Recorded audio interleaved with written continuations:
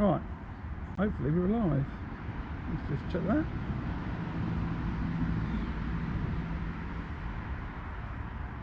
View your channel. View your channel. Right. Oh, does that work?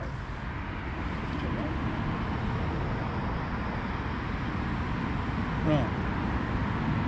Should be good.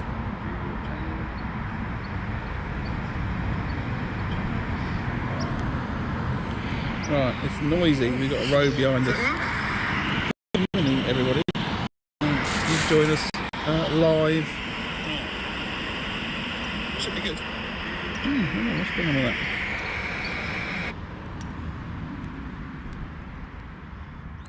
There we go. Should be good.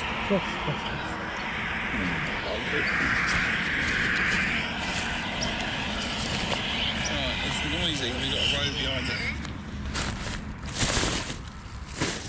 Right, you join us live at Orchid Lakes in Dorchester, and we are attempting to catch some pike. That's the plan. I'm here with my son, and we've got 4 rods out. We've got 2 rods on the deck with mackerels. We've got 1 rod on the float with a trout, and 1 rod on the float with a roach, which actually I could have done with catching some roach this big. I'll just show you that. Look, good roach there. I think 3 of those was more than I caught last week. I could have just said they died in the keep net, but that's the plan. So yeah, we're pike fishing. The weather is going to be a bit grim, I think, later on. It's not as bad as I thought it might be, but yeah, that's what we're doing. We're pike fishing. The volume might get a bit strange. I'm streaming off the camera that's on the deck, not the one that's on the chest today, just so I can move about. So yeah, we are pike fishing. I've got it on, clearly got it on super wide view, so you can see everything. This is the lake. It's beautiful. Dorchester, Orchid Lakes in Dorchester. This is the main Orchid Lake, and we are in top dugout is the swim towards the bay of the lake. And we fished it last this year, actually, at the end of the season.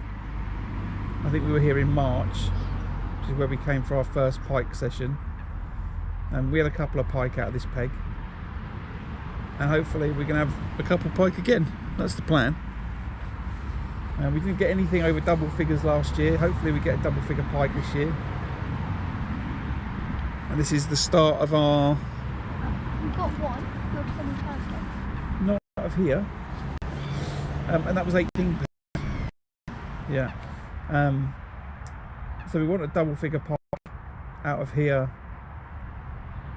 We're told they go to, I think, 20-ish. But people don't fish a lot for pike.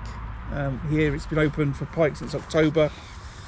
I think they've only had a couple of people fish it in the last 2 months. But there's loads of pike in here. Which just tells you what the head of silverfish is like. So yeah, we're going to start a little... This is the start of our pike campaign. This winter. Our first trip out.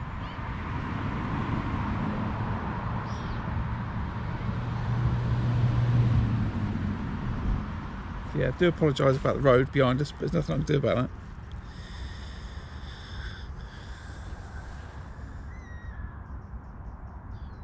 If we do get a take on the very right hand rod, yeah, the line's going to get in the way.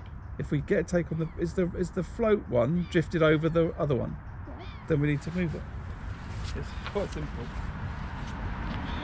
Yeah.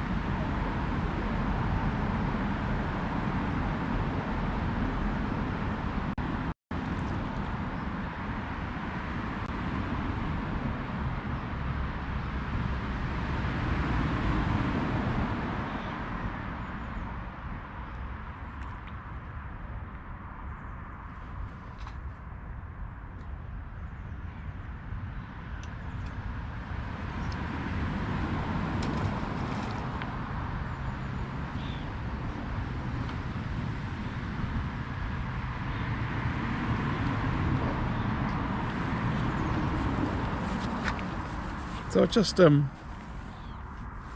you through the rigs. On the 2 outside rods, we've got straight leads, pretty simple setup. We've got a wide trace to a bead, to a run ring with a lid on it. Simple as that. And the lead's free running up and down the line, nothing to stop that. The float rigs are really just a simple wide trace, float stop, float stop, that's it. Mechanism's pretty simple. The pike takes the float rods. The float will be able to pull the line until the float will sit up, and the float will shoot across the top of the water, because they're set, I think, a little bit deeper than what it is just in front of us, or it will go under, and that'll be it. Very simple mechanism. Pike fishing is not, well, our pike fishing is not complicated in terms of rigs.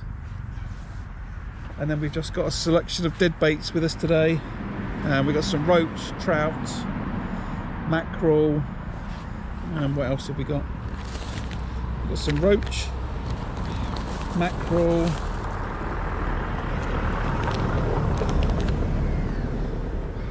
something that just says it's dead bait. Don't know what that is. It's a sea fish anyway.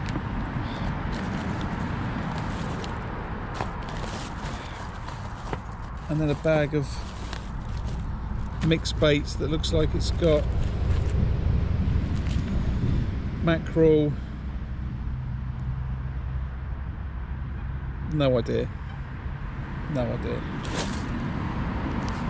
a selection of dead baits.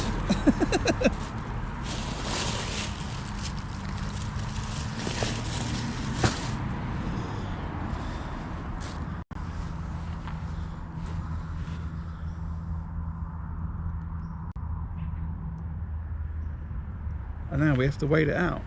I think it's 9:30. I believe the rain is coming at 2 o'clock, which would be rather unpleasant. But we have got waterproofs, and we can sit it out. The discussion that we had was, I think if we've got three fish on the bank, including a double, by 2 o'clock, we might pack up, and that should in theory be before the rain. Otherwise I think we're going to go till 3, because I think it'll be dark by 4. We've got to be off by 6, but I don't see, that sounds like a crazy idea to me.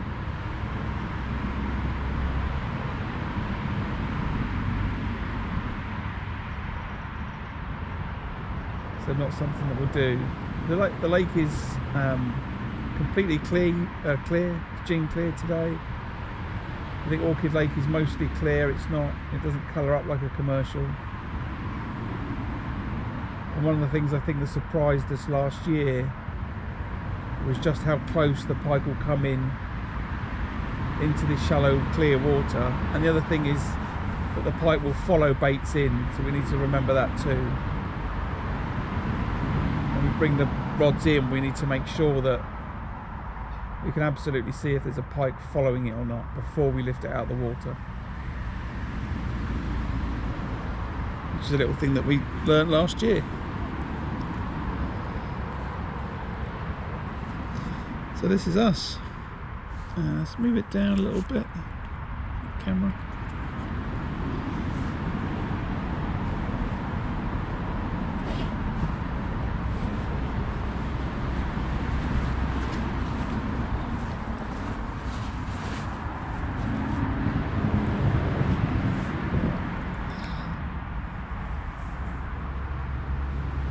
So you're on first pike, right?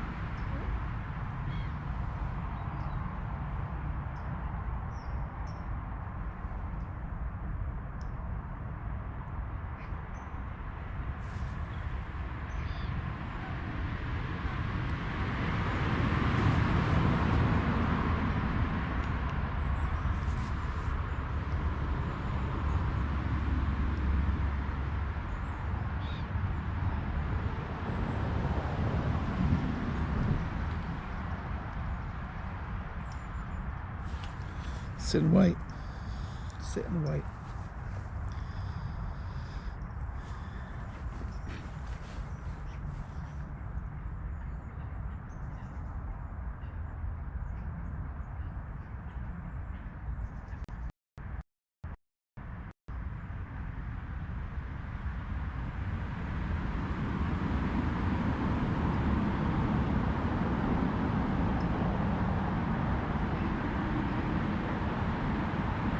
Yeah, when I pack those rods away, I shouldn't leave the leads on the rigs. I should unclip them. And the other thing is I mustn't wind it so tight to the top ring. Otherwise, what happens is that something might get caught up, and then that bead will pull itself through the top ring or break the top ring of the float of the rod. So we need to be mindful of that.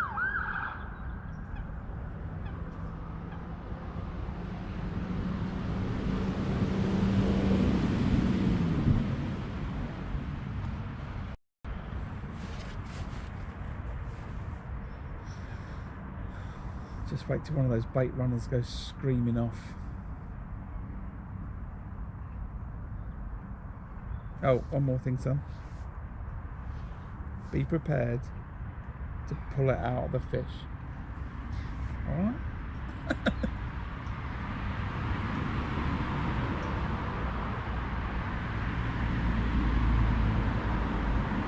And we've got to give it time on those. We've got to give the fish time to grab that bait, get it lined up properly for its mouth, and to properly get it in its mouth before we strike. What did we try and do? Up to 10 seconds last time, and we struck on about 6, didn't we?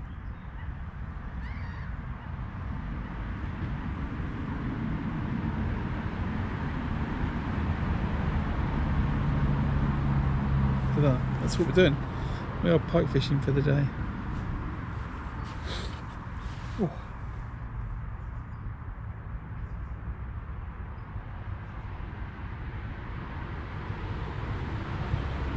Have a cup of tea.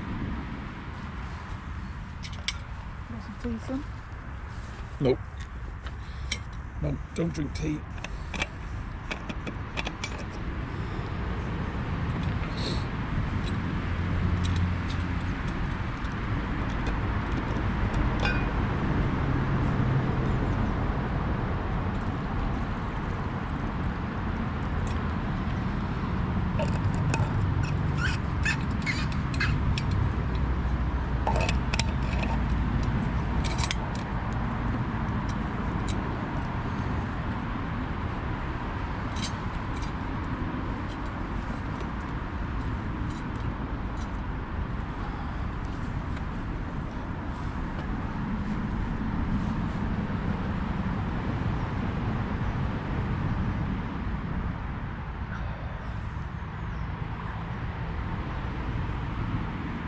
You can go that way, I'll shout if we get a bite.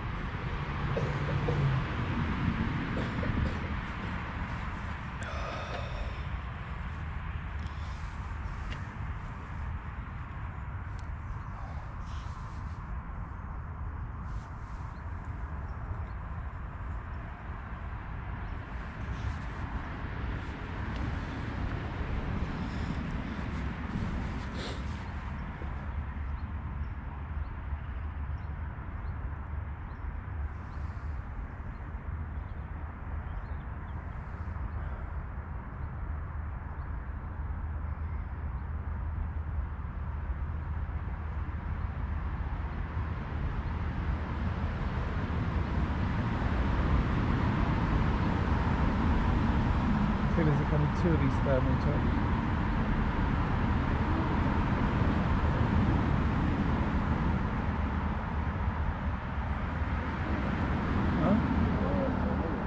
Raw. Maybe I'll buy a smaller size.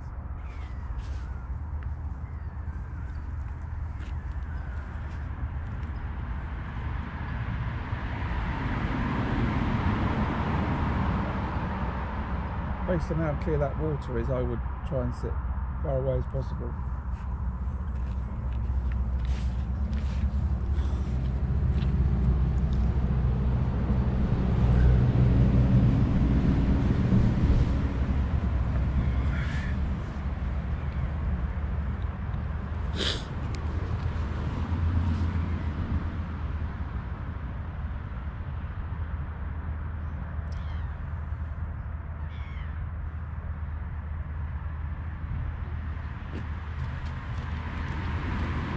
I wonder if it's better putting that chair over that side and put the cradle and stuff in the middle.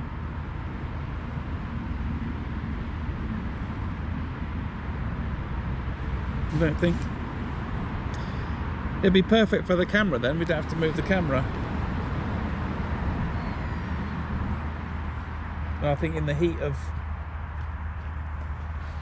drama, that might be the better setup. Try not to bang too much on the floor.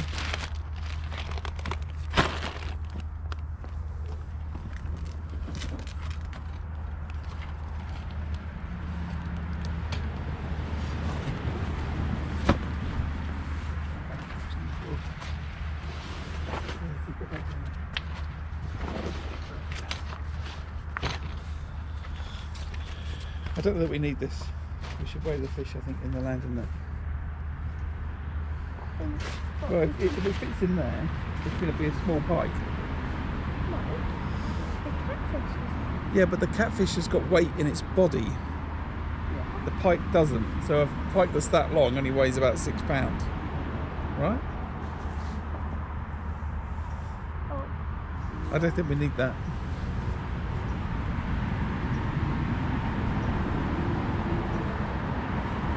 How's that for the cradle? The cradle is sort of in shot of the camera.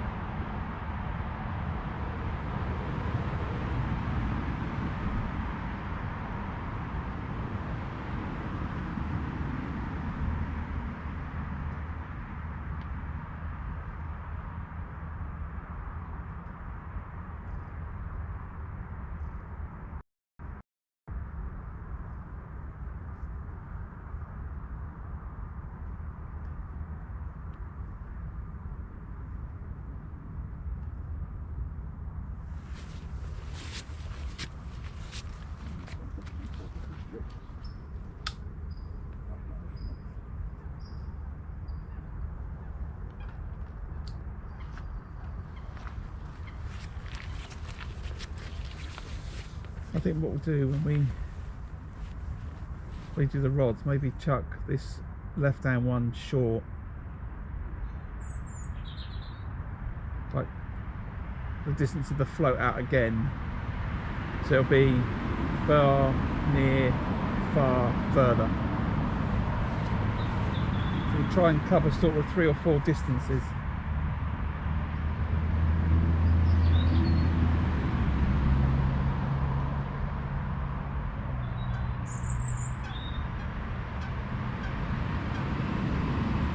And we'll look to reset the rods, recast at 12, I think, at 10, maybe hourly intervals. I'm not sure. Chat, anyone know about pike fishing? Yeah, I think hourly intervals seems about right. Every hour, check the bait. I think there's a big carp over by that river. The big carp where? I think there's one by that river. And there's also herring.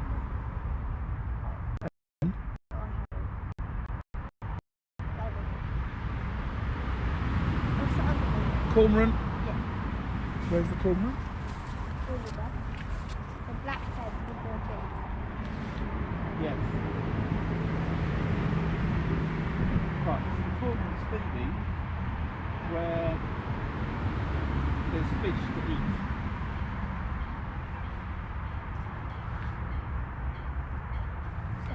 Yeah, I think they go against those reeds. I think this will be the first of a few days at this venue for pike this season, but so I would think that the fish would migrate towards the reeds on that left hand side in towards that bay.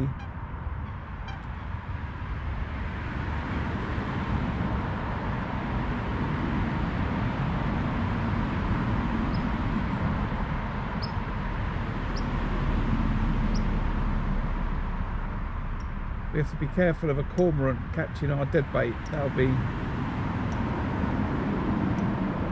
awkward.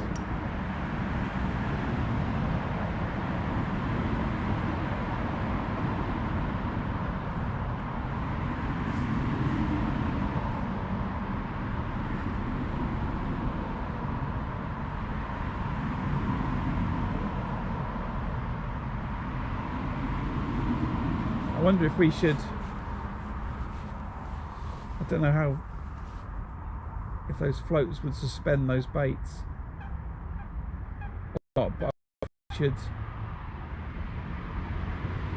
suspend one, because in theory those two float baits are on the bottom, right? Yeah. Whether we should shallow one up so it's not on the bottom.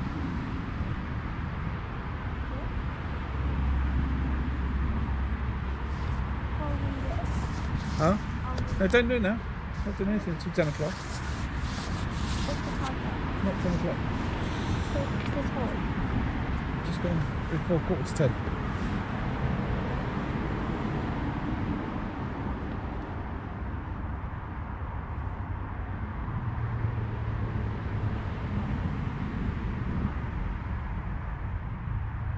The thing is, we don't know how deep it is, but we can just maybe set it to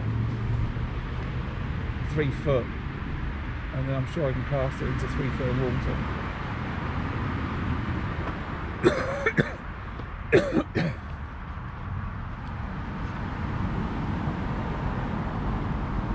We'll do that on the right hand rod, I think, because we've had success with this left hand rod.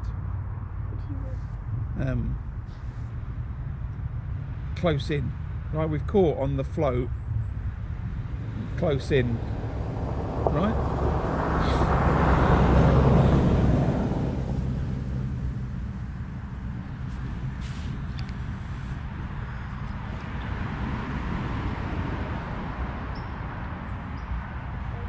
It's a cormorant.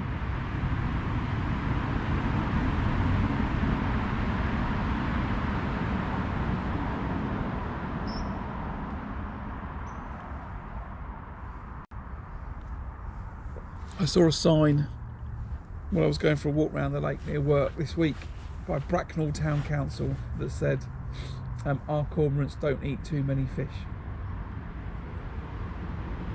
And I thought it was a really misinformation to be giving the general public about cormorants, which eat tons of fish.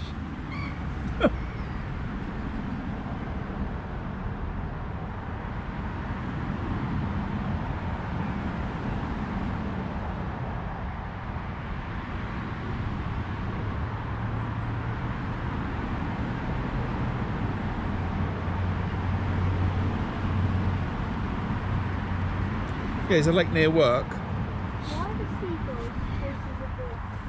I don't know. Maybe the moorhen's got a piece of food and the seagulls want it. Yeah, there's a lake near work, and I was speaking to a guy that was fishing it. Ian was his name.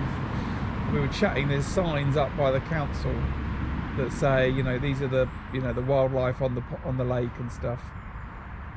And it says something along the lines of these are cormorants, these can be sometimes viewed as a pest by anglers, however our cormorants don't eat too many of the fish, which is a completely false statement around not eating too many fish. I think I counted 10 cormorants on the lake, and I can guarantee you that 10 cormorants are causing a significant food problem in that lake. were damaging the fish stocks.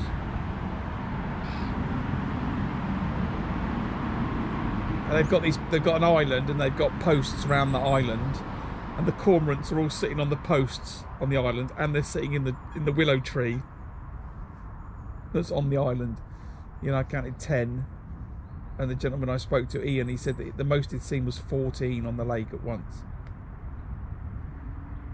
14 cormorants on a lake are eating plenty of fish. Morning everybody, if you're just joining us, it's coming up to, what, 9:45, and we are out pike fishing this morning at Orchid Lakes in Dorchester.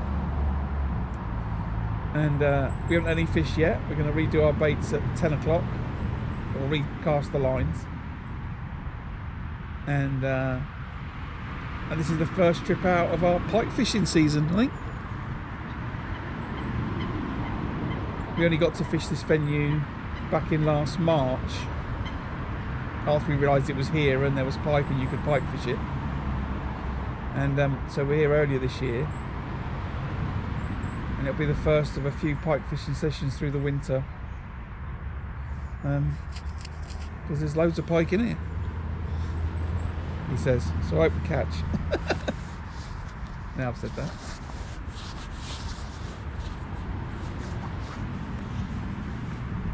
They're up to mid-20s, I think, the recorded pike catches, but not a lot of people pike fish it.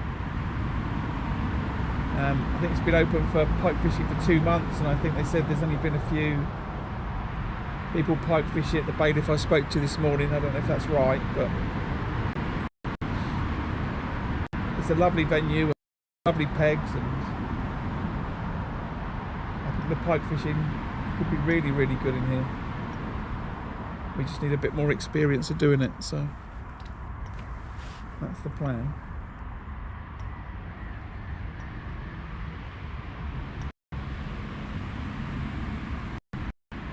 See, the thing that I don't think that we're doing, son, for pike fishing is you can also go to the lengths of injecting the baits with oils and types, you know, things like that.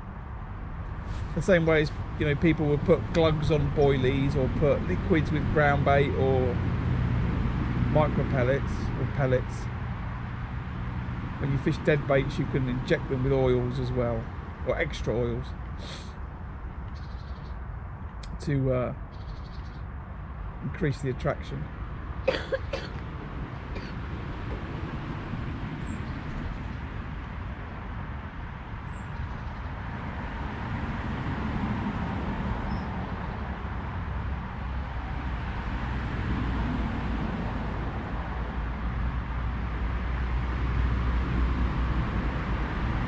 So this left-hand float rod, I think we want to fish it nearer to where the right-hand float rod is.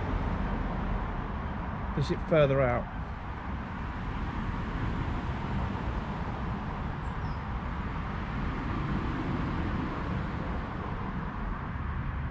And then that right-hand float rod, cast that dead bait even further. What if they're like, what if the pike comes like right? What if a pike comes right in the, well, I don't think we caught, did we catch that close? I know we caught when a pike followed it in. Don't walk up there, we're not, don't. Yeah, but that was when the pike followed it in, wasn't it? No, it's when the pike just came. We had a float there. Okay, well then we'll leave a short rod then. Well, that's already really fun. Huh? That's like twice the length of the one last time. Here or in that other peg was that? I don't remember it being that close. Oh, you can see the dead bait on the float. I'm not sure. I'm not sure. I'm not sure.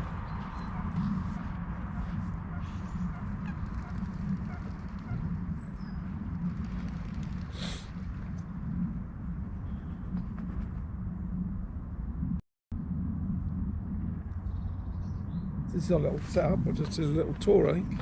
So we've got, start here. This is our little, got our camera for the stream, and we've got some offcuts of fish. Dead baits are all tucked away in here. I said, good quality ropes they are. Selection of other things. We've got the chairs to sit on. That's our cradle for the fish. And we've got two different cartwheels. These are quorum. I don't make any more. These are 1 3/4 square maybe. And then the other ones are plywood, I think.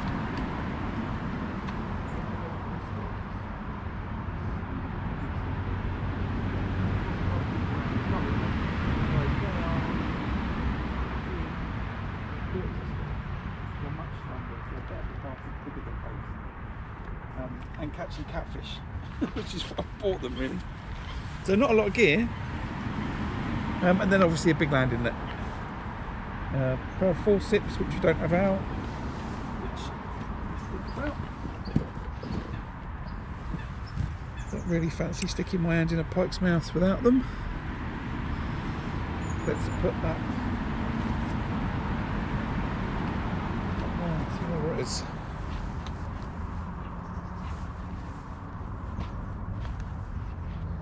Could catch a pike in 10 minutes by reading these up.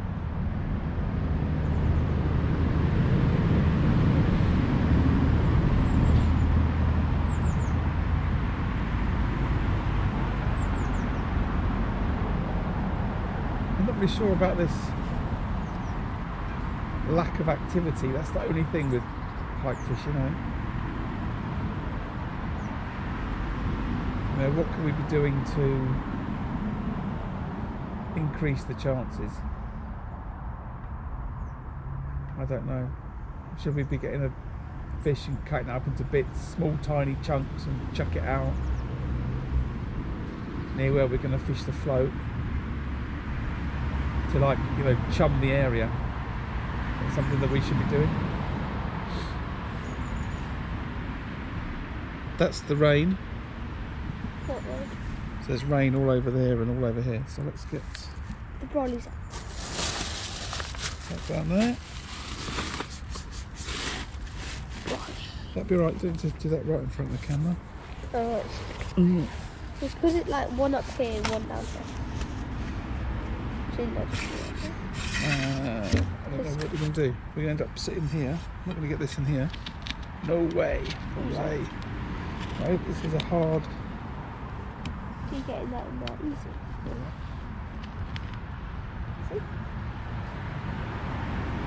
I'm going to spend it now.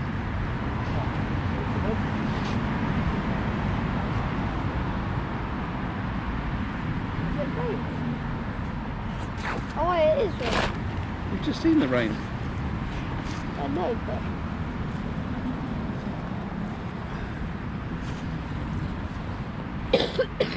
If you want this, I can just like it. I can do that from down there. Yeah, okay, you can.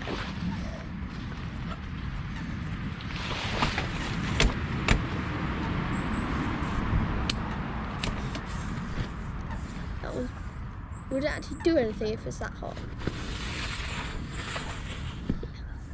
So we can just like put all the bait up and stuff under here.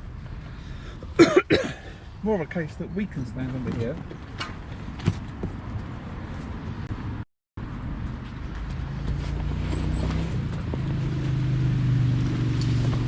The other one we could put here. Yeah.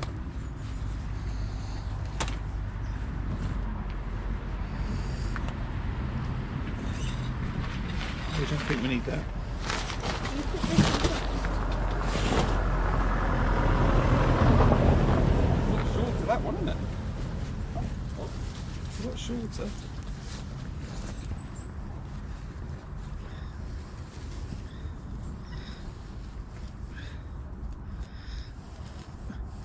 No good if it was windy. How do you know? We'll work it out. We'll work it out, so.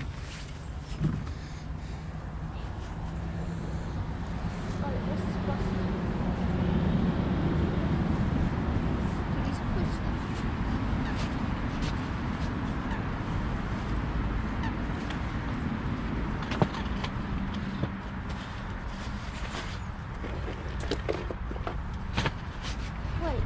This is a weird toy.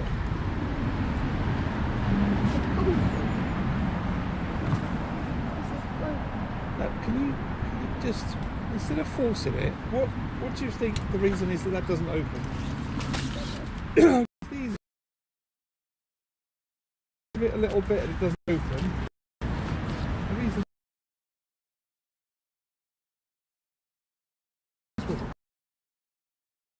is a little wiggle.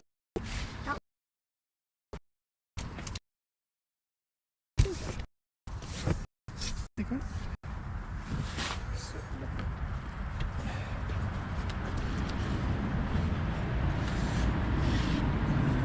But we can handle that one, maybe. What?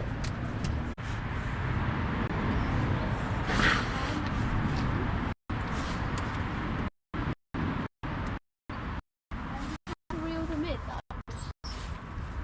Right, no, because we're trying to sort this out for a minute. That's fine. Right, are we happy with that? That's fine. That's your chair, and that looks like it's getting wet. So Your chair's getting wet.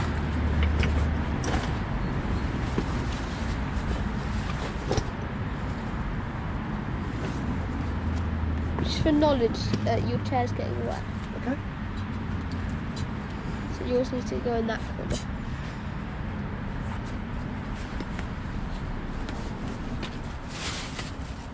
Well, I don't think we're going to use the chair, to be honest.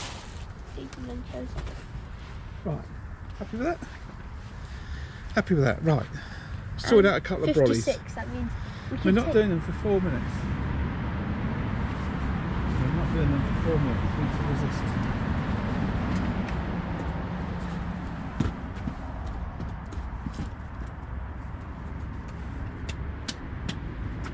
Can I reel them all?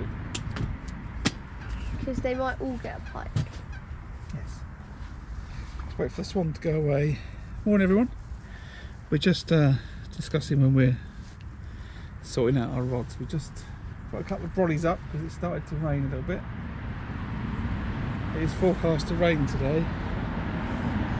But thankfully it's not very windy, so we'll be alright with a couple of brollies.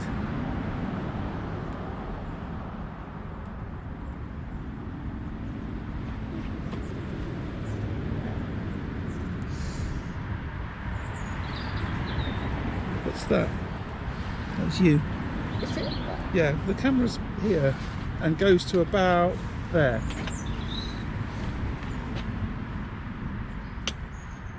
I don't know, leave that one set up as a chair.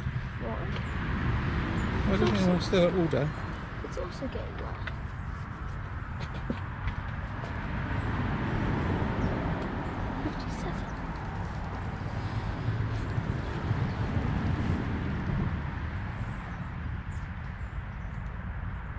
Yeah, so you started to get hard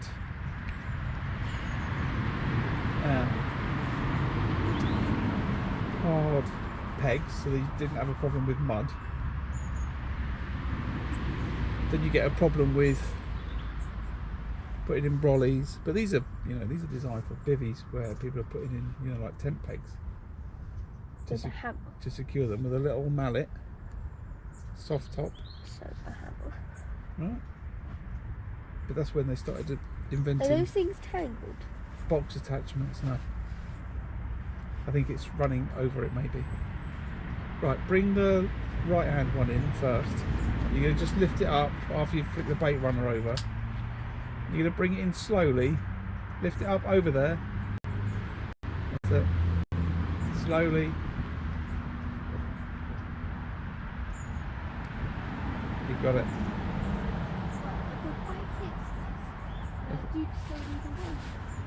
Right. What's the question? If a pike hits it, you're gonna. Well, I don't know what you mean by hits it. You're not trying to strike anything's head off, though. Okay. Now don't wind it any more, otherwise nothing works. You've got to bring it in now. Bring it in now. Lift the rod up some. Lift the rod up. You don't need to be that slow.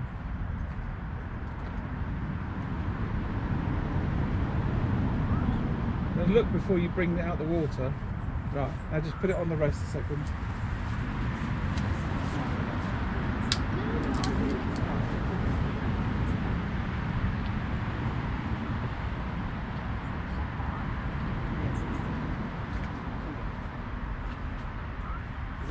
Red patch while we've got fog. I see one following it.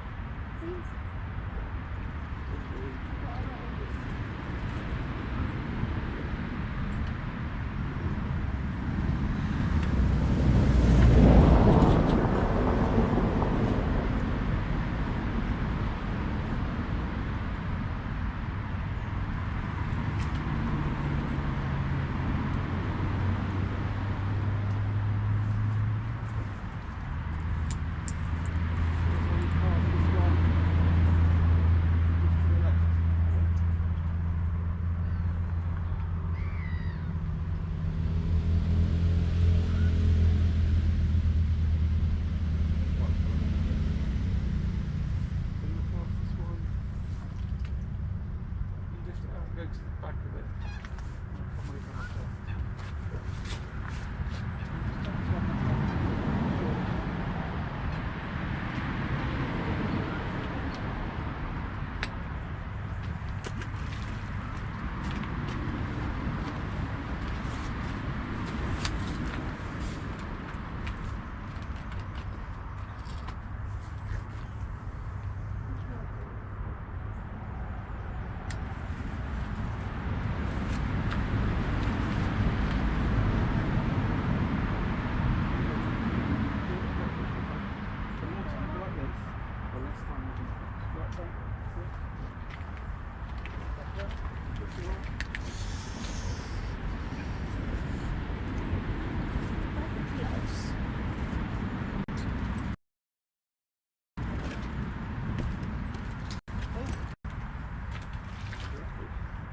Where did you look? Is that the bag?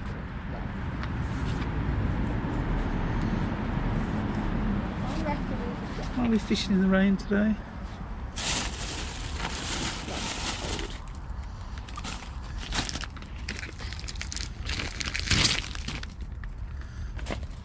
this bed.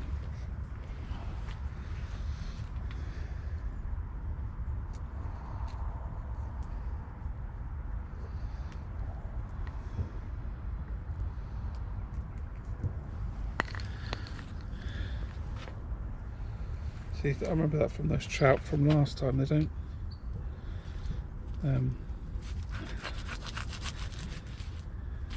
They're soft. Which means? They're soft.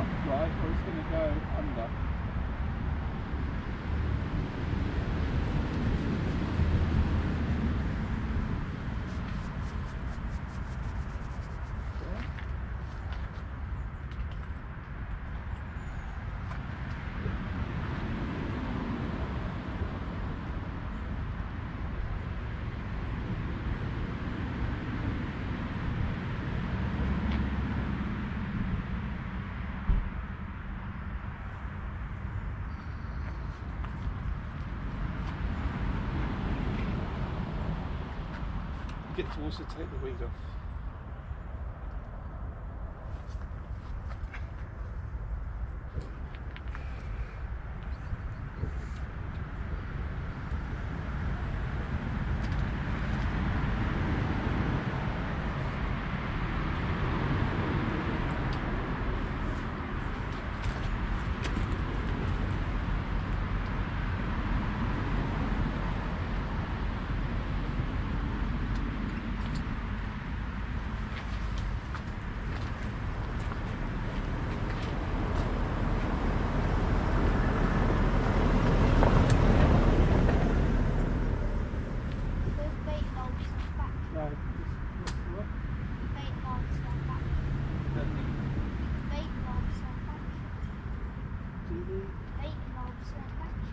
Yeah, we don't need them. Staring at them. Right, that'll do, I think. I think that'll do.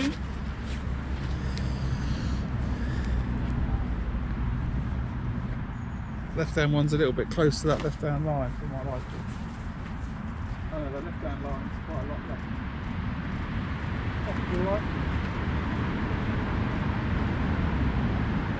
If it's that far, if it's that much through, we'll just take it.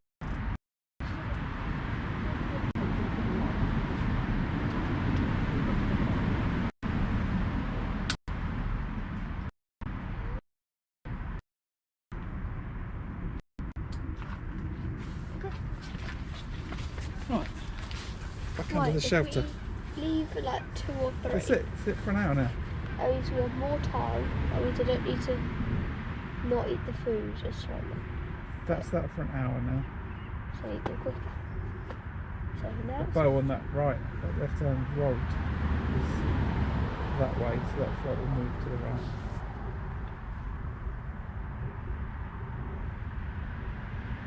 Is that how much that fish weighs down that float? So it just stands like that?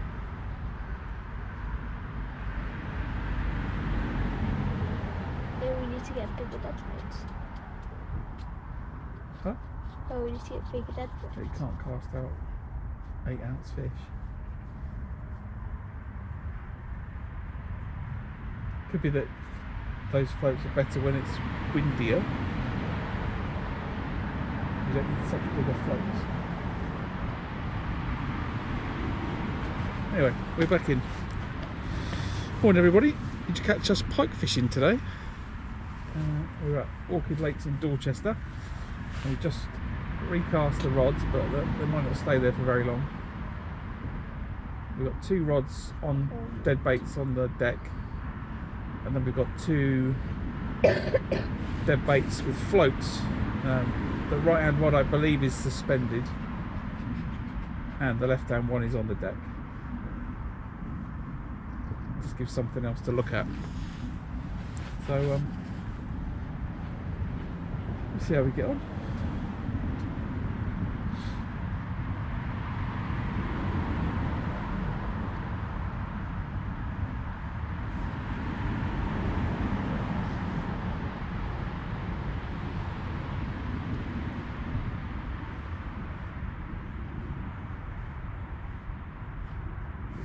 That left hand rod seems wrong to me.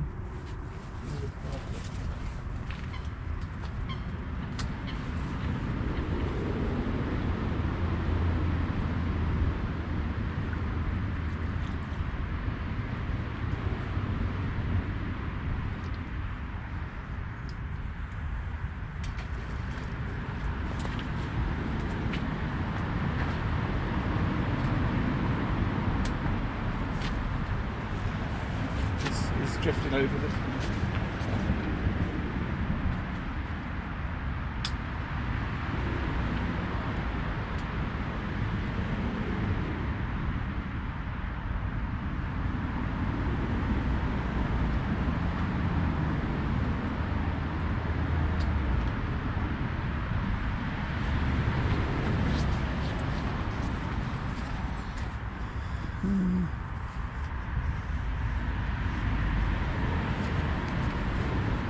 There's that water bottle.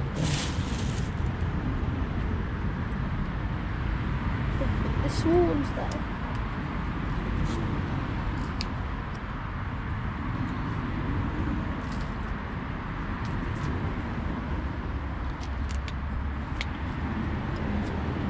Don't be drinking out of that.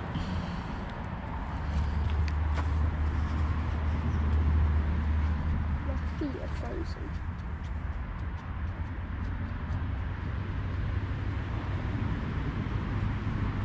You're what, frozen? Feet.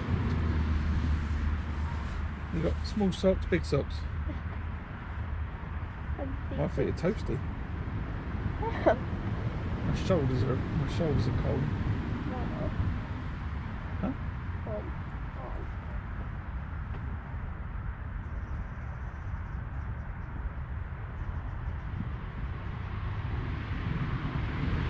This left-hand rod is floating a lot. I think it would be alright if we didn't have the other rod in. It's going to just float into the, see the line? Yep. It's just going to float into the other one.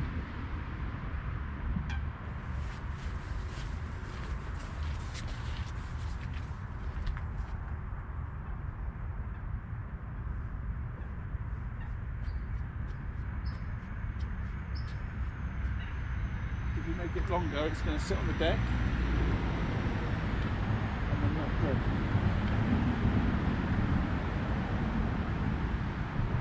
Or we bring the other rod out and let it drift. Personally, I'd rather deepen it up, chuck it back out again so it doesn't drift. Yeah.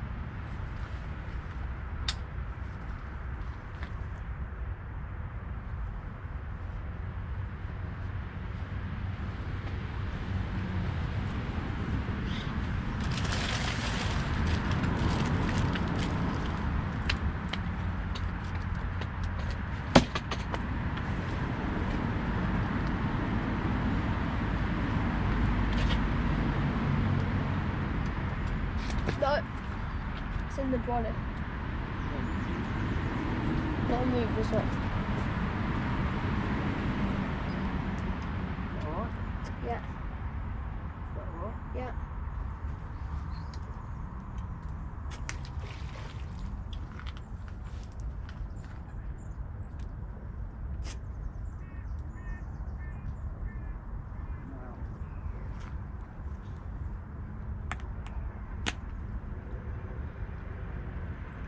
About here, then.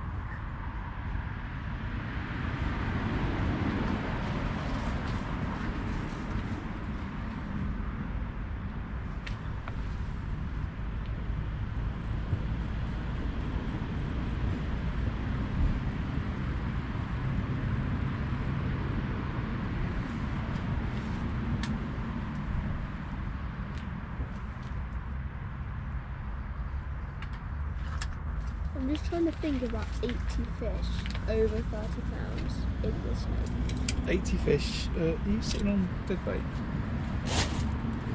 Yeah, 80 fish. 80 carp over 30 pounds. 10 carp over 40 pounds. In here, yeah. Do they know the same for the pike? No.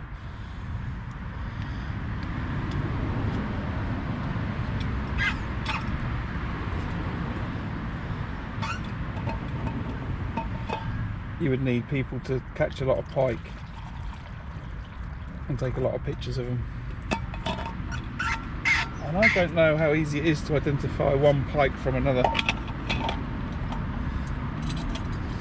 carp you can identify because of scale patterns and stuff.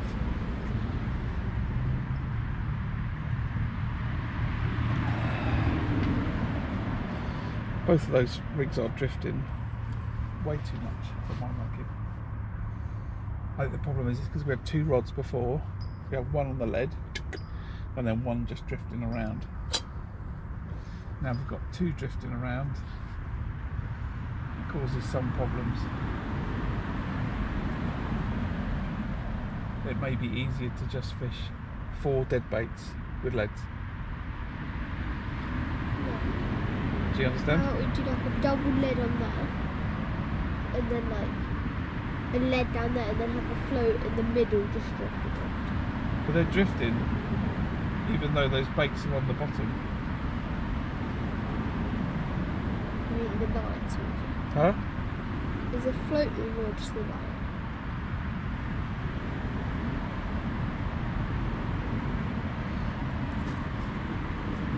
Well, the float can only move as far as the...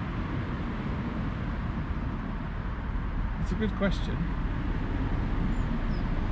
The float, or is the... I don't know. I don't know. I don't know. Where did I put that other phone? Huh? Nope. I don't know. It was probably in here. No, it might be.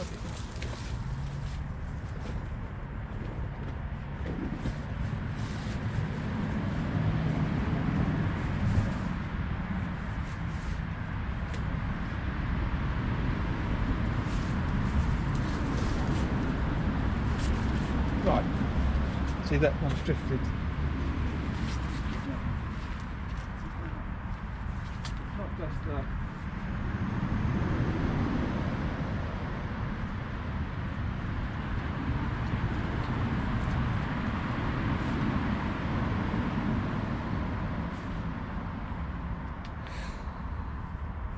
one of the treble hooks out. One of the treble hooks is out.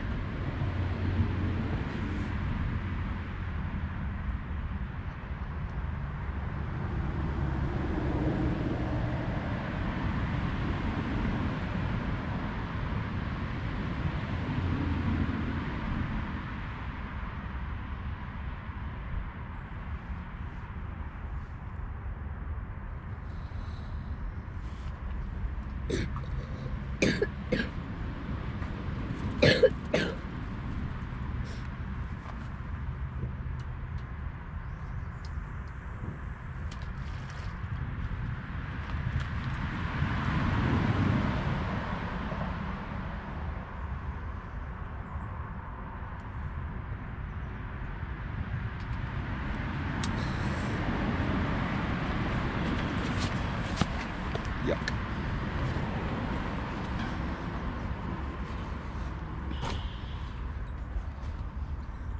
$10.20.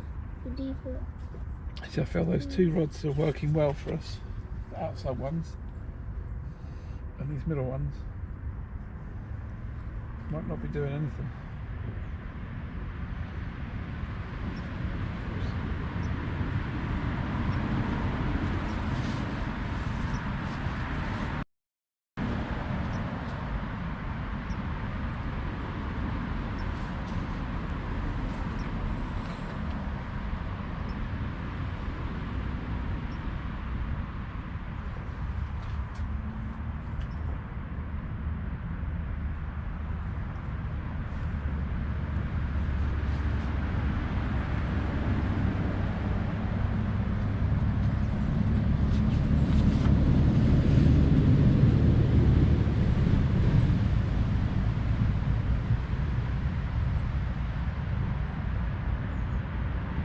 Boom.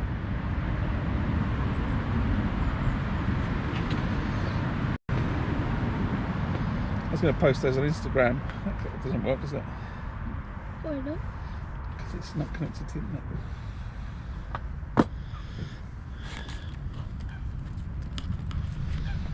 This one is.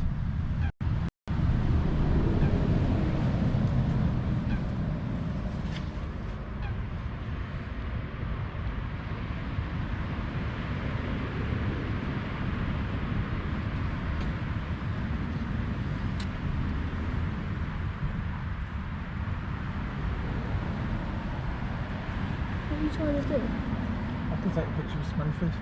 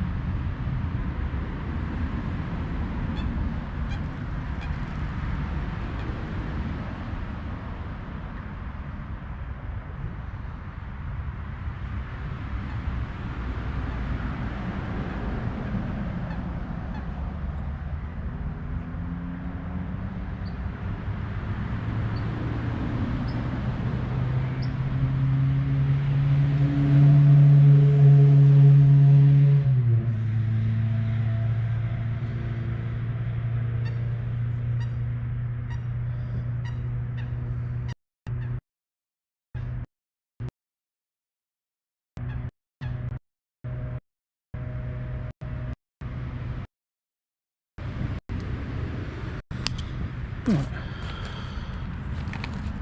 Should be okay.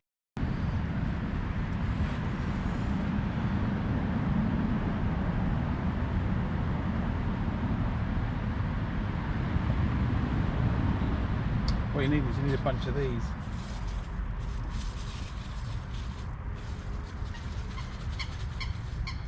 Like petrol station type gloves.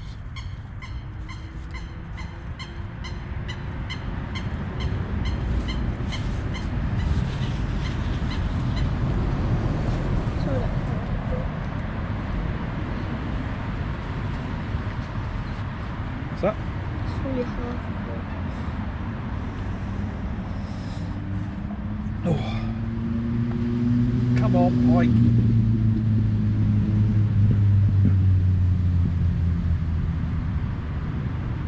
How many did we catch last time? How many? Pike did we catch last time? First peg, 2. we caught 2. No, over there. The first peg we fished, we caught 2 pike. One when you were there, which was the one where I dobbed it. Yeah. And then I had another one when you'd gone, where I chucked it over to the willow on the far bank. And then when we were here, we caught 2. Sure. Yeah. I thought you might have got 3. No, I think it was 2.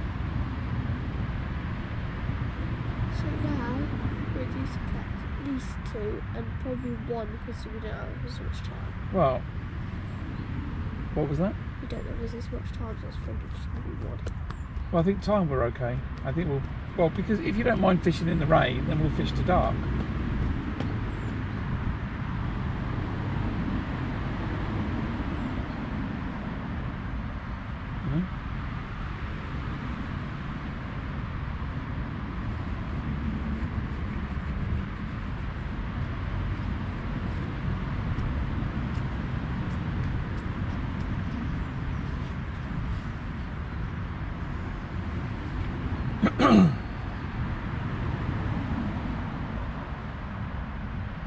think we are, you know, fishing in a very simple method. Get a bait, chuck it on the bottom, done. Of all the lake, if you think about all of the water on this lake, in this lake, we're asking a pike to come there, there and there. Well, it's quite a big lake.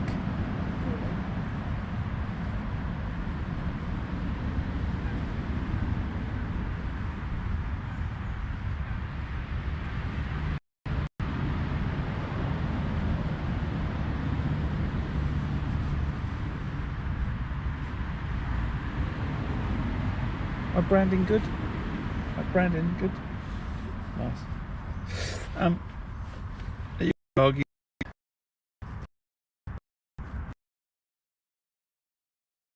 Lake. Maybe you'll say so you could draw a, you could make the donut shape. Why? Do you understand? And not in the middle of the lake. They might. I don't know. If pike swim in the middle of the lake, then we're in a rubbish place.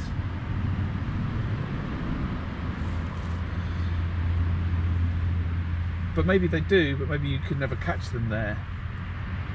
Who knows? I think pike tend to operate around the margins. If you watch all of those other videos, they're always catching pike in the margin. Where they're fishing on rivers. Yeah, fine, but I think the principle is still the same.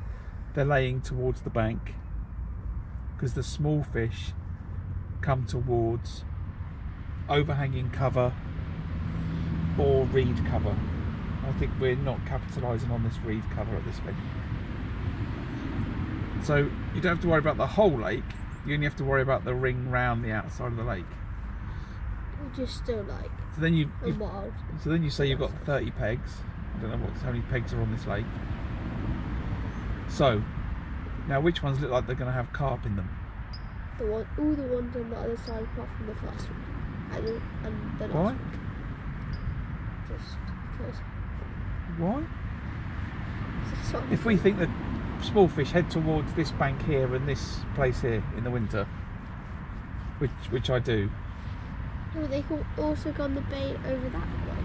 There's no bay over that way really. Where the car park is. Well, okay. I think it's this area here. This is where you'll find the bike. Actually, a good swim might be that one opposite. That double swim opposite. Fish down, if you're in the swim, fish down the margin to the right. Yeah. Along the reeds. You know, fishing along reeds might be the perfect place to fish in this venue. Who knows? I think there are people there, but they don't seem to have done anything. You think there's people in that swim? Yeah. Why? I think I've seen people. I can't see anybody. Or anything, or any rods. Yeah. Look at the house, there's like stuff. You mean to the left hand side? No. Well, yeah, as well. I don't know. I can't see anything.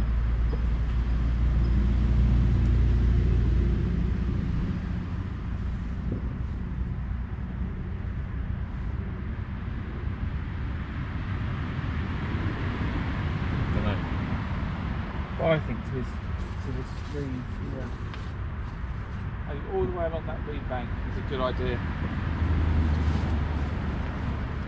I need to find a pike fisherman to ask. Or next time, if we blank or not today, the next time we come we fish the reeds. There are two people there, they've just appeared.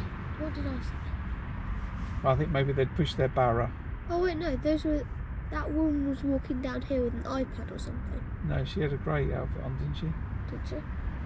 Yeah. And the other guy, I think, was sitting in the truck. No. Sure. That's not who that is. I don't know what you would say.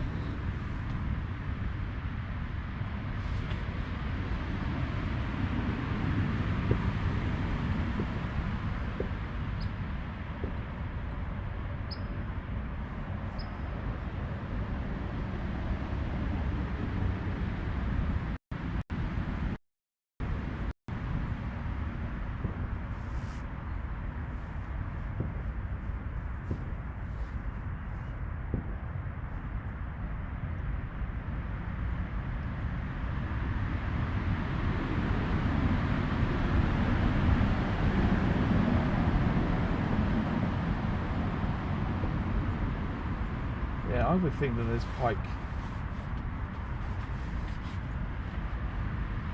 living in those reeds.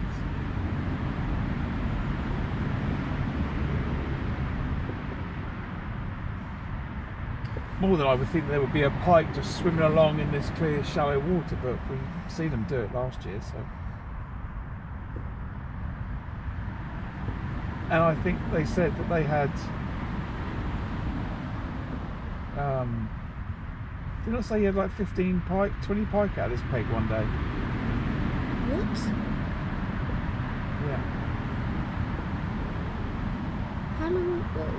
You probably did that 24 hours.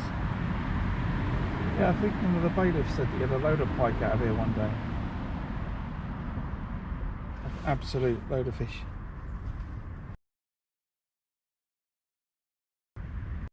Doing something different. Hmm? And they're doing something different. No, I think he just said he was just floating a dead bait across the peg, just letting it drift. Or he's done something with the bait, or is it different? Well, see, we've got 4 baits pinned to the deck. Yeah? Yeah. I think he said that he had 1 bait that he was just trotting through the peg on a float.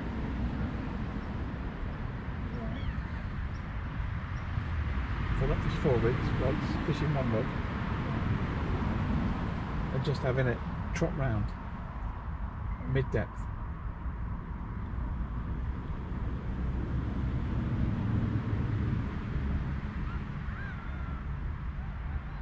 I think we're okay with what we're doing, but as I said, I don't know why if we're fishing with those 2 floats and we're fishing with them on the bottom, why we don't just fish leads on the bottom.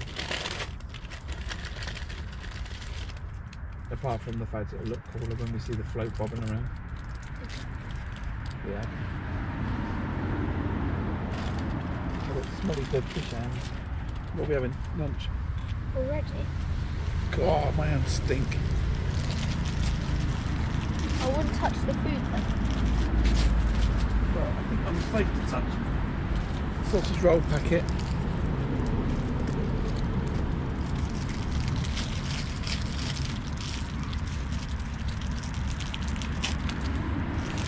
Time for some lunch.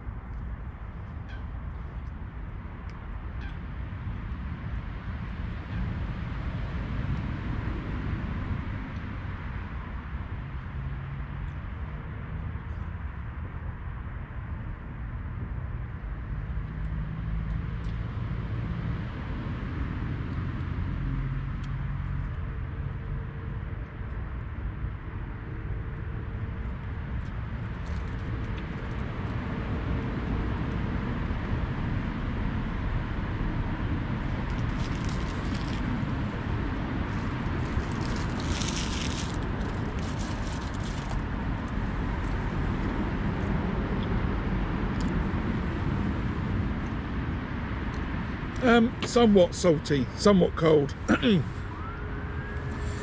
think it's about 4 degrees maybe. Something like that now.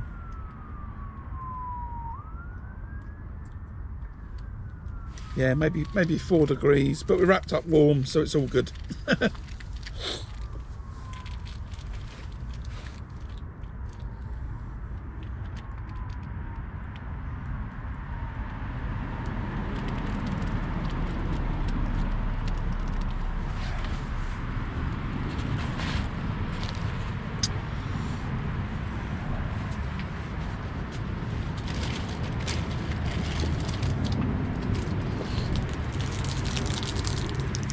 Nothing we can't handle today.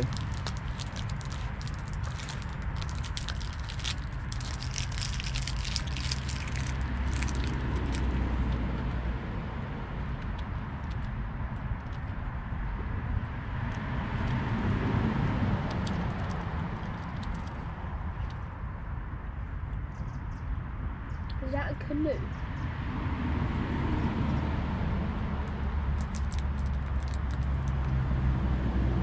I think they're on the wrong lake. It's got there's Life jacket on. yeah, and there's a canoe. It's meant to be on that other lake. Right. So it could be. Well, Jack was in this left-hand edge earlier, right? The bailiff. You weren't looking, I think, but he was standing in the reeds. And maybe there's something. There's a rig tied up in the reeds or something, and they're going to have to go and get it.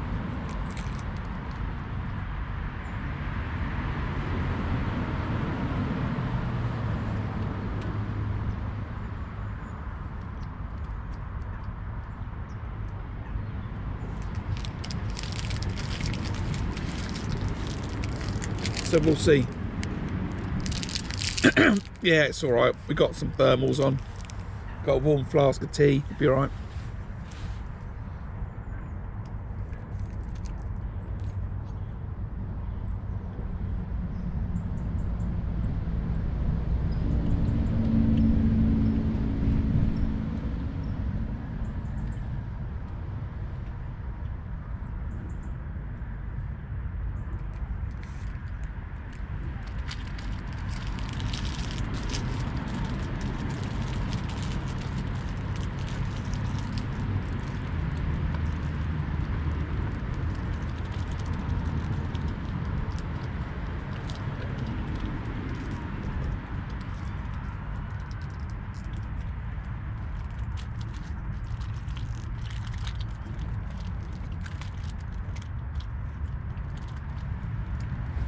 He's out in the boat, anyway.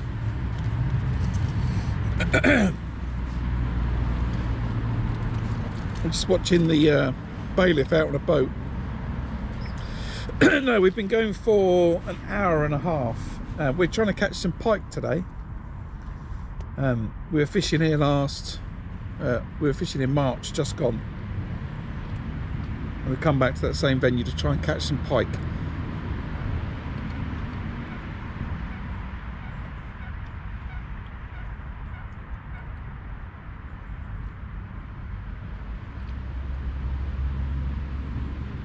One of the reasons is we've got too much dead bait in the freezer.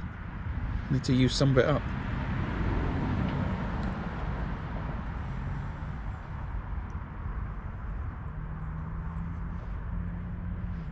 Yeah, so if you've got like this area here, we're going to fish a short line. Then what would be the issue or benefit of chopping a fish up and just chucking in the fish chunks?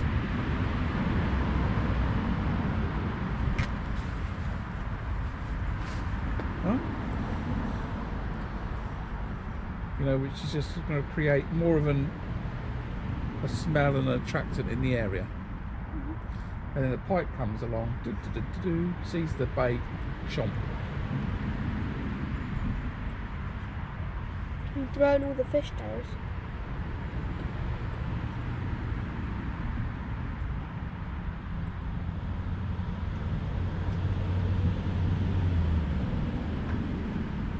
Or, if you do that, do you have the danger that the pike comes along, eats all of those, and doesn't want your fish, doesn't want your bait? Does a pike even eat small chunks of fish? I do not know the answers to these questions. We need a pike expert, Salty.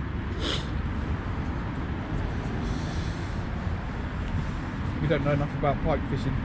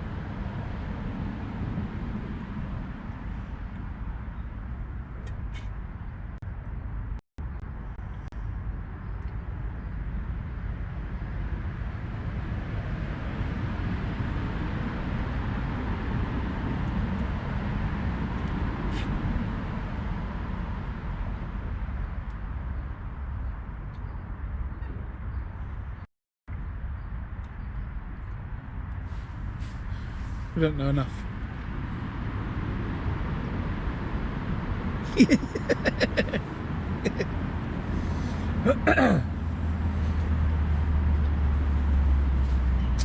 Yeah, AOE knockdown's quite good, right?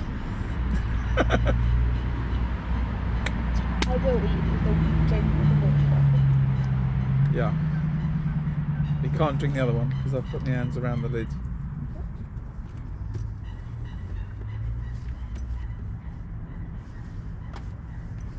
Caramel on that, or marshmallows, rock hard. The AOE knockdown or AOE dizzy knockdown? AOE dizzy and knockdown, I think. Or maybe not dizzy. Salty's talking about playing Pike mode in Star Wars Galaxies.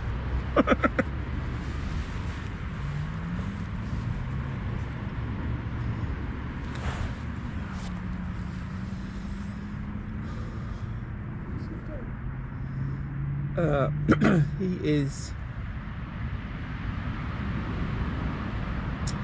I don't know, one of the bailiffs is out in the middle of the lake on a little boat. Maybe we should ask him if Standing up.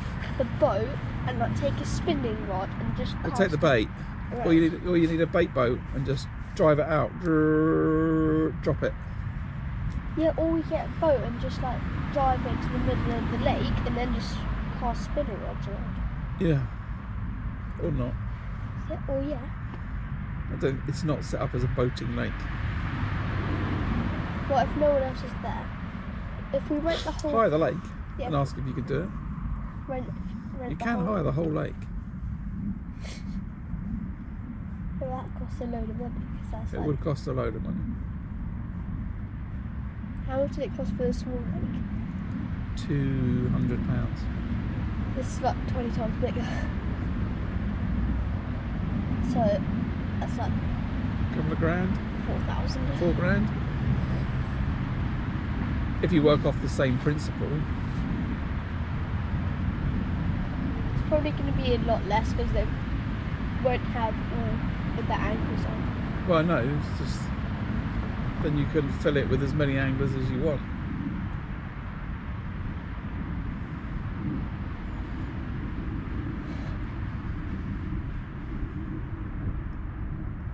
But with 4 rods in an hour and a half, I thought we would have caught something by now.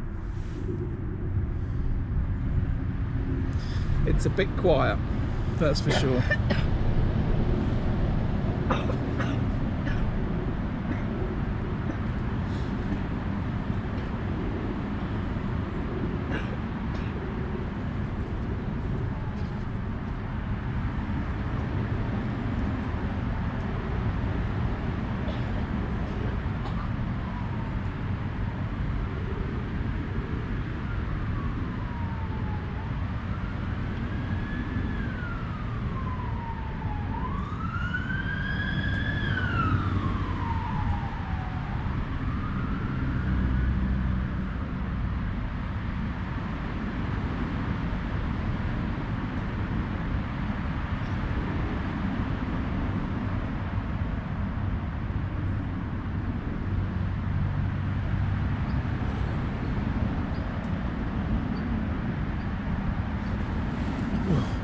I just don't know how you can.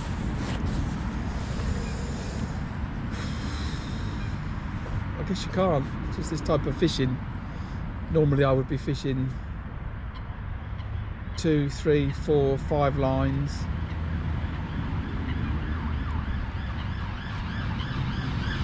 Feeding them all and then fishing, you know, different lines and trying to catch, but I guess this is why I don't do this type of fishing exclusively.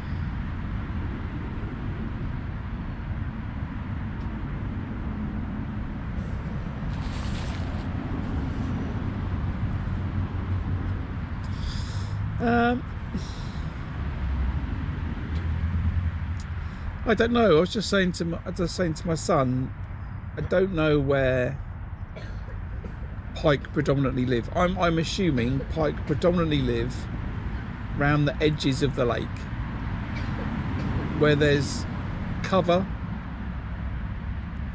and where I believe the smaller fish would be. I don't think the small fish sit in the middle of the lake necessarily. I think when they might do in the summer a little bit more, but I think when it gets colder, the smaller fish will move to the deepest parts of the lake. And I also think they'll move to where there's cover. You can't see it, but to our left, maybe I'll make an edit of an overhead shot of the lake. To our left hand side there's a bay that's got reeds all along one side of it, so it's more of a canal style. There's a lot of reeds, and I think the smaller fish go towards those reeds for cover in the winter months. I think this is my working assumption, and we're told this is a good peg for pike. I don't necessarily know that it's an amazing peg. I just think it's a peg that people fish, and then it gets known as a good peg for pike because people don't fish the other pegs, because there's not enough people pike fishing this lake. So putting those things together, I think the pike live towards the margins, towards this bit to the left hand side, this bay. I don't think the fish sit in the middle of the lake.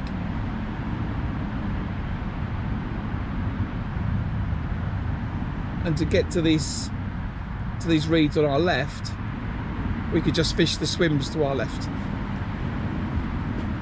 But for the first session of this sort of winter series, I thought we'd fish the peg that we'd caught some fish from before and plonk ourselves back in here. However, we're not catching.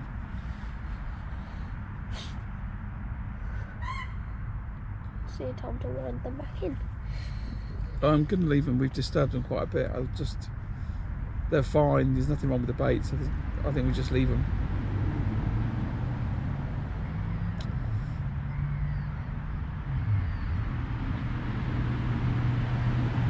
We've also seen the cormorant to the left, and I suspect that's also feeding on small fish towards the reeds. So I don't think a boat would help. What's he doing? I imagine that he's looking for snags, or he's trying to get some stuff where people have broken off.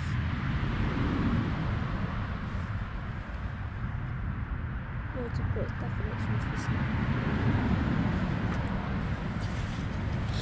He's not out for a little boat trip, that's for sure, right? He's working.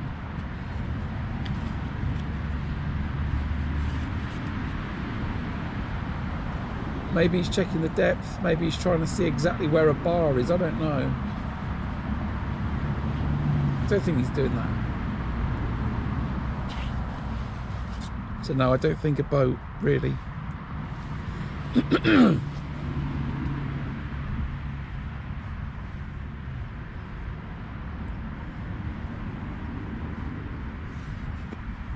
you allowed to drive your car up to those points?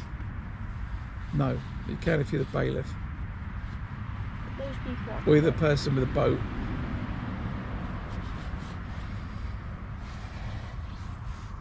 But no. The van will give you a lift if you pay a £5. Which is a lot.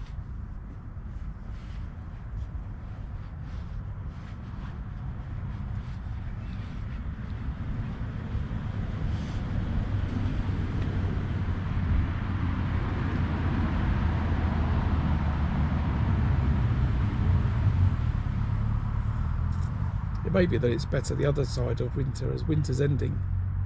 Because we fished it in what, March? Yeah. Which is the last month you can fish it for pike, right?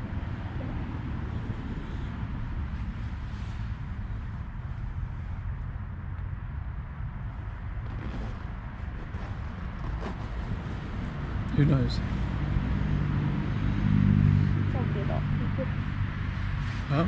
Probably a lot of people.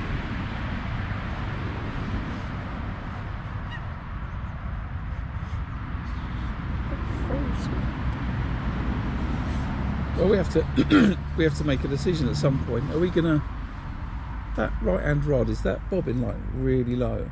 Can you wind that bobbin a little bit up on that right hand rod? We have to decide whether what we're doing is the right thing, or we need to try and think of something different.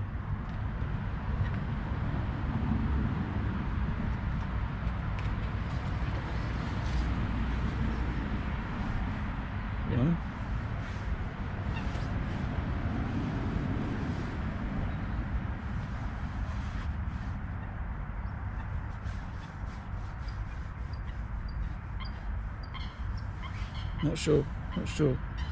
Afternoon, everyone. Catch us pike fishing today.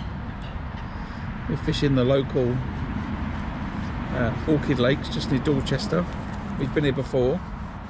There's a couple of videos on my channel of our previous visits.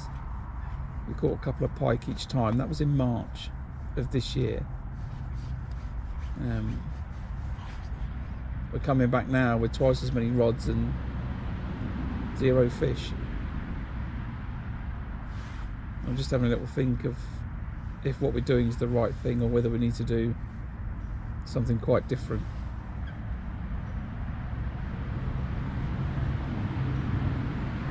It may be worth our while reeling 2 of the rods in and just shallowing up those float rods and just chucking those float rods out and letting them drift around a little bit. That's a good idea. Right, so let's get to 11 o'clock. Well, we can chuck the lead rods out, but we'll just chuck them in the margins, left and right. Yeah. And then we'll let those 2 floats just float about with the bait suspended and see if that gets us a bite.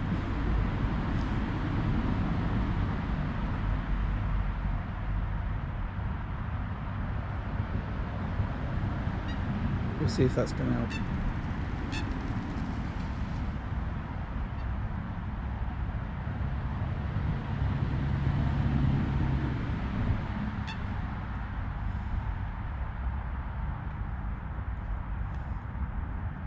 Give it 5 more minutes and then we'll make that change.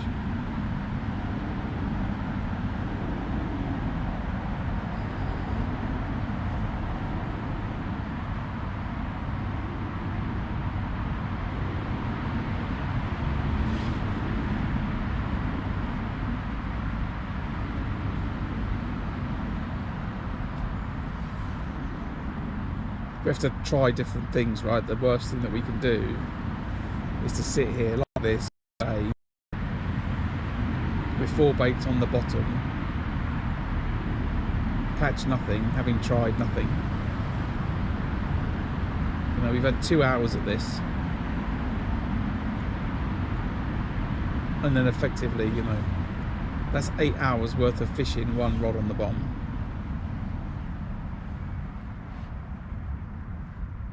Or it could be that pike want to feed later in the day, because the first swim we had,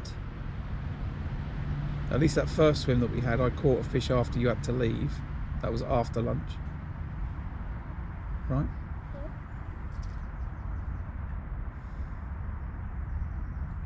So we have to think about these things and try and work out what the best thing is to do. I think I should just say hello to camera. Hello, it's me. Just chatting with my son around what's the best idea excuse me for our little pike fishing session today. We've got 2 rods and 2 rods, 2 leads and 2 floats. Effectively all 4 baits.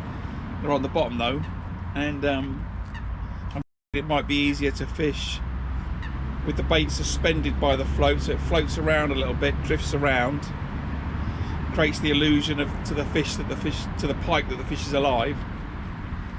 That might be better. So we're going to give it another couple of minutes, and then I will bring the rods in and make those changes to the rigs, and then the ones on the bottom we'll just chuck them to the left and the right, so they're still fishing. But we'll chuck them in the margins. So that's probably what we're going to do.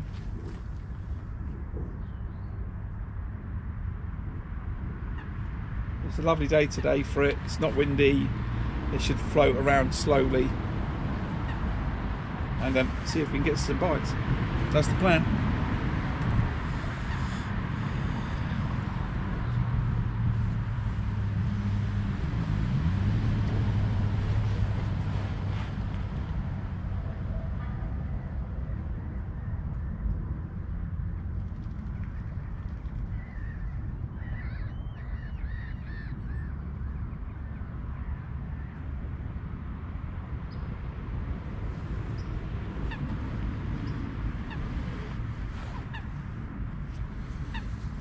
Right, it's not delayed. Bring the rods, outside rod in, and then I'll chuck him back out just short.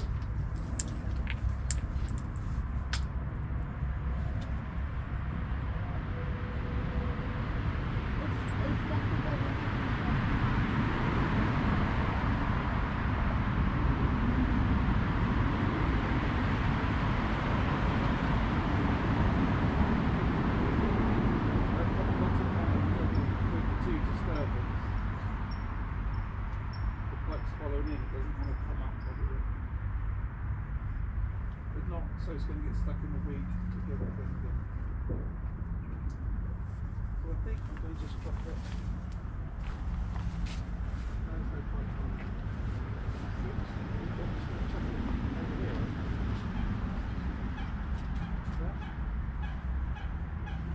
So I'm going to leave some of this tree. You agree on it?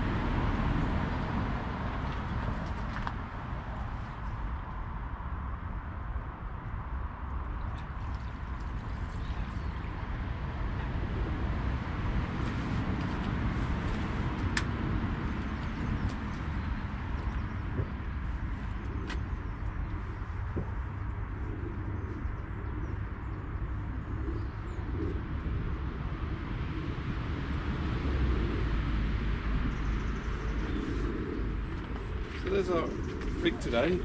It's pretty simple.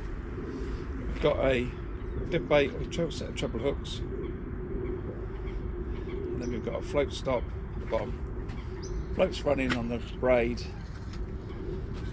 and that goes to another float stop. Very simple rig. So yeah, okay. So we're going to fish this one that deep, which is how deep? Metre and a bit. 1 foot. Son. Let's try and remember this sort of stuff. 1 foot, 2 foot, 3 foot. It's about a metre.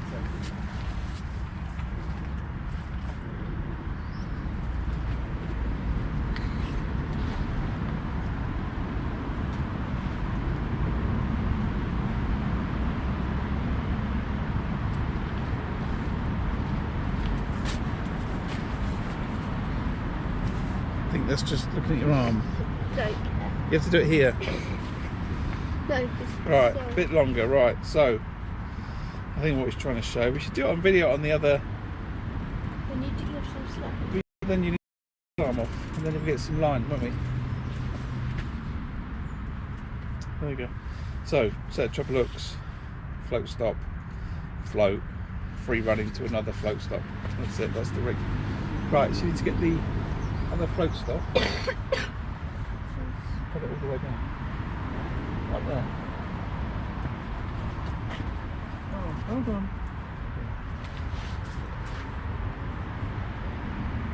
Put it down, put it down, put it down, all the way I down. only get friction though. Down, down, down, down, down, down, down, down, down. Okay, so the other one's set at about a metre. That one's about 2 foot. Okay? Yeah? Try that one at 2 foot. Just let me put that there and get a dead bait. Right. Mackerel on this one. Mackerel are beautiful fish for dead baits. Right. But they're like dead. Oh, I think I'll check that. Looks right. Right. No, you just look on the phone. Just watch on the phone and you'll see. It's certainly cold. That's for sure. There we go. Yeah, it's alright.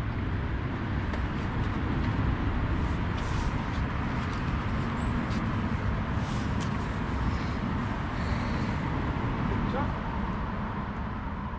Or little chuck? Big chuck or little chuck? Yeah? Little.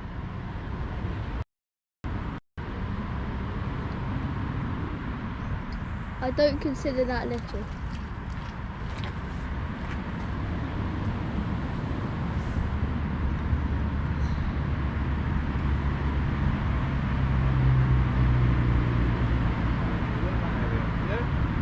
Yeah.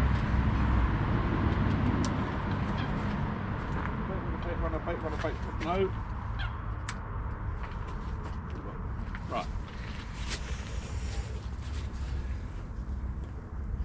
So we should vary depths. Let's bring actually a pair. Actually, I've got a soap in the car. I should have brought the soap. What are you going to do with the soapy water? No fish salty. We're just resetting the rods.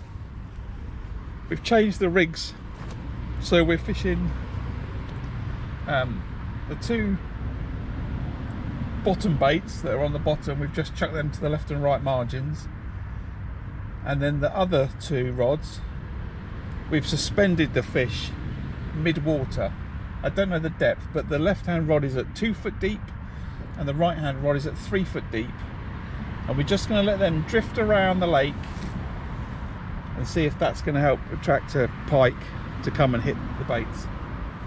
Before, we were fishing with the floats, but the baits were on the bottom. So we're going to do one short here on the left, a bit further on the right, and then then we'll switch it round. We'll do further on the left, shorter on the right. We'll try a few things. We'll move them in another half an hour.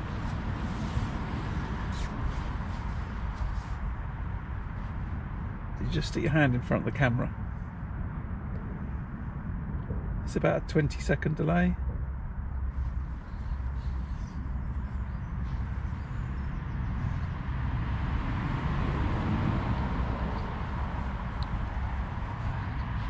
Okay. 25-second delay. Okay. So it makes me think that left-hand one may still be on the bottom, because the float doesn't look tilted like the right hand one does.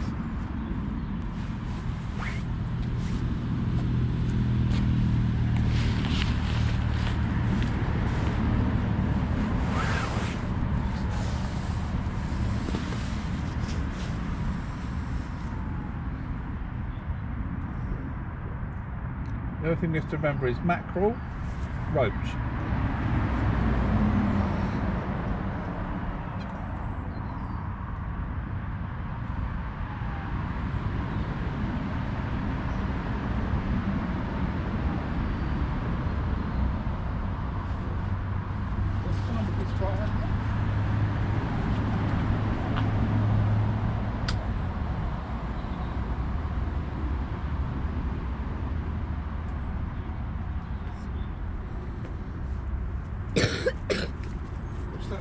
I don't remember that bobbin being that low. That just means it's got closer. The right hand rod's the one on the lead. Yeah. Do you say it's closer? It can't be, can it? It's on the bottom. It has to. Huh? It has to. Otherwise the bomb wouldn't go down. Well, unless the fish has grabbed it and moved it. That's what I'm talking about. That's what I'm also talking about. Oh, right. Without using the word fish has grabbed it? Yeah. Right.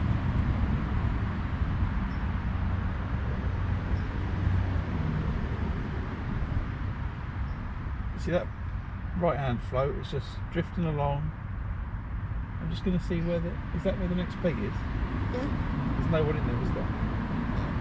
It's like no one on the whole lake.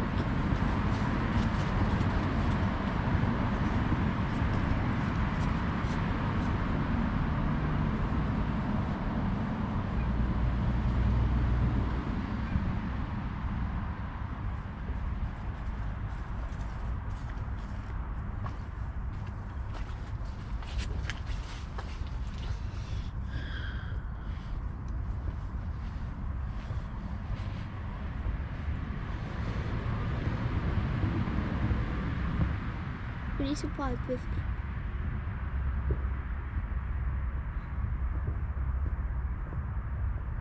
We need to buy a bivvy. Yeah. There wouldn't be space for 2 in a bivvy. 2 bivvies now.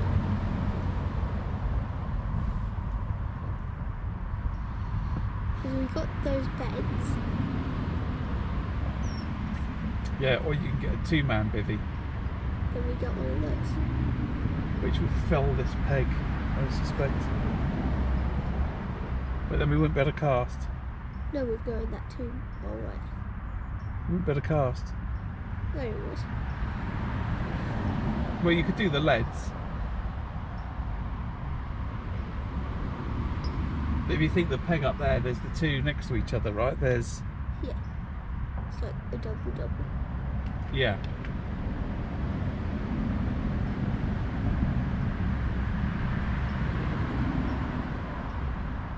See, if there's not a lot of people pike fishing, then it'll be hard to establish which pegs are good for pike.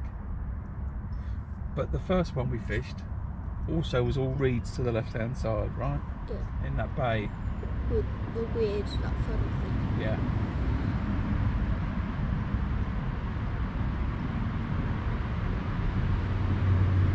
I think next time we hit up the reeds. I don't know if I want to do it now. I think I want to.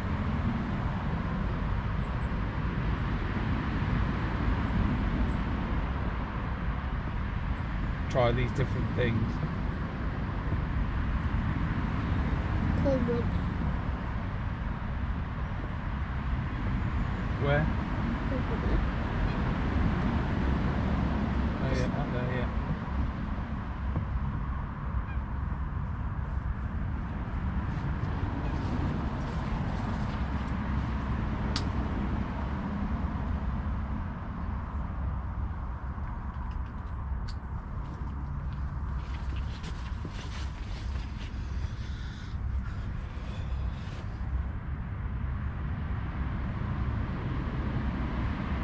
That left-hand one is still on the bottom. It's got to be. Look how much the right-hand one's drifting. Okay. So I'm going to cast it further out. Bring it in.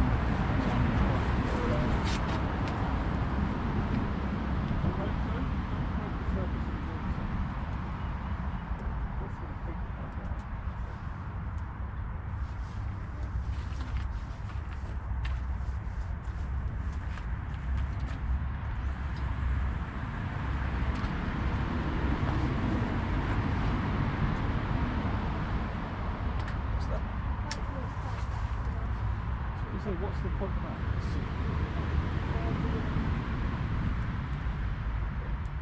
I don't know where the pike's going to be. Is it going to be here? Is it going to be out there? I don't know, we've got to try. Try some different spots. 11 and 11.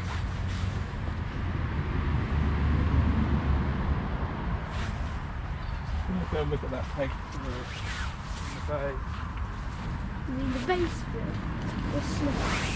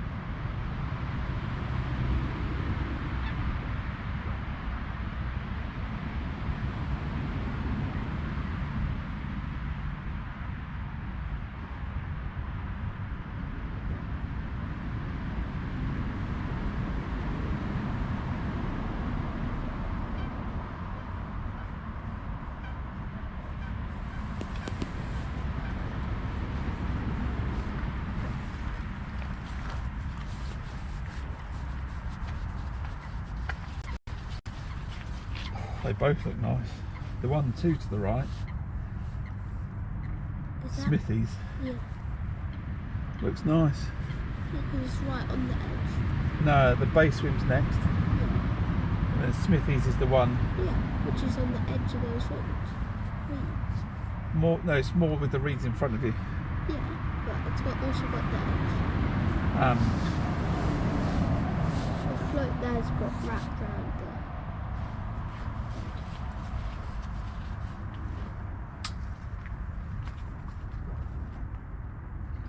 Can I cast this one?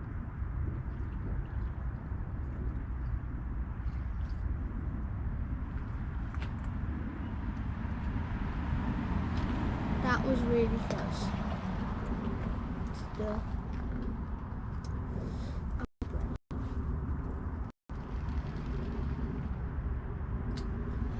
The float just went like that.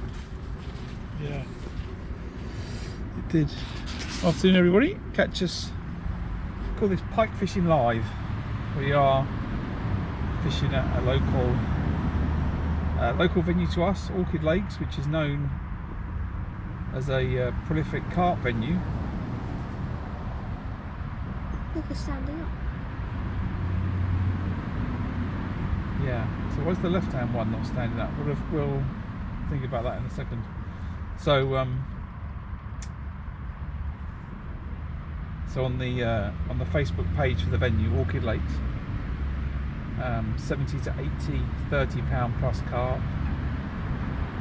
I think it's 8 or 10 carp over £40, but it's also got loads of pike in it.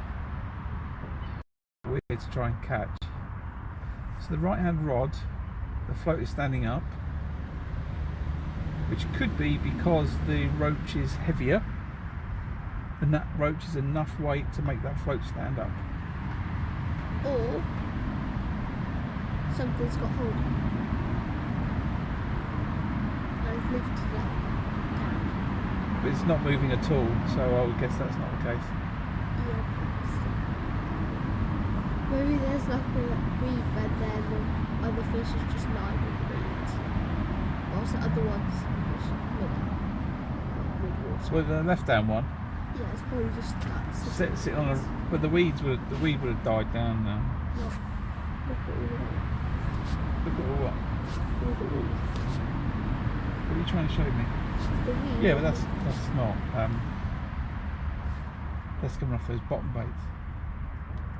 I don't know why that's coming off.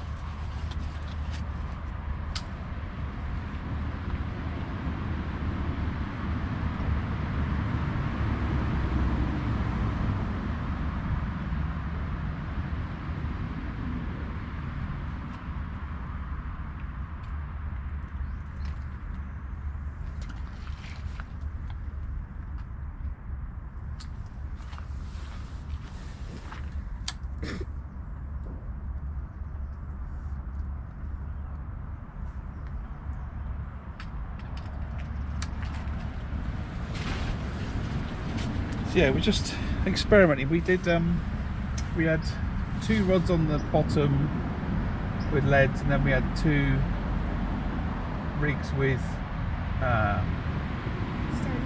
floats on the bottom. Yeah, that's because it's deeper there and that roach is heavy enough to tilt that float up. Wait, didn't we move the float stop on that one? That one's 3 foot deep, and that other one's 2 foot deep. Maybe it shelves off to the right on this peg.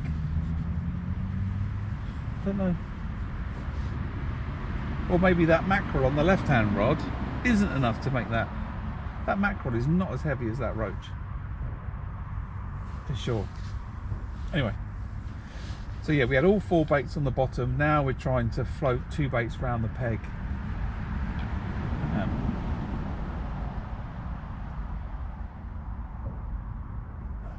I would have thought we would have caught something by now. I was hoping we would catch something by now. We've been here 2 hours, but on the basis we've got 4 rods out. Then we're in a swim that's known for pike, but I don't think a lot of people are pike fishing the venue, despite it being open for it, and there's a lot of good pike. So We'll see. Have people dead dog?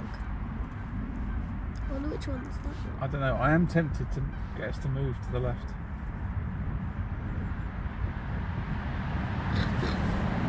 But we are committing ourselves to a lot less water. And I think it could be a lot more weed, so I don't think it's necessarily the right time of year to fish that, because it's all weedy, like really weedy to the left during the summer. It's summer. Yeah, but I think that there's some weed out in front, but I think there's a lot of weed to the left.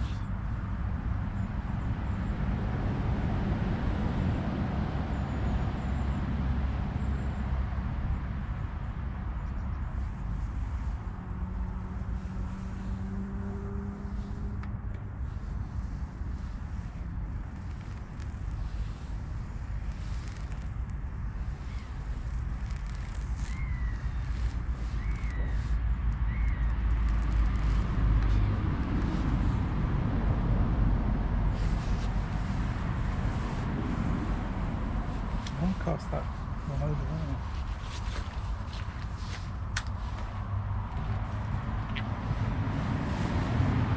Not as quick.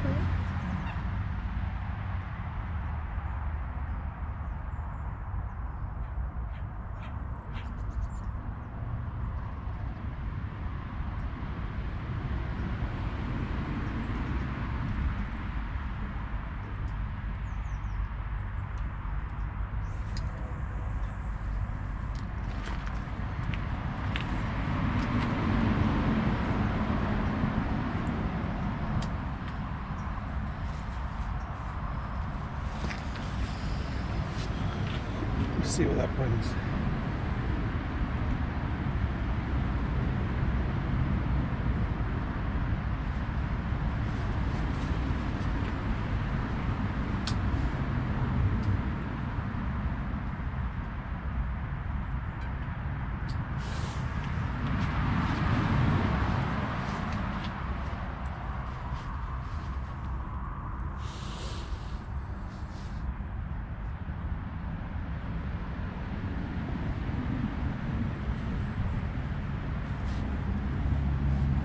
O'clock's lunch. Mm? This fish is really soft. Yeah, the trout is really soft. Why is it so soft? Just the way that the skin's made up. Mackerel is really tough in comparison. Much thicker skin. Let's use a trap. Yeah. You're saying it's really soft, and I'm saying yes, trout are really soft. Oh, I'm saying let's use one. What's that? I'm saying let's use one.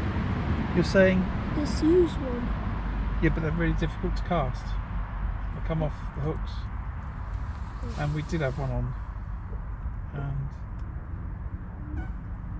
we're trying with a roach and a mackerel and a mackerel and a mackerel.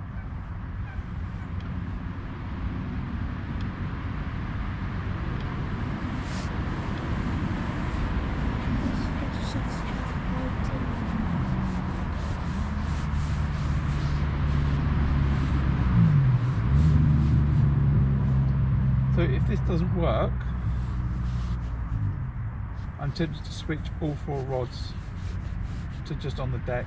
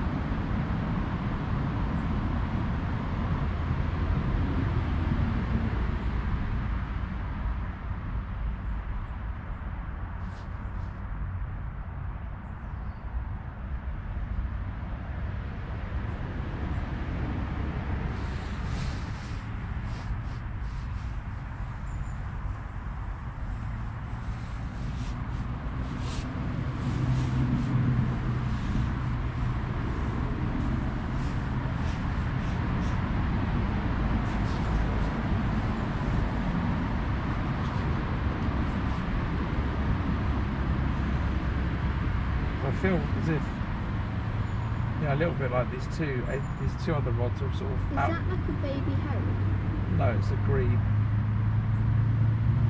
They also have interest. Yeah.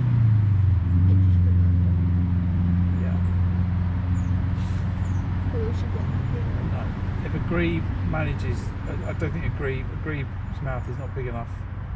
If it is unfortunate enough to hook itself on the triple hooks, we'll wind it in and we'll get it off the hook. Well, I'm not going to touch the rod. I'll sort it out. Wait, why does it come up? It's bubbling by the. Yeah. I think we should take it in. It's too big for it. It's still very interesting. And it's just dived down again. Yeah, it's too big for it. I think it's going for the other one now. Let's see. I think it's too big. That one's a dramatic. Yeah. Where is it? Oh, well, let's see what it is. Why is it bubbling so much?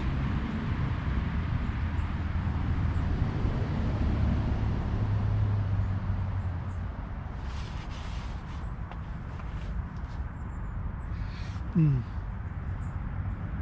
Down again. Let's go for the other float first.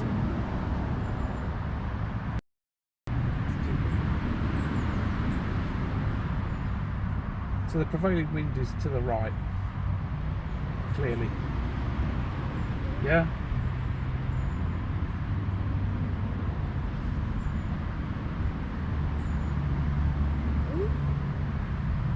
There's Huh? some lines like that. Yeah, but all the floats are going to the right. Yeah. So the prevailing wind or toe on the lake is to the right.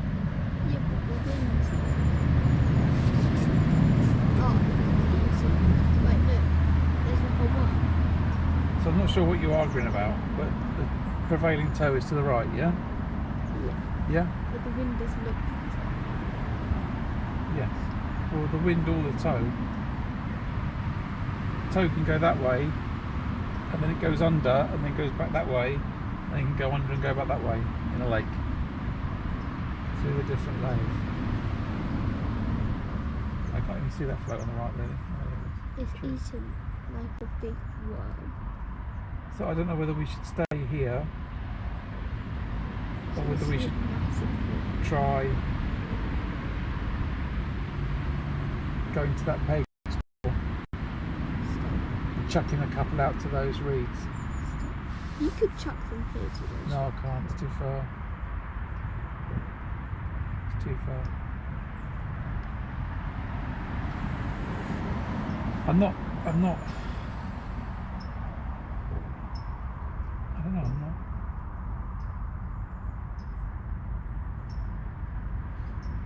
I'm not convinced these rods are working well enough for us.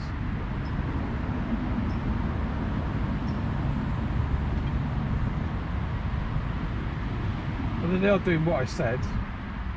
Let's chuck them out and let them drift about. They are doing that.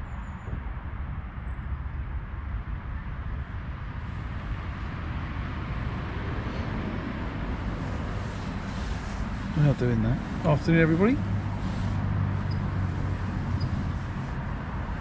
What's the time? 11:30. We are trying to catch ourselves the first pike of our winter pike session, or season, I should say. Instead of accidentally catching pike on roach on the river, on little chubbies, we're actually properly trying to catch pike today at Orchid Lakes in Dorchester. If we don't catch pike today, then I'm not coming back to this one. then we could have went to the Thames, and I would have probably hooked a pike like 6 times. The river's pushing through, crazy, still in flood. So no, you wouldn't have done. We could have gone to the Thames today and fished the pole feeder. Well, that's all we could have done. Could have went to gold.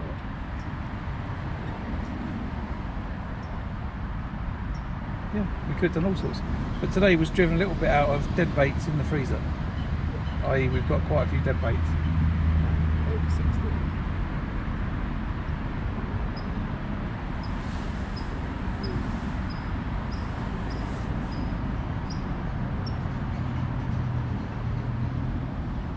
And pike season's open, so let's see what we can catch.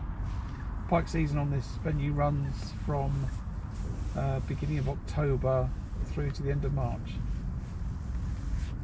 If memory serves me right, I think it was March we were here, and there's some videos on the channel of our first visit to Orchid Lakes catching pike.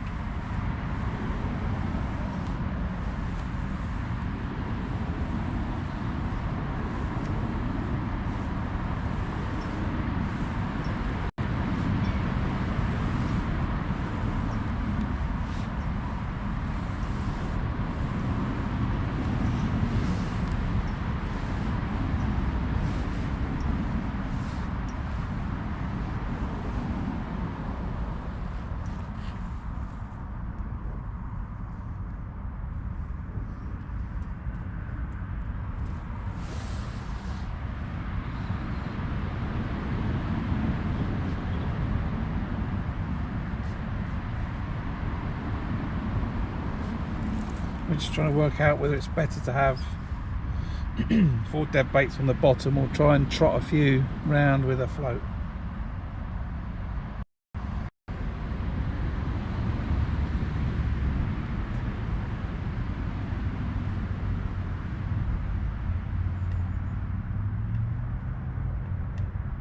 See, it could be that these swims are good in March but not in November.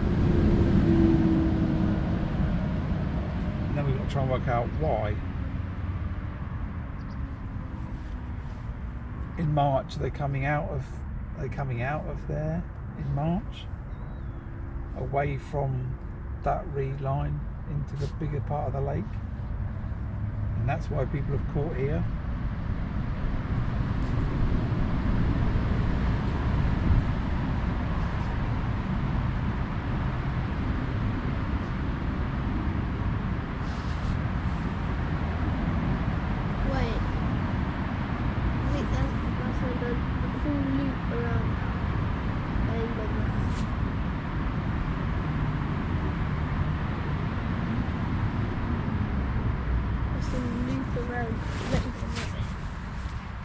Don't fuck down and jump down.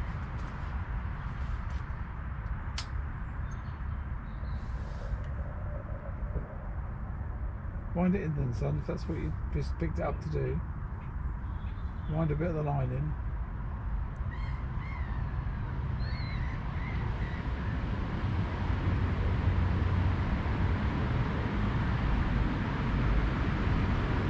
But now that's just sitting over the bottom bait.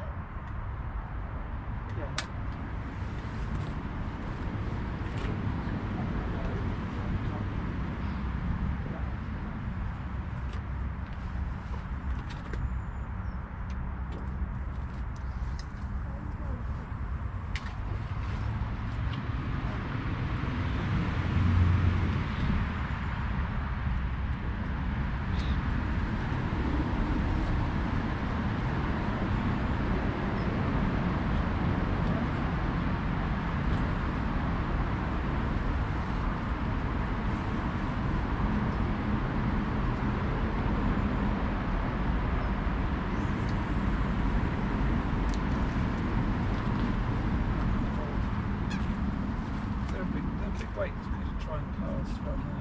And I think I'm saying it because I want to catch a fish. That's why I'm saying that. Right. I might have my crisps.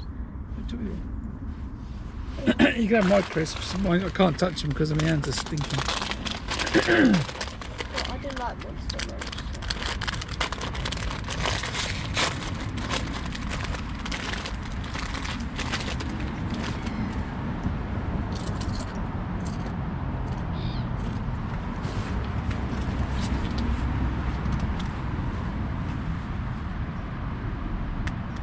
maybe that there's too much disturbance. Left hand rod's got fish. Left hand rod. Okay, take the bite off, take the bait off. You'll wait.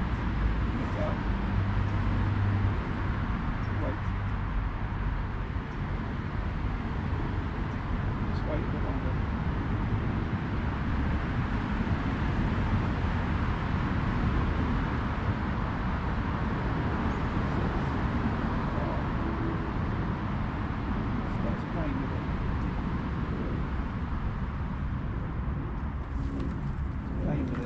Move it more, so we've got a fish.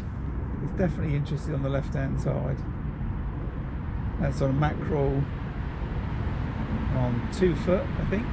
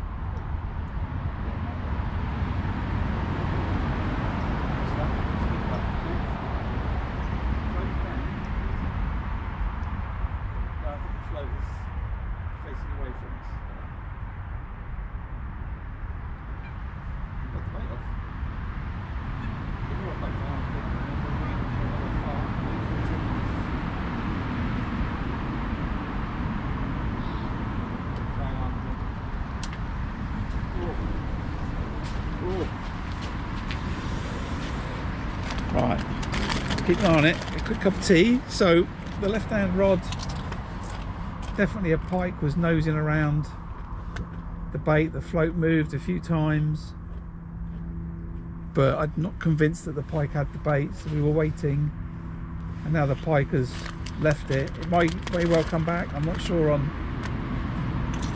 kind of how things, it might have knocked the bait off, I don't know, but I don't think so.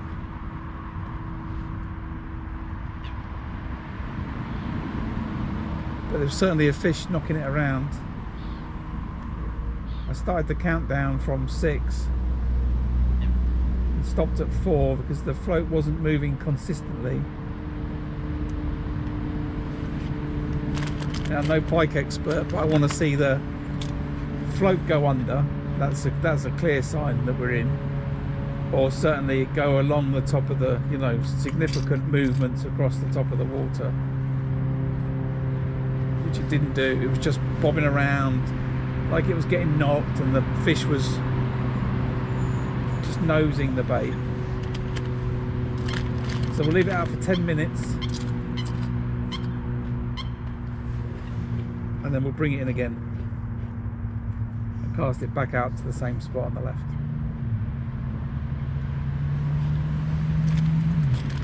So nearly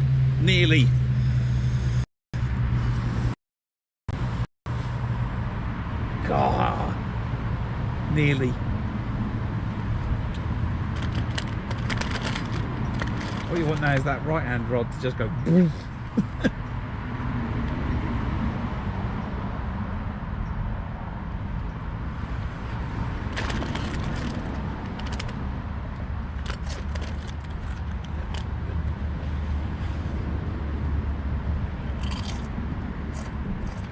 See that left hand, that right hand rod, because the bow was in the line to the left, it's just coming inwards, it's not drifting to the right. No, leave it. Leave it. I'm happy that it's not drifting to the right.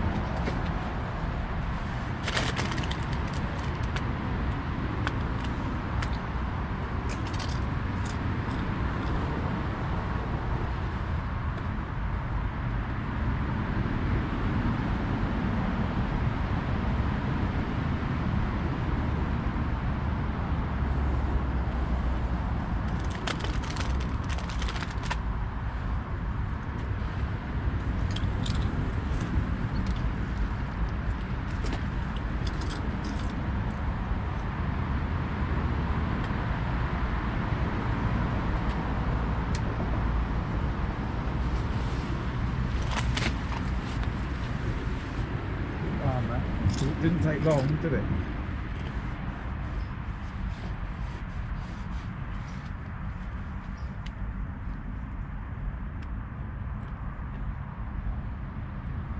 I don't know what would be worse, to end the day with no fish,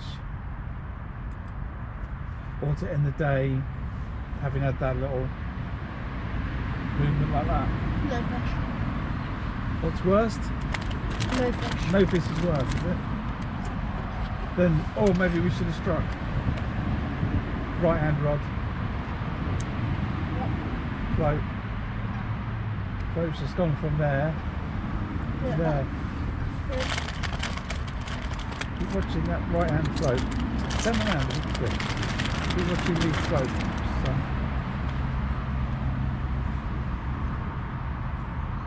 The angle on the float on the right hand one definitely just changed, I'm sure. Maybe they feed at a particular time. The guy in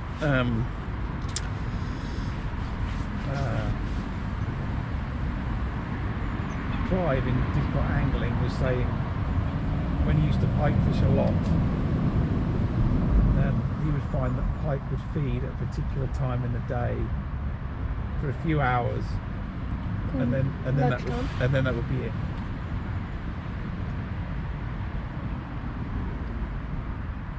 Lunchtime.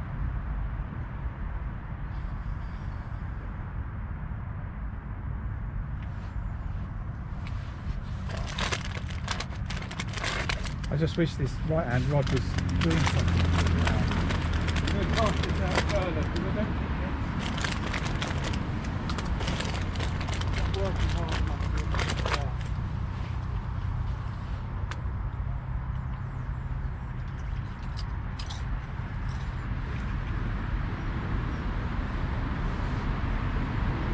I'm alright with the idea that we've got one short over there and then this one should be long to the right.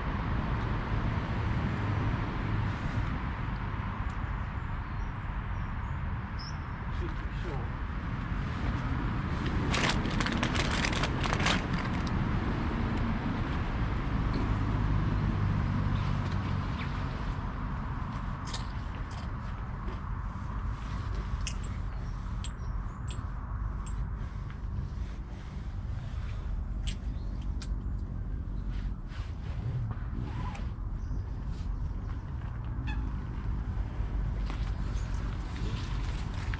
Oh, some action. Let's see if we can develop one of these things into a bite. We've had a couple of bobs on one float and I'm getting all excited that we're suddenly going to catch pike. What's not happening? I need to get started on this as fast as I go. What's that?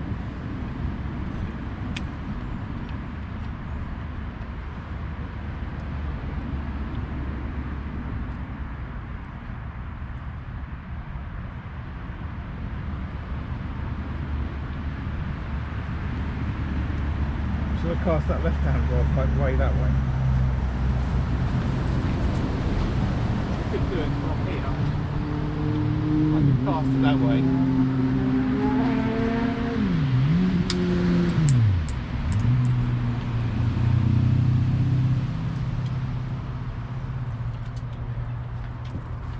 I'll get the weed off.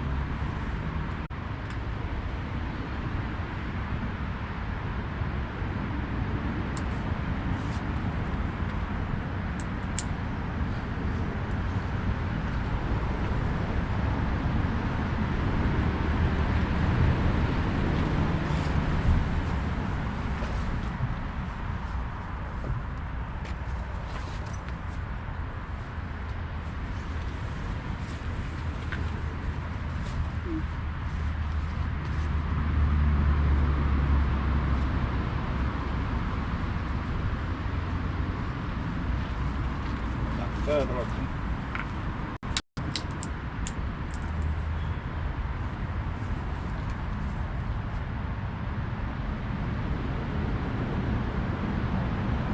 Fish, son. Son. You should grab it.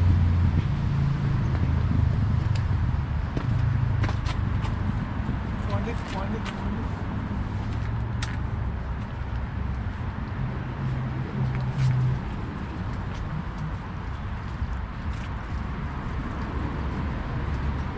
Just sort of, it popped a bit, and I thought, is that a fish? Now I thought I didn't cast it far enough.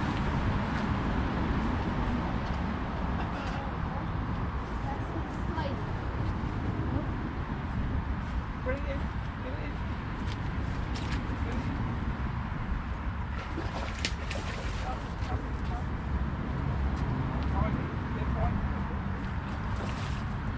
Oh, they don't have to rod that way.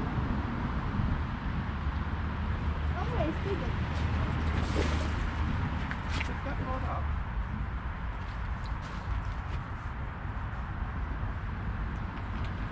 Oh, there we go. No.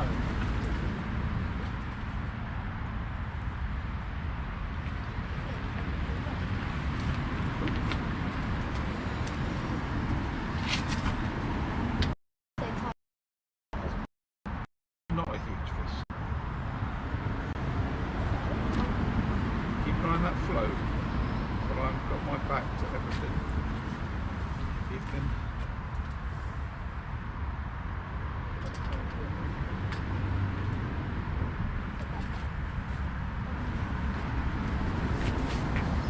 Cameras on you. You gonna lift it or not? Huh? Yes. So that's a question. Do you want the forceps? What's in the bed? Why is that done that? Why is that done that? Oh, it's this one. The other one. Lift it up a little bit. Why is there so much line? That's it. Quite into that there, fish. Right, so.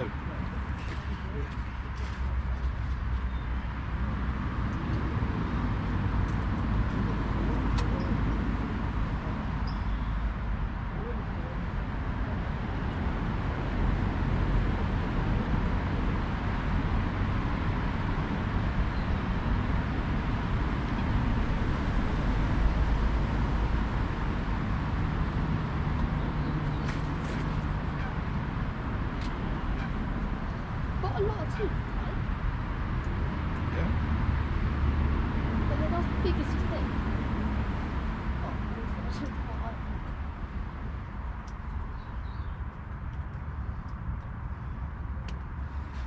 Right, so can you lift the net? Can you lift the net and the rod away? Lift the net and the rod away, that's it. Take that away. Take that away.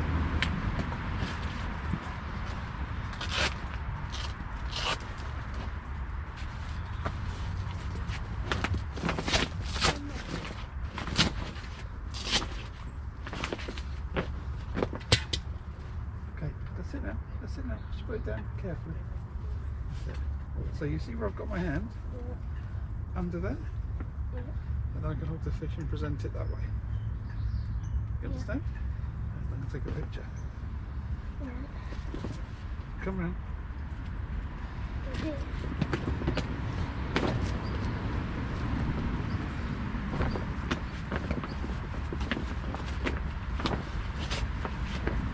It's quite tiny.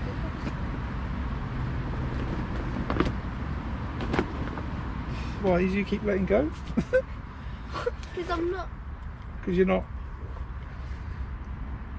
in there, right? You've got to. Yeah, you've got to put your hand under. No, you've got to hold it. You've got to actually grip it. So your fingers are going to come to here. Are they there? Yeah. And actually grip it really well.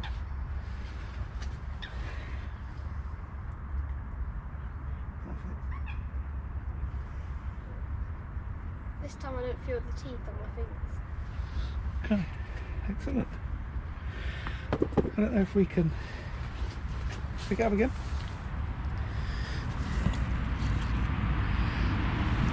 That's it, pick it up. There we go. Oh no, that's. Well, put your hand under it properly. I need to have it the other way around. Then turn it round then. Then turn it. That's it. Now do it. Push it down. You've got to be more firm. Be more firm. That's it. Right, now hand under. Present it to the stream. There we go. First pike of the pike season. Well done, son. You need the net again. Oh, I think what we're going to do is put that there.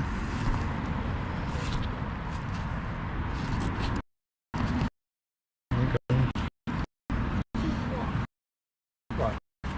Put that over for a second.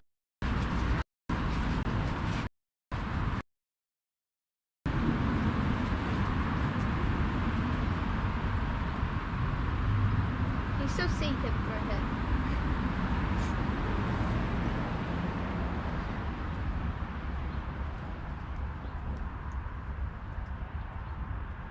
I had this all disgusting.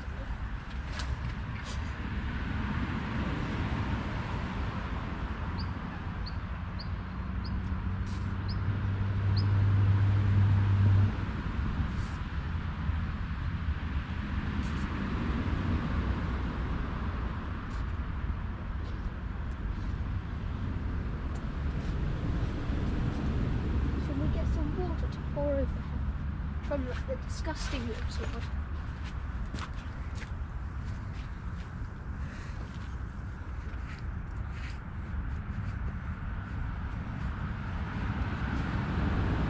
Just tip the stuff out of the bait box.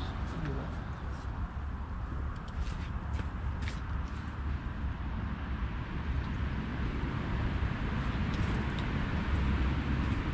Do we even have a bait box with water in it? I said just tip the stuff out of a bait box.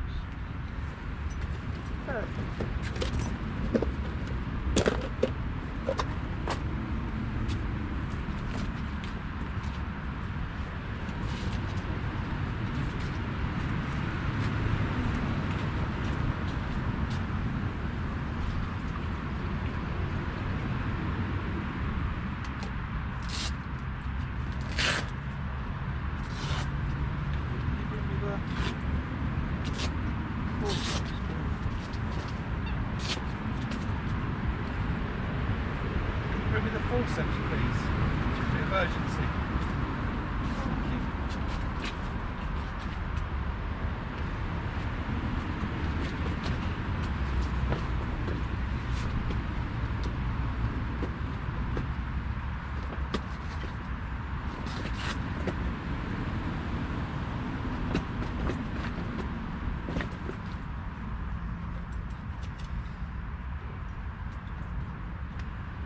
Right, can you bring me the scissors? Scissors. They'll be in a tackle box.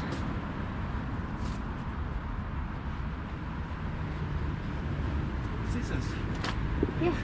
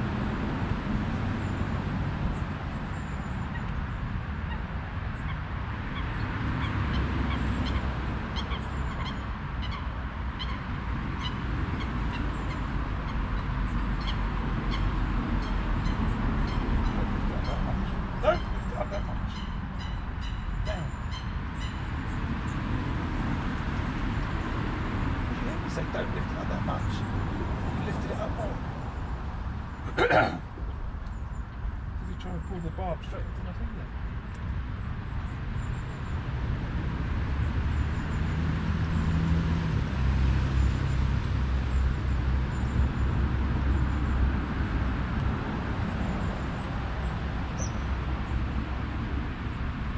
I realise the problem. Pull it up.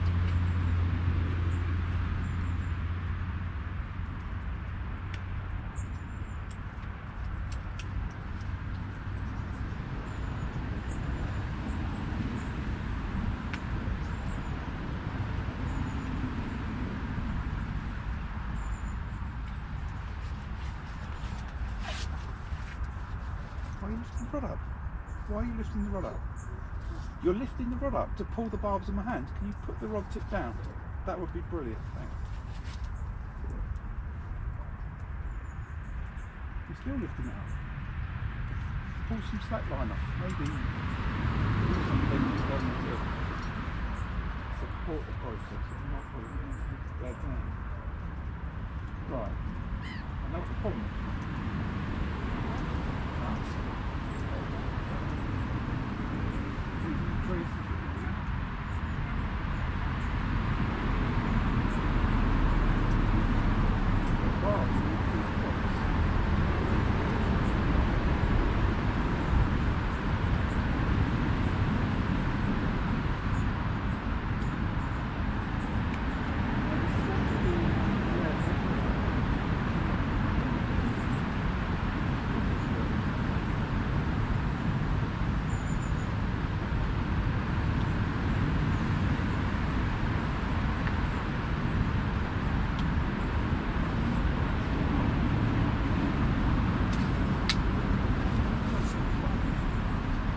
Good, right, let's get back going.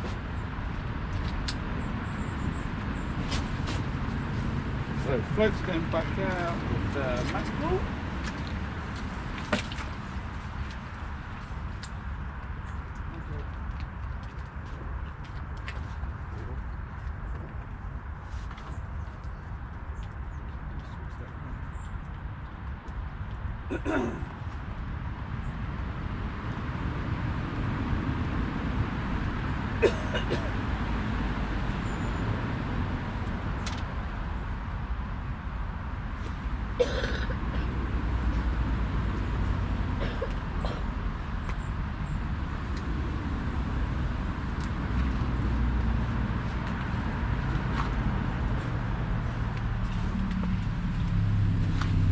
And then that was a mackerel on that one. Yeah, we got one salty. Right, another mackerel. Another mackerel. Why's that there? That was from the box. Put that in the box.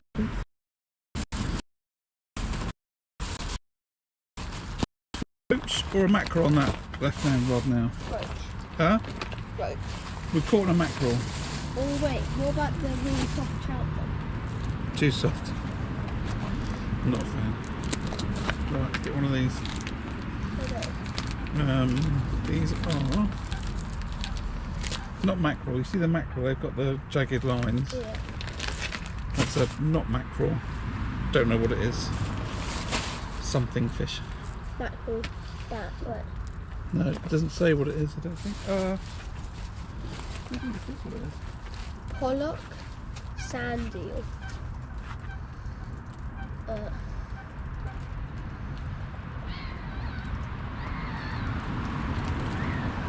Which one of those could it be? A mackerel, bass, a pollock, or a sand eel? No, it's not a mackerel. It's not a bass. It's probably a pollock. What's the other thing? Pollock. No, it's not a pollock. A sand eel. A sand? Eel. No, it's not a sand eel. It's none of those. It is a dead sea fish.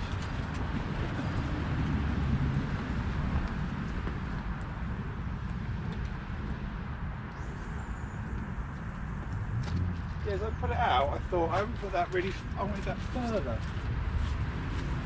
We actually have the other rods for this car. And then, as I put this out here, I felt it went up, and I went, "Why has he done that?"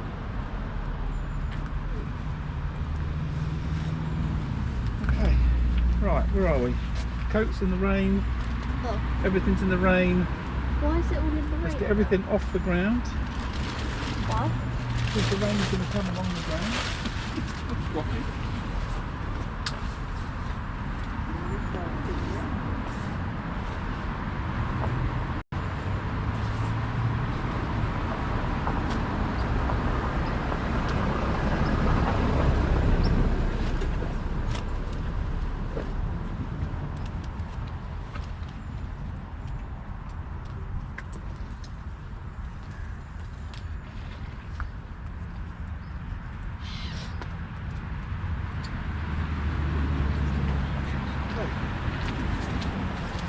So everything needs to come off the ground, but we don't want to get wet because it's going to drip there and then run through down here.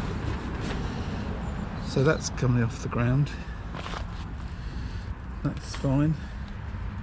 That drips down here. Yeah. So it goes down that one, then down that one. So that's fine. I don't know what that camera. We can use this space here because That's fine. That's all fine. That's all good. That's all good. So if you turn it that way, it can't roll down a hill. Oh yeah. Right, good. I think that's sort of us.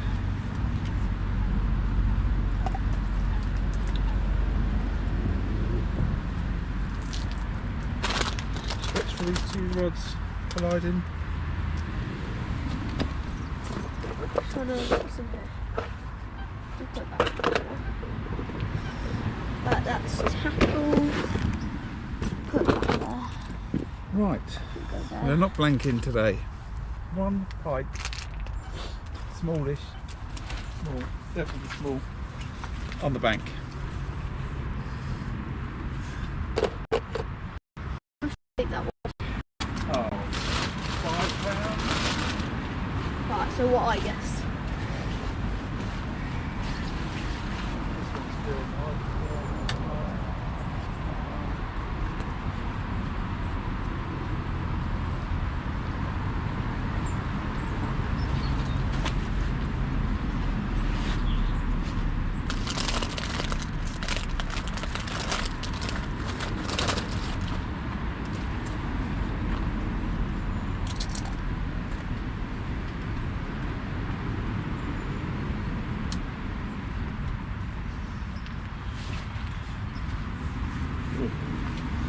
I have a victim, I've busted my nail. Where's these scissors gone? What? Where? Yeah. I'd pick that off, but.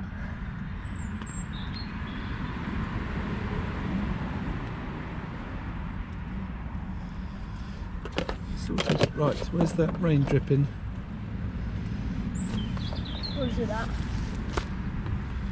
Yeah. Right. Good. Float, float. Lead, lead. One pipe on the bank. There's a knuckle pump for that. Ask the pike anglers that we are.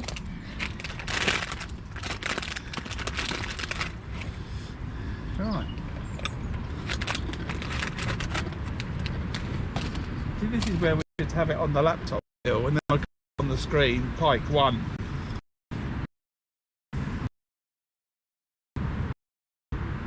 Keep an eye on it.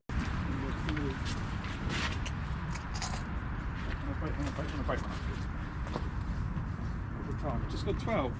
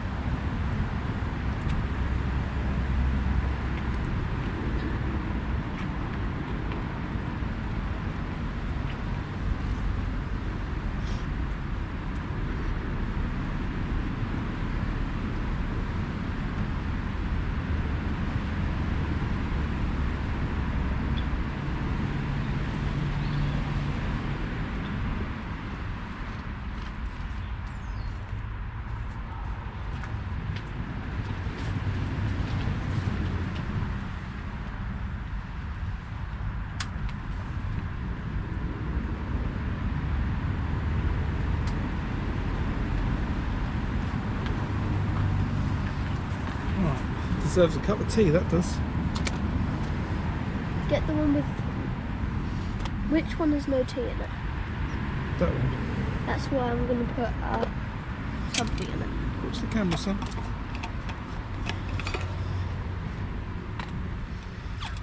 What type of tea is that? Tea with milk and sugar. So, hot chocolate. Tea, like a cup of tea. It's not a fruit tea.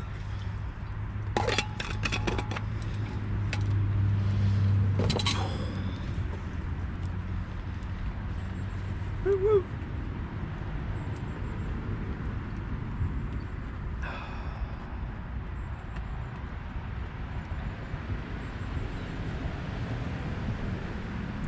Was on the bottom bait though, but I think it was more, I don't know, the fact that I picked it up. Or did I pick it up because I had a bottom? I don't know. A bit hard to tell.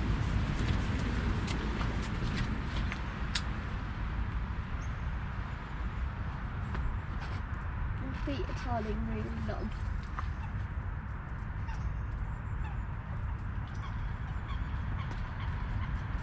I don't think that I was waiting for a pike together.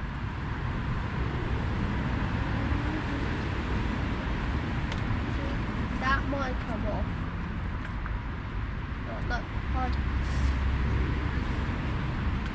I'm just trying to see if I make the loop to the left. Does it slow it down going to the right? Right? So I've definitely got a loop running out to the left.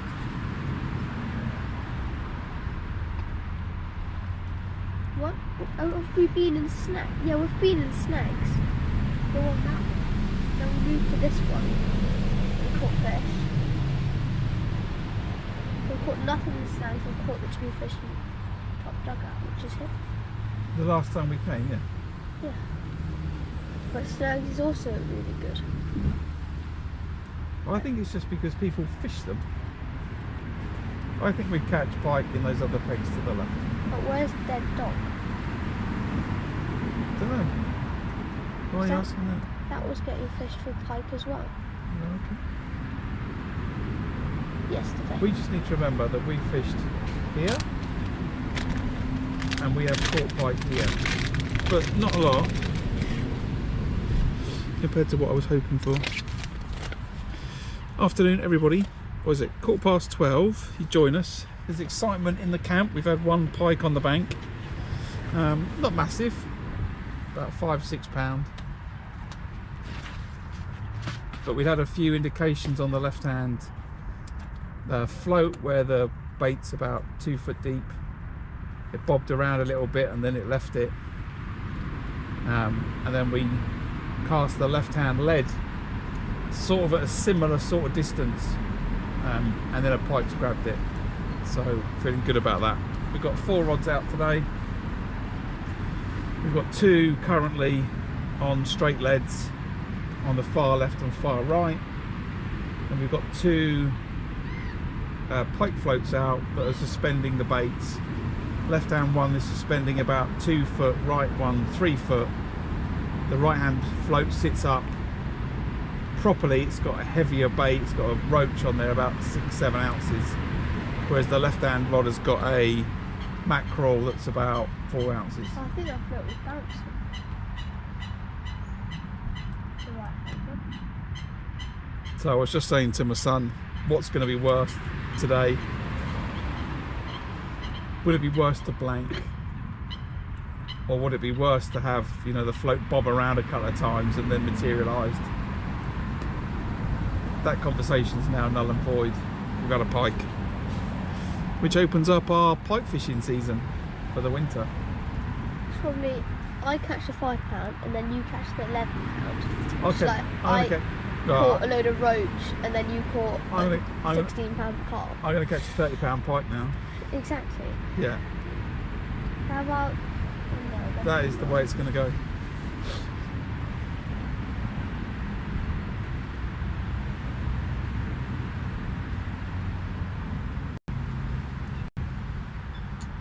Yeah, that is the way it's going to go.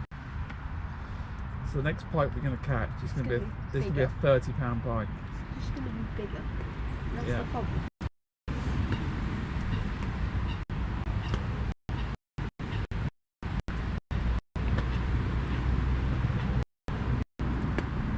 Why is it like a hatch? So we've only got till about 3, so we've got 2 3/4 hours left, and then it's going to be dark.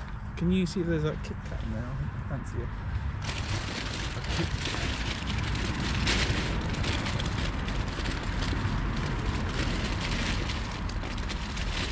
Thank you very much. We must make sure we go with the rigs before we pack up today.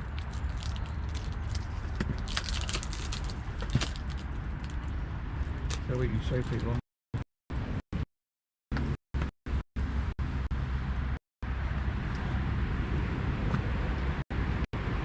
When we cast it.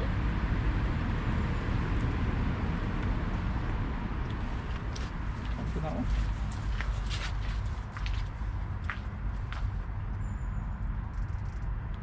That's happened twice now.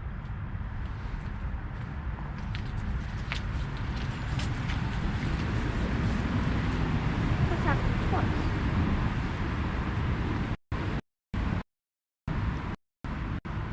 I know what's happening. There's a massive pike and it just drags it whilst we're not looking, and then it's done it again, and then it's going to eat it, and then you're going to get the 30-pound pike. It's going to be up there.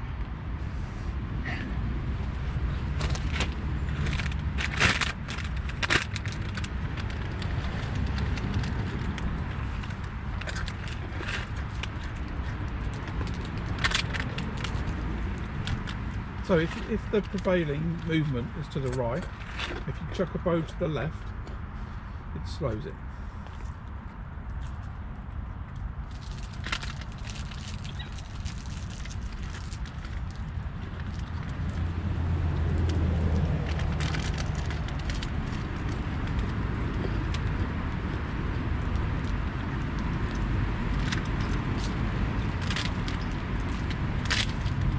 Or at least it means it comes in towards us.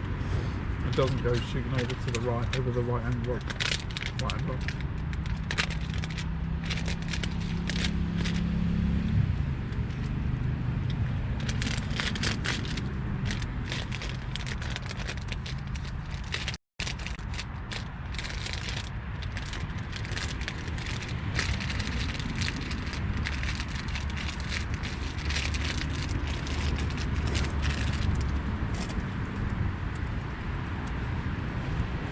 Oh, bite. Go in. You're just being annoying.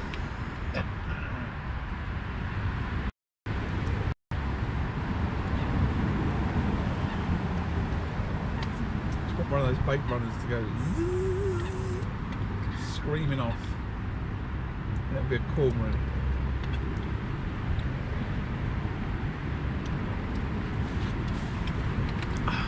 Could you imagine the disappointment? One of those rods goes off and it's a cormorant. I want it to go like that, and then you strike it, and then it's a £1 jack, and it's my turn again. Oh yeah, okay, yeah, that's a. Yeah, that is a thing that could happen. I guess I could catch a smaller fish, but Or you catch the same fish. maybe we could do a little video, and we could do. I could tag Snag Bro in the video and say, you know, doubles only. It wasn't really £5. Doubles only. Oh look, they've got a bait boat. Have they? I think they're just driving it around. Where are they driving the bait boat? Towards the coast. Why is it like a line across the lake? That's a bit weird. Who's controlling the bait boat? Probably the guys over in that boat. What place? Well, the people They're that we not- can see. They weren't. No. In the house. Someone's just using. Well, there's no one to our left. Off. Yeah, but then there, and just for some reason you're. Where? Then let's see where the boat going. Back to that big double. How do you think you could see a remote control? The guy the other day at the lake in Bracknell was doing the bait boat with his left hand, just his left hand. Which means? So he's cast, and he still had his. Well, he hadn't cast. He had the rod in his right hand. And he was doing the bait boat on his left hand, which I guess is what you have to do, right? Oh, that's why it looks like he's holding it. No, he's got the controller on the place. He's got the rod in his hand, and then he's doing like that. That's what he's doing. Do you think that actually sounds effect? I am watching these rods for pike. So I don't need to. Yeah. I mean, I wasn't really before you. I'm aware of that.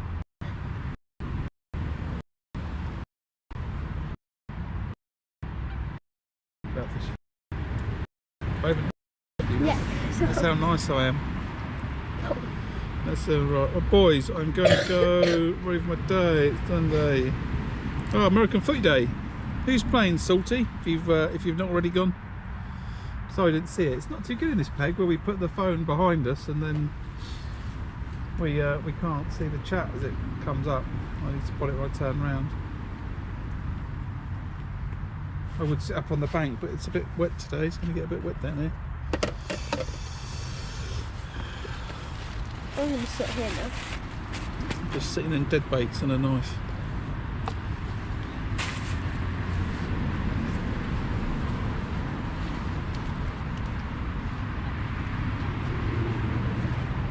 So I even tried this. Sorry, I've got this one. Sorry, try again. Try it again. No, I'm recording it. Try that again. Yeah, I'm gonna... Just sit up there. Yeah. This is quality. Yeah. Amazing. Hey. It's wet. You've got waterproof trousers on. Yeah, I still know it's wet because it's colder.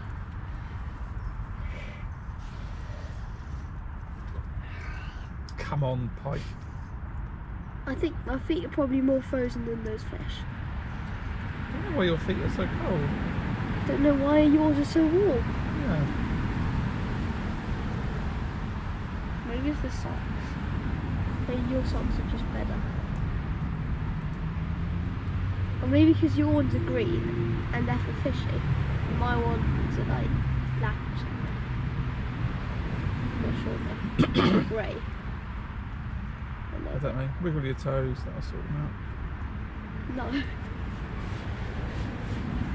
But the whole foot's cold. Yeah, wiggle your toes. That doesn't solve it. And what we have to do is we have to get some proper wedding boots. Yeah, because I don't have any. With nice linings in them. We need to get them before like St. Nicholas. That I get a really big boot.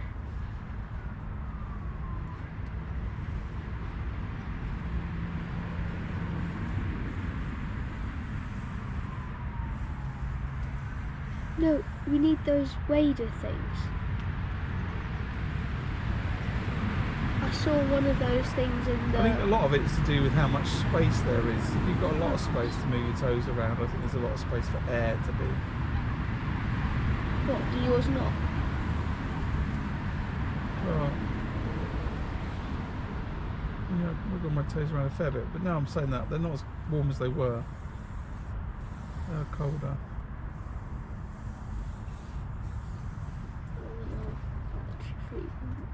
You've got more layers on. Yes, I've done one. But that's just... Yeah, but you're warmer though, right? What do you mean? I'm not warm. Why are you shivering? You've got a coat behind you, put your coat on. It's wet. Over the inside. I don't know. Put your coat on, you Wally. No, because then I can't move around as much. You're not moving around. I We know. had one fish in 2.5 hours. No. 3.5 hours. I'll eat more sausage when you come over. So is it 30? Can't hear. 26. So 4 minutes I'll have more sausage.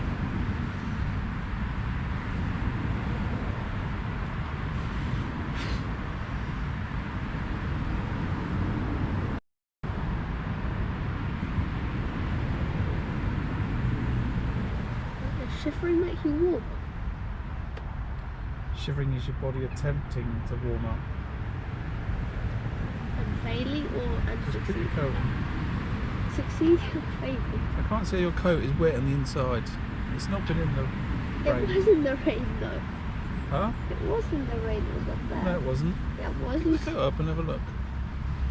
There's a lot of discussion going on about whether your coat's Oh wet look, or not. there's a Grebe thing.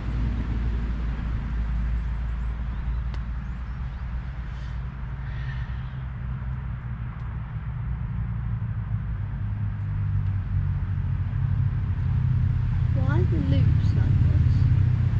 I mean, that one's going across the peg. And then I don't know where it's going. Yeah, recast.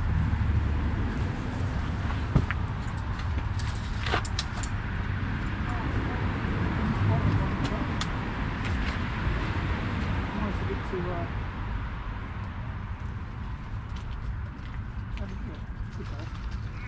It's a breeze. Right, breeze. Alright, breeze. I'll get you out. No, I swear I saw her.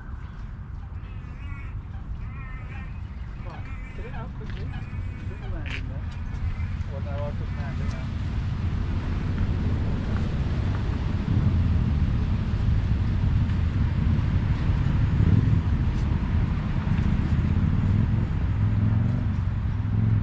Will it even let you do that? Look, it's just the leg. Son, put that down and grab this rod.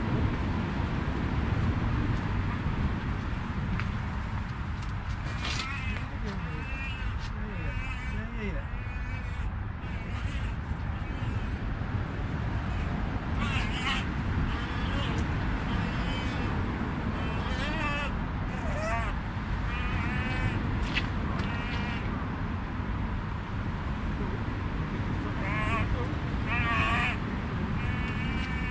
This is great.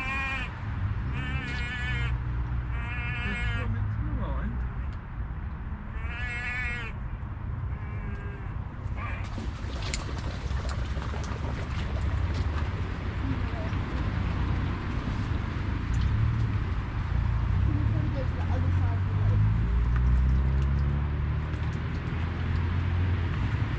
Is it fishing fun?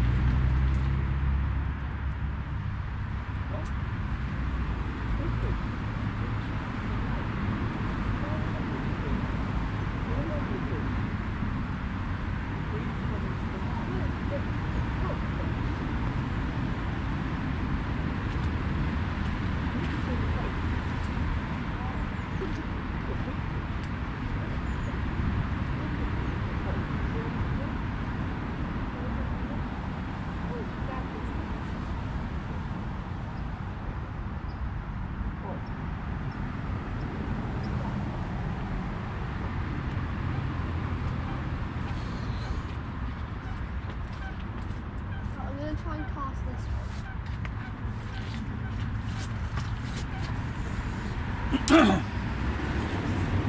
It's that nature watch. Hello Joe, how you doing? Sorry for the slow response. I was just busy unhooking our friendly Grebe friend who's accidentally swum into my line and I've not clocked it.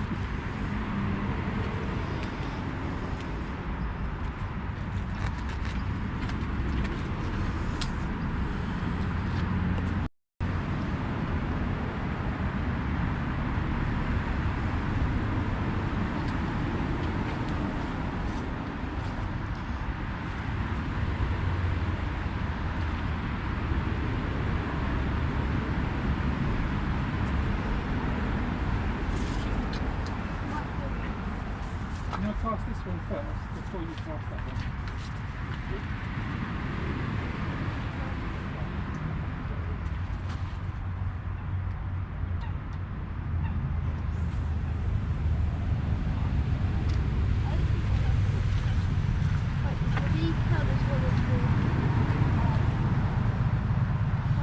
No, the green doesn't count. I thought, oh, I'm in here.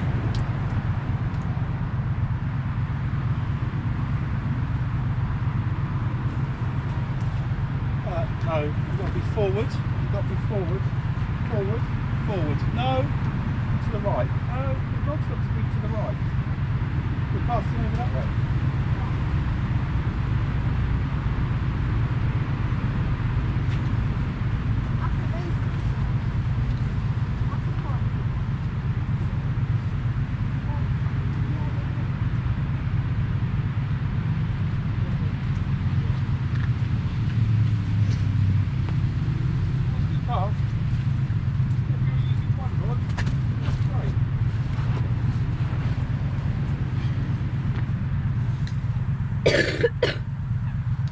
I think mine was further. We're using 2 rods.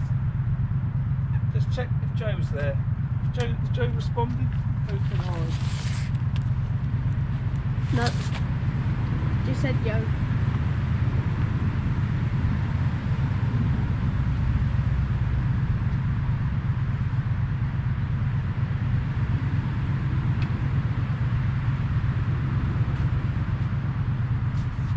Oh, we got a roach.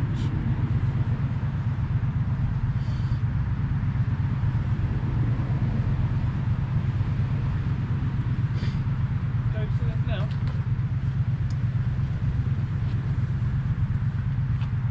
It's going to be a 30-pound pike to grab this rope.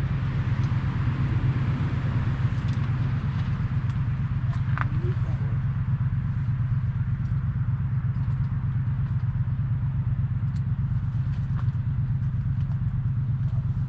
Good. Right, where are we going? Yeah, we're good, Joe. How you doing? And catch us. We've caught one pike, one grebe. I'm not sure the grebe counts. Where's the left float? Oh, I see. Yeah, unfortunately, a grebe just swam into the line and got caught up. But I managed to easily untangle it. I think I saw a pike though. What do you mean you think you saw a pike? I think I saw a pike. What does that mean? I think there was a pike as well. No, it's only the grebe. I saw a pike. That conversation is really going nowhere, isn't it? I think I saw a pike, but I don't think it did. But I think I did. I don't There think was a pike.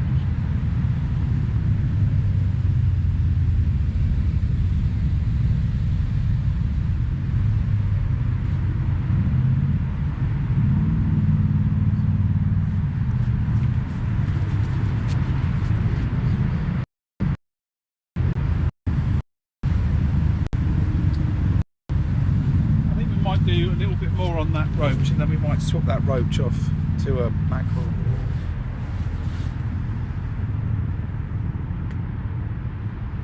That roach is quite big. But those pikes' mouths are massive, aren't they, really? My mouth. I'm probably being unnecessarily cautious about the size of the bait. The mouth from my pipe wasn't exactly huge. It would have been when it opens up. Easily big enough to coach it.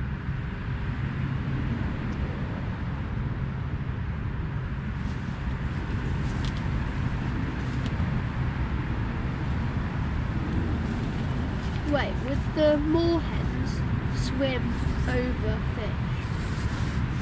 Would they have a problem with that? I don't know what that means. The moorhens swim over fish. No, would they? Would they see if there's a pike underneath them and go away? No. Well, the moorhen's not really looking, I don't think, down. You sure? No. I don't think they're looking down, and the pike's camouflaged. And remember, the pike doesn't move much. The pike's not swimming around the lake like a carp, I don't think. The pike is laying in wait. Maybe they're moving slowly.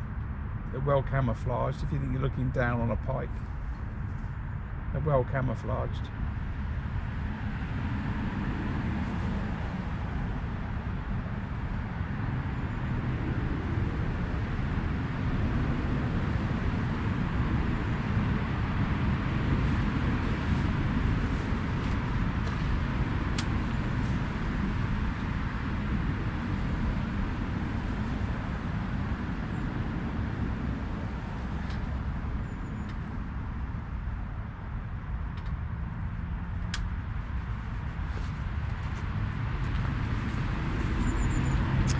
I did really think I was in then.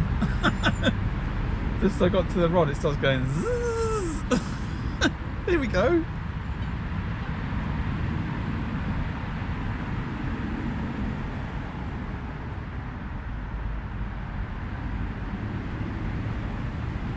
So clear, grab the neck.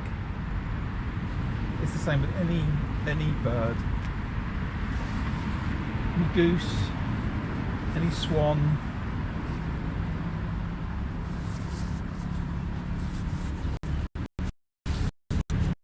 Then they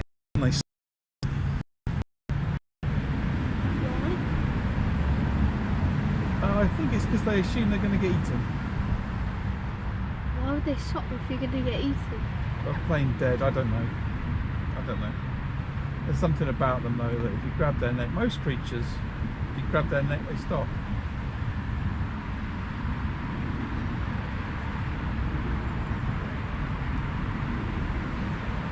And that gives you time to be calm and have a look, see where the bird's caught up. And it was obvious, it was just, the line was just wrapped around its foot. Anything else I would have said, bring the scissors and we'll cut the line off and we'll deal with it like that, but it was clear it was just looped over.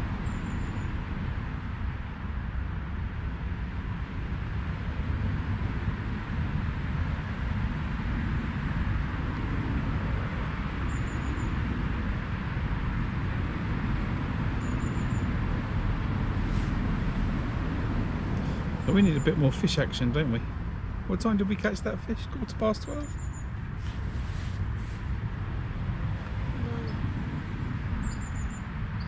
Before 12.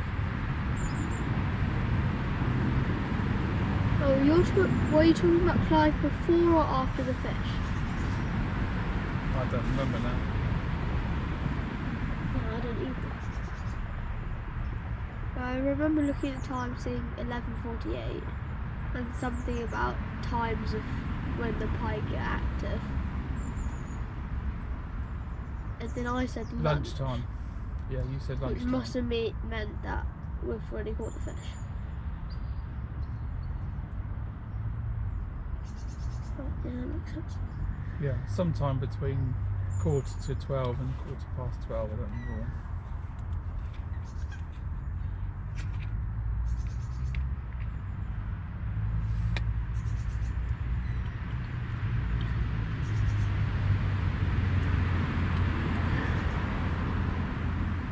What we need to remember is we've caught on the left hand rod, big chunk to the left, and we've had a bite on the float, chuck to the left, 2 foot deep. Don't thump down, right? Those vibrations go a lot further than you think. I think the whole lake.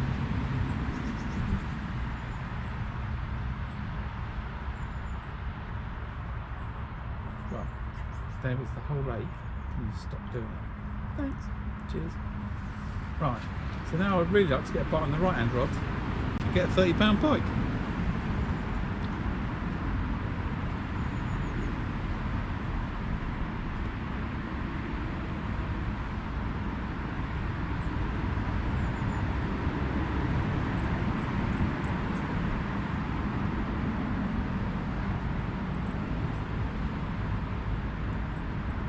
Oh, there's a stoat. Did you see him? That long brown thing like that. Does that mean a pike? Is it a stone? Oh, animal. It's gone down there. By that broken wood, that broken tree. It's that long.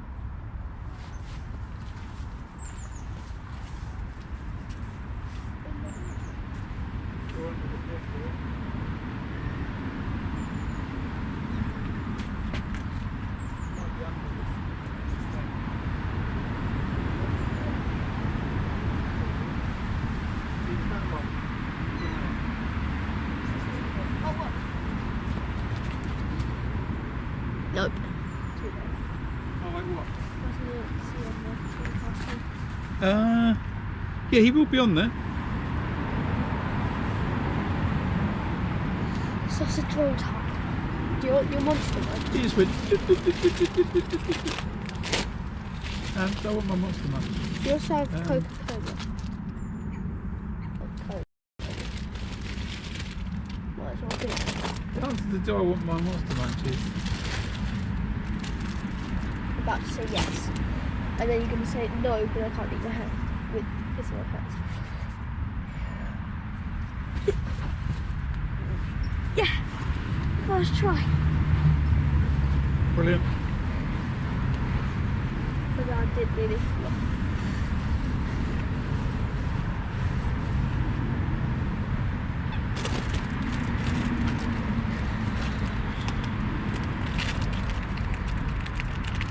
There's no Grebe out to the left now, is there?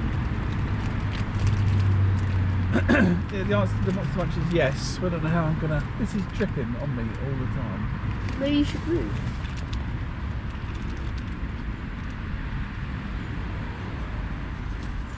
No, it's gonna drip there. No, it's on your back now. It's on your back. It's gonna. Yeah, it's just dripping here, isn't it? The answer to that. Something different. How do I say that? EYZ 420. EYZ. Ease. That's all right. We're the channel's gaining. It's gaining all the time. Ease, so it's good. We're up to, I don't know, 380 subscriptions. I think it was yesterday. So That sounds like we're doctors. huh? That sounds like we're doctors. Sounds like we're doctors. Subscriptions. The subscriptions, not prescriptions. No, you said subscriptions. Yeah. That just, You don't have subscriptions of doctors. why not? You have prescriptions. Same thing. Not quite. Not quite. They're the scissors. We're doing well, and I'll turn this live stream into a little video, and then we'll get some views. It'll be good. It'll be good.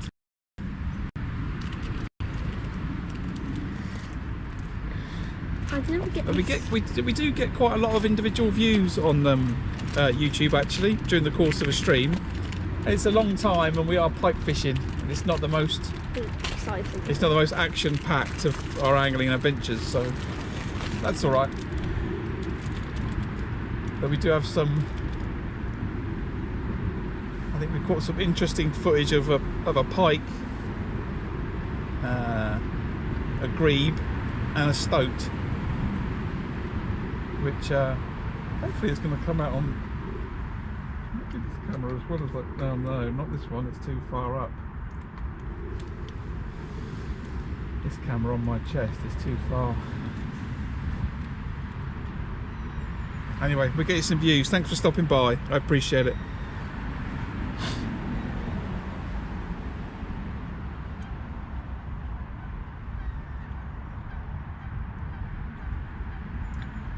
It's drifting a lot now, look. Both of them. I don't know why.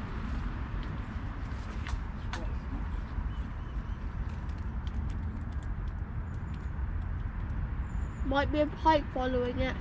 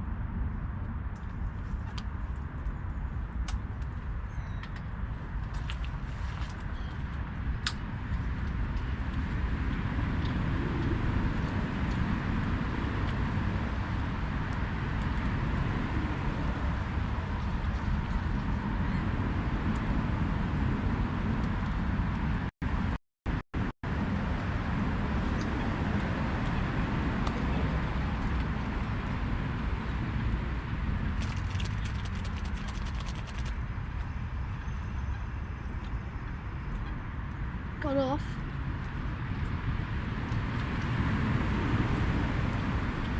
That was looking a little bit ropey, that roach. Maybe Okay. because we stabbed him. What are we going to do from there? We've got another pack of these, and then there's a mackerel in there. I might as well use this up. I'm going to go for a roach, but I'm going to go for a slightly smaller bit of roach. Which is still massive. Well, they're not big roach, aren't they?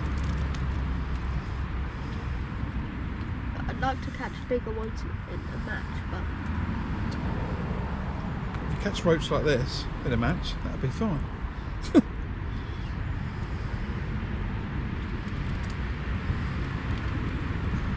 Don't be happy with that. And then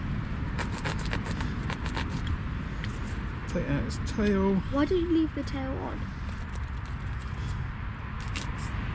Why don't you leave the tail on? Because it's a small bait for the fish to get. Yeah, but with the tail it would look more realistic. You might as well put it on the rod hold thing and just let it be there. What? Wait, just don't eat fish.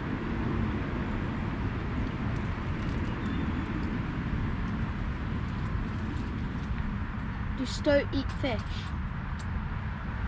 Yeah, I would guess so. That might not be the wisest thing then. Do you know how to grab a stoat's neck? Why? It might go for that thing.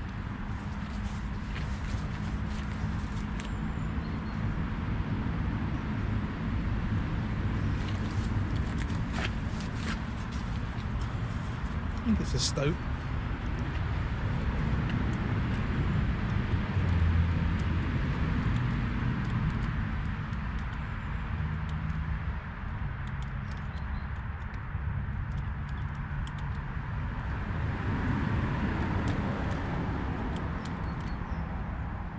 Means if you fish one of those roach, it'd start as a pop-up.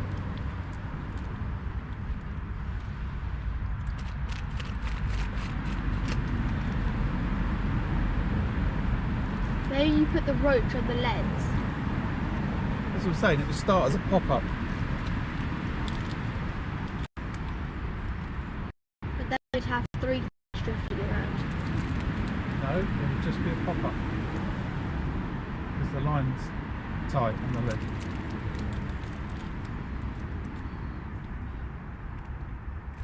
That bobbin went down again. That was higher up. For sure. I think the bobbin slipped down that line, I don't think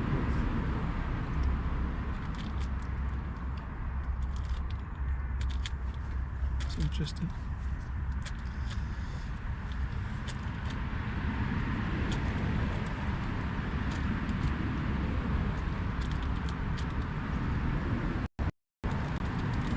Like what are you doing? Waiting for the roach to defrost.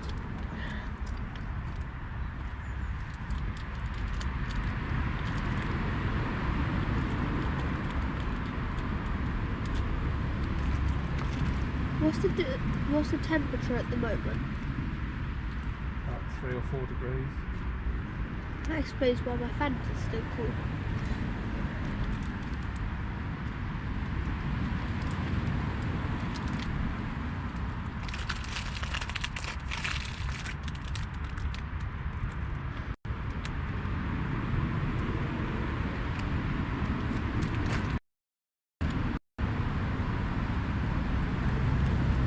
Right.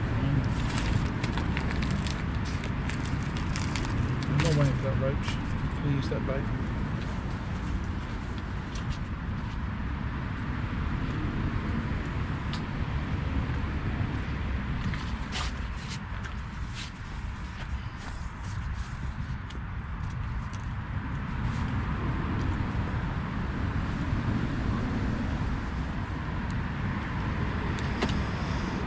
Right, we should switch to a whole, whatever this is. I don't know what this is. The packet's unmarked. Maybe it's like a type of...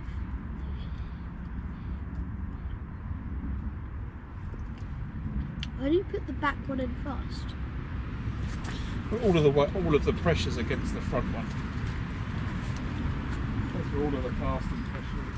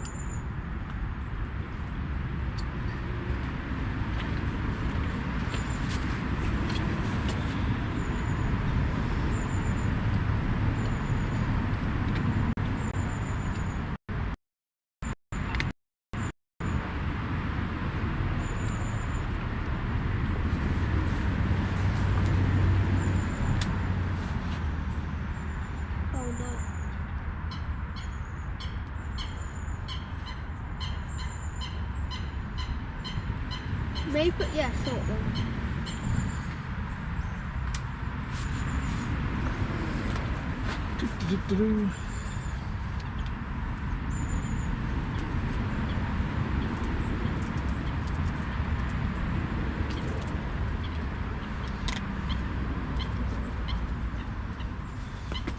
Why is there this hatch? Huh? Why is there a hatch? You can open it. Well, yeah. What's the point of opening? I think that it was so you could put it down really low and you could ship a pole out the back of it. It's really old, that brolly. The brolly's 30 years old. You'd have an angle and then You can still ship through it, but that sounds just stupid. That means you're sitting on dirt. You can't be on, well, I guess you could be on a box.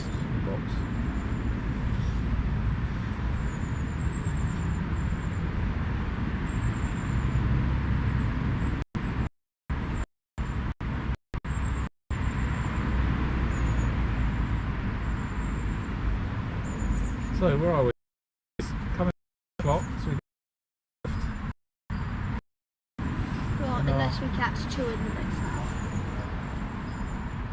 yeah.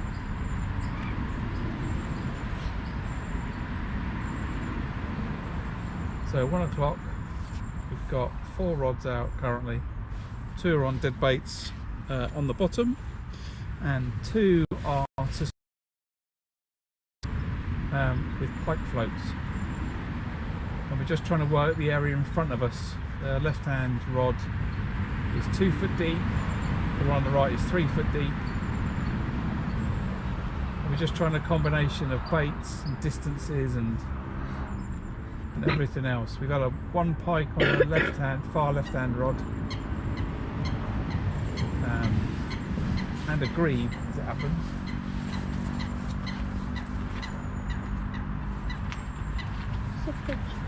Not quite as much action as we thought we might get today, but you know, that's fishing.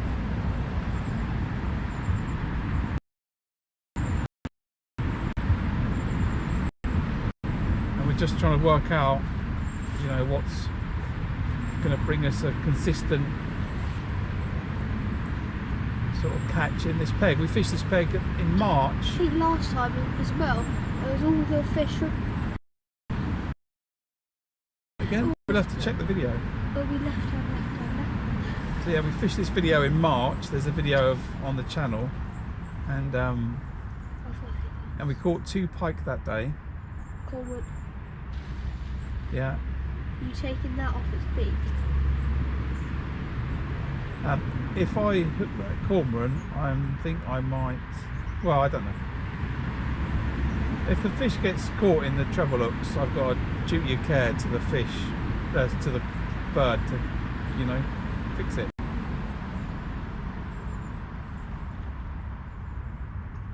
There's like a blue spoiler. If it picks up my There's left... a robin as well. Yeah, okay. If the cormorant picks up my bait, hopefully it would not get caught on the treble hooks. If it does, I'll get the bird out. I'll fix it. There's bubbles. There's bubbles down there. Like a metre away from the rods to the left.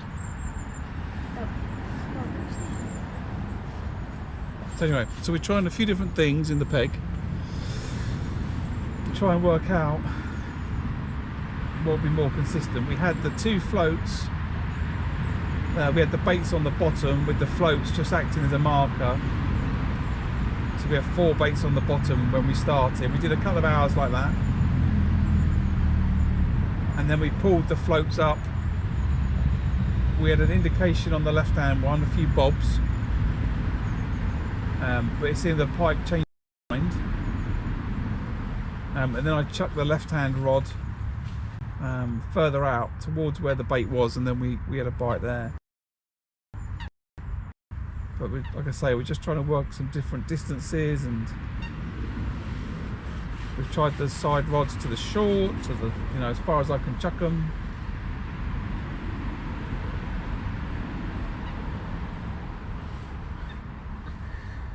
I'm not sure if we should be in this peg. We're in a peg called Top Dugout at Orchid Lakes. I'm on the road bank, as you can hear it behind us. And I don't know if we should be towards the left and we should be fishing up against reeds. My head says we should be. We came here because we caught here last visit. To the left hand side.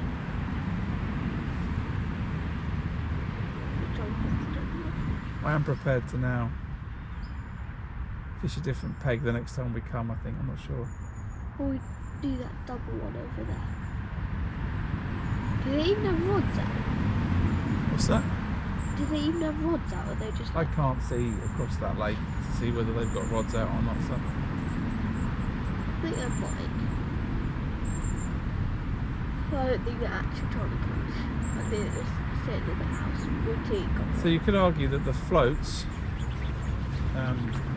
drifting don't provide a better, anything better than the baits on the bottom. Oh, really looks cool. Huh? But it gets annoying. I'm gonna recast this leopard. See, I'm gonna do it now because it's like 1 o'clock. So I think what we're going to do It's 1 o'clock, so I'll just bring it. is deepen the floats off. Shall I take my gloves? Deepen the floats off.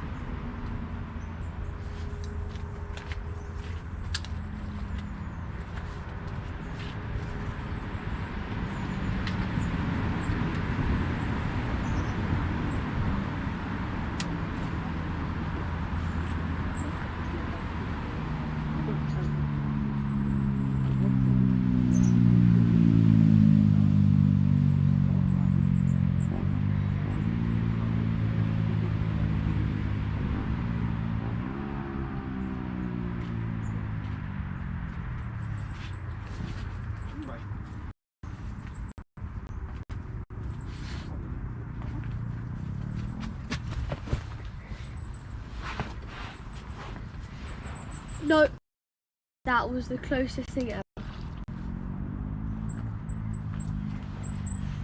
You're lucky that wasn't full on target, because it swung under the brolly and then it went slightly back and then you'd cast it. Like, you could look on the replay. Come on, Pike. Look. Well, Otherwise it just goes. Is it? It goes off screen. Does it? But it went to here and then just went slightly under again. So, if that moves, we need to deepen it off. Right? It's moving, look, the line's going. Well, no, it's not enough to.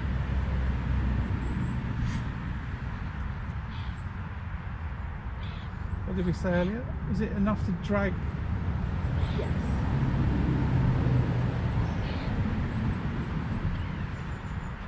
Was it?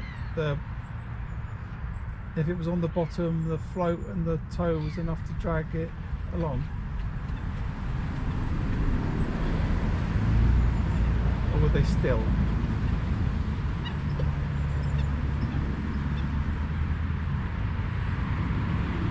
I can't remember. We're going mad. We're trying so many things today. I mean, we could try with just spinner rods and like cast them in between and just like, why not? You could go to another peg halfway across the lake, some other venue, and then you can get spinner rods out. Feel free. No, we have this same setup. Just I have a spinner rod and I'll cast them down the middle of this thing and bring it back. I think there might be too much. This is a thing for next time. There could be too much Activity. Too much splashing around, too much noise. Yeah, maybe splashing doesn't get them closer. And we may be better to just fish. As proved on the Thames when it splashes the pipe. Might be better, not winter, but it's winter now, so all things change. All things change. There's not loads of little fish in front of us, which that splashing mimics.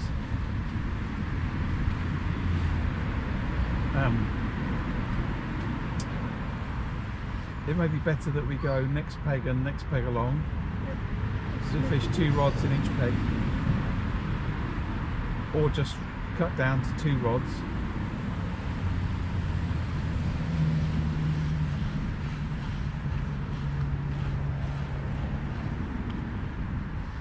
I'm not sure which is best.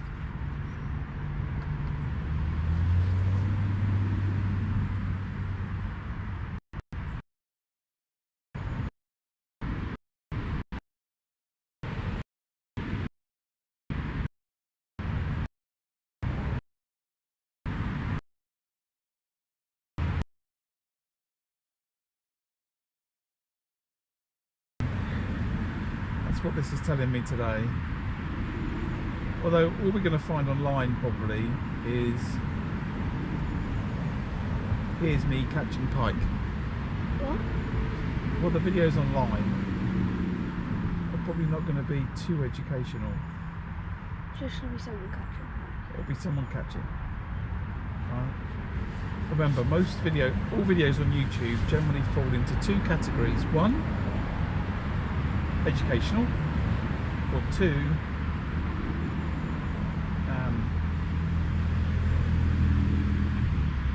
I was going to say egotistical, but that's not really right. It's more about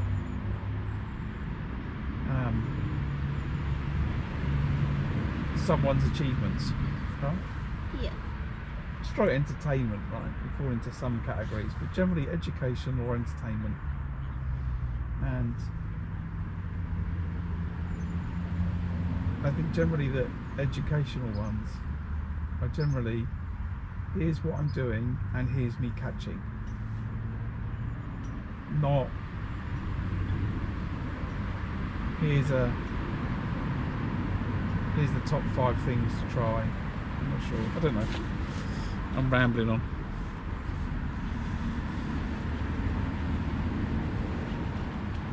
What you're not going to find is here's a couple of people and they're fishing and they're blanking.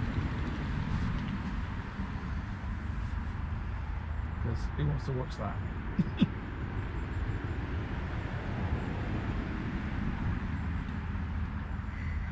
So that right hand rod is definitely drifting.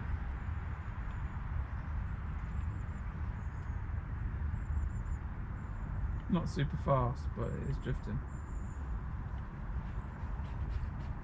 I just think we need to fish up against something, you know? Or off of the far bank.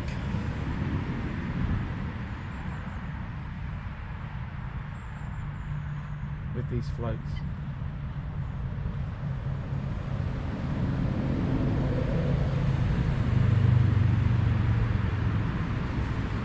Or a different day, just go short, long, 4 rods out, bosh. And then see what it gets us on the deck. The seagulls are still attacking more things. It's just those two seagulls. I think it's like one or two of them more. I don't know. Am I being the master fishing tactician and you're watching the seagulls? Or someone meant to watch. Oh, look, two ducks. Well, I'm sort of trying to have a conversation with you about There's two ducks. tactics. Do you also grab any ducks now? All of them. Any bird or water fowl or anything, if I end up accidentally getting it on my line, you wind it in and you grab it by the neck. If you don't grab it by the neck, by the way, it bites you, which is what the grebe did first time round. Why do you? Turned around and bit my hand, bit my thumb.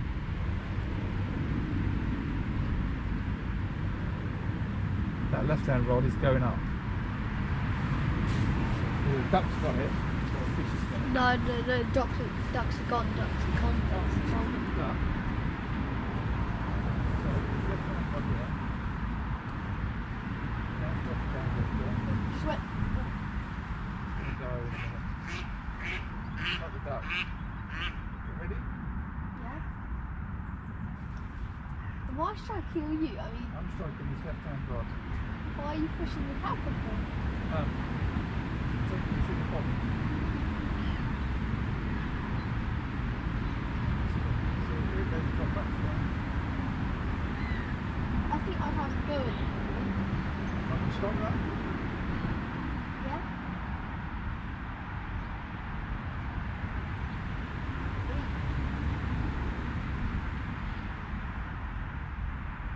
You might miss your chance. You said the other one just went up like that. It? Yes.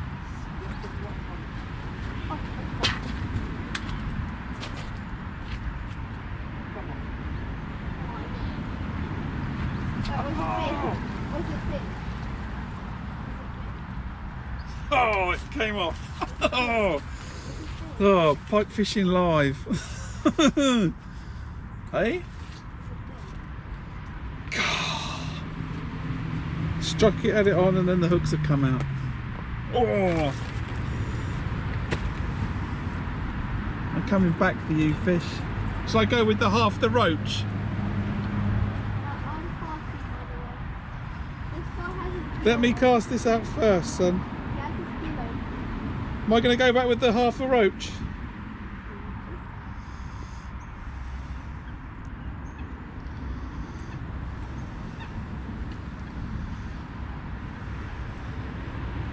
That's pretty disgusting. Yeah, wait. That's really disgusting. Its eye is next to the broken gills and it's all ripped open. Like the eye slipped out of position. And it's dripping. Okay, son, okay. No wonder Okay, it's okay. dripping like. God. Can you lift it up? Get it out of there.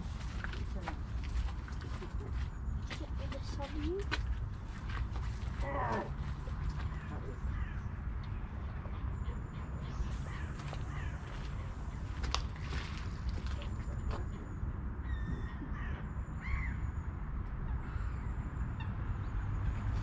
I'm going to leave that or not?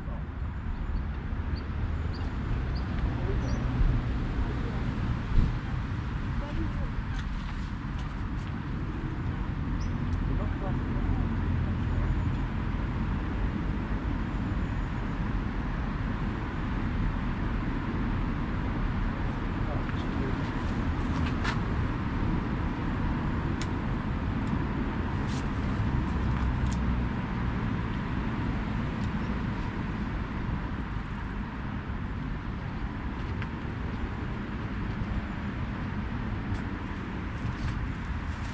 I'm going to change that one to a lead.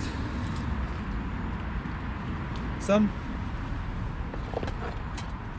Son, bring it over, I'm changing the rig.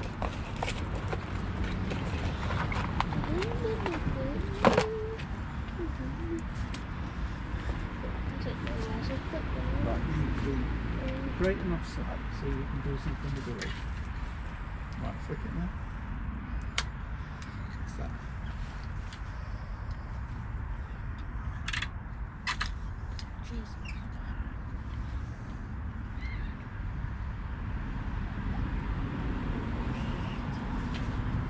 That fish is so Oh, I missed that fish.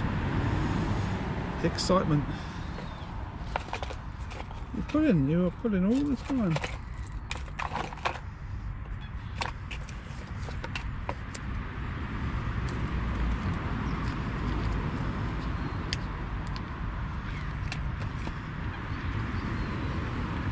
Oh, what are you doing now? No, don't do that. Please don't, son. Please don't lay it across there. Lean it against the bollies. Look, you can have now bashed that one. You are Captain Chaos. Up there. not sure. That's I don't think that's stuff because I could just go. Oh wait, that's.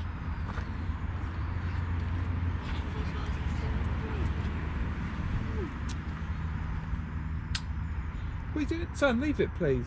Son. You don't need to do anything with it.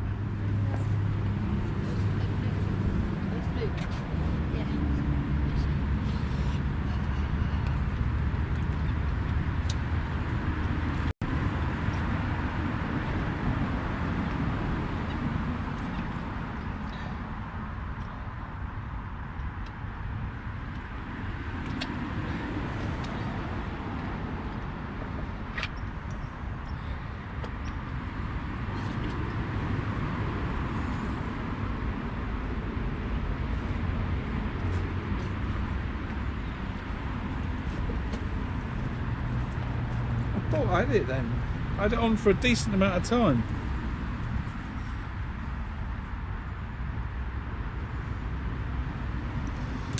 And then the hook came off.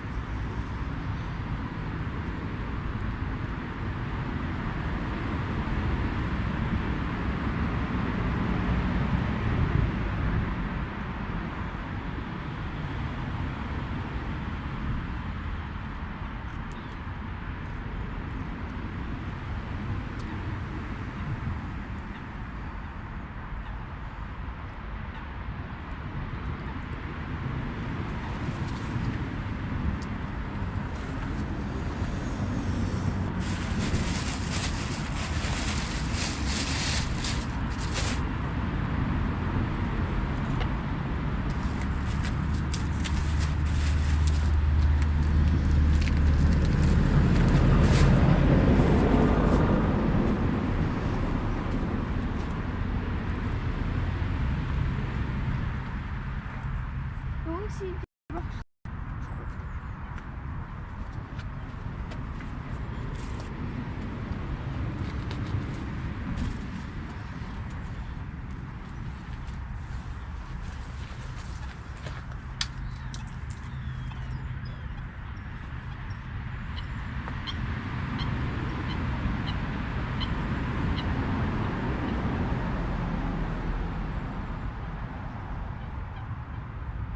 We should get a double take.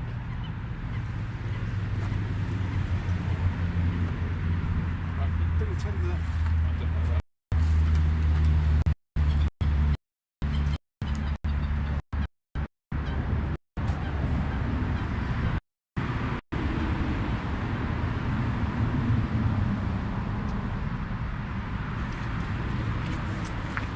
This one's going to go on the left.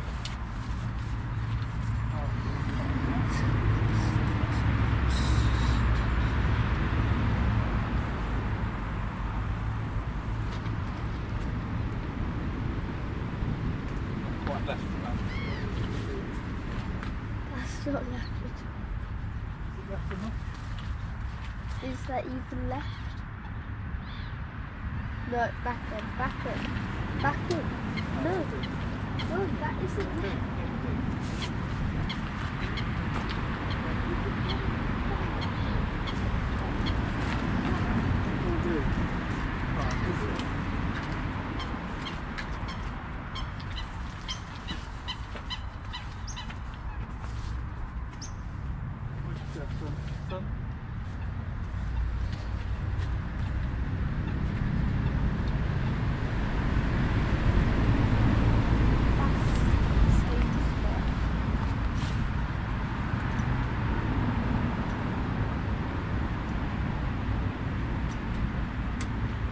Well, yeah, you're right. It is the same sort of spot. It's also the same spot that we've had 2 bites. So I don't mind. Excuses, excuses. Too rod.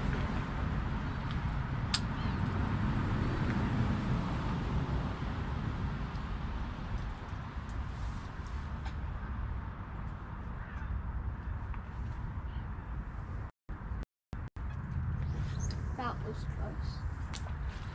That's actually quite left. Yeah, it's going good. This is right. Right, drama. So, one not quite a bite, one fish on that came off, And one reed. one on the bank, and one grebe. Oh look, the race is back from last time. So now we've got 2 bottom baits on the left hand side. Decent chuck, same sort of area. One roach, one not sure what it is. Nondescript dead sea fish. I don't know why they don't have what they are. They're not mackerel, bass, pollock or sand eels. Don't know what they are. And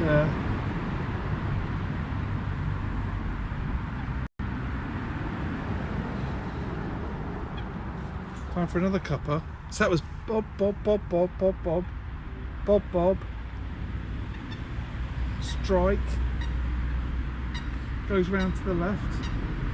Wind it, goes round to the left, wind it. Comes out. Yeah. I think it's a skill thing.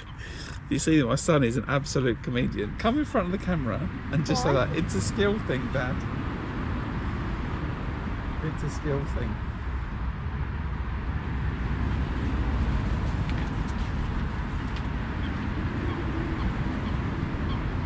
You striking another one? Bending the line. So we've now moved on to 3 bottom baits and 1 drifting bait on a float. Let's see how we're on. Time for another cup of tea.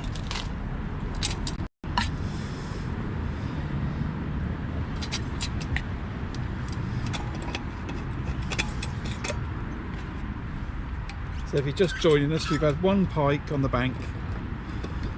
Not massive, about 5-6 pound. That was my son's, which is I think last one. he keeps reminding me of. Actually, that's not that. I'll remind him later that I hooked it. And then unfortunately hooked a grebe, but it was just caught round his leg. It wasn't on the bait. Swam into the line and got the braid caught round his foot. So we fixed that, got the grebe out. Difficulties. So the loop just didn't come off his leg whilst he was flapping about. Yeah, it's got a little claw at the end of it. That's all. You imagine if you just tie a loop and pulled it tight around your finger, it's enough to get it stuck. If you're pulling against it, right? So we've got the grebe. Wait, do I have my hat on? We had a fish on the left-hand side. I've just hooked it and it's come off. The hook's pulled out. Don't know why. That's pike fishing. And so I've switched another one to a bottom bait now. And looking good. Toe on that left-hand line. Look at it.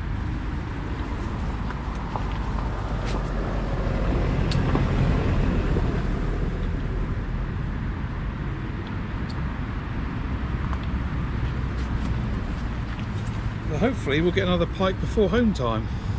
1:30, we've got an hour and a half.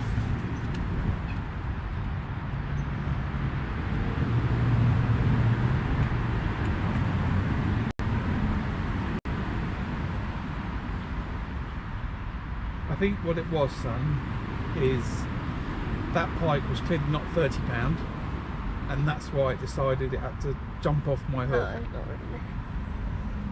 so I can catch a £30 pike. Sounds very unlikely. The next bite might come to the float. I think it's going to be the very left. It is interesting though, right? If you think that all of our bites, all from the left. all from the left-hand side. None from the right. Huh? And the pike went in that direction, by the way.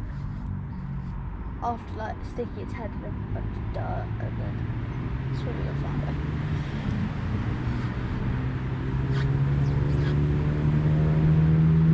It might be important maybe the pike traces.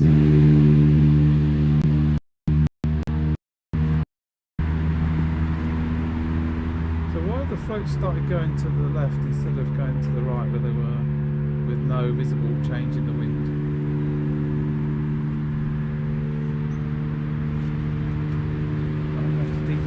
I think it's got slower.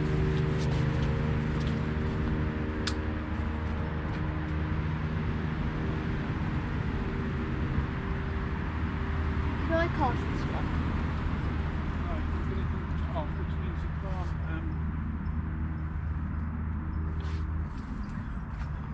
do it as far as the float stop.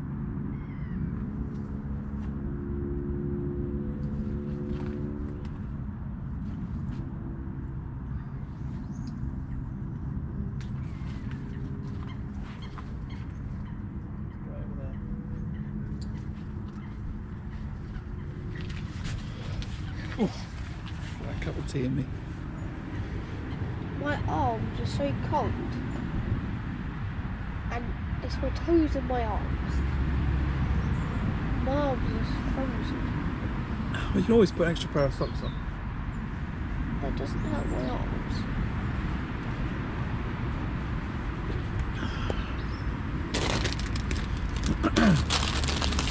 Did you eat the whole thing? So it's a half of the Twix. Huh? Is it half of the Twix? I've eaten the Twix. No, you've eaten the Kit Kat. The Twix. Actually, I'm not sure what it is.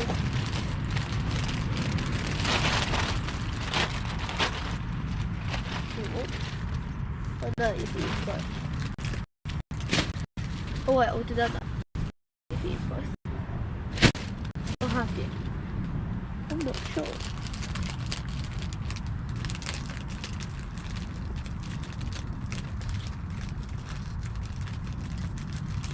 Oopsie, no, that's good.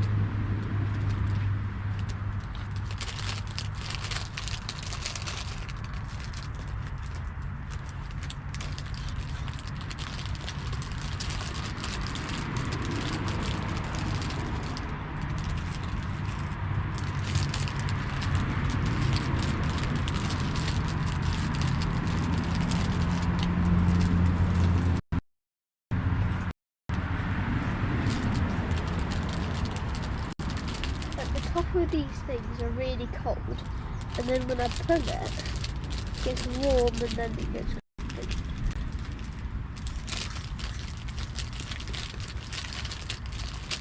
Oh, I got rid of it.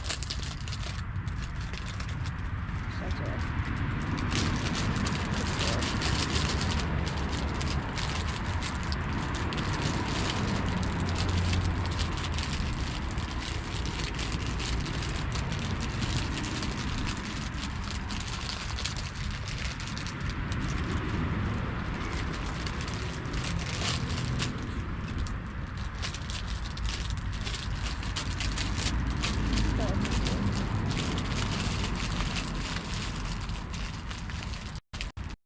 need more jumpers.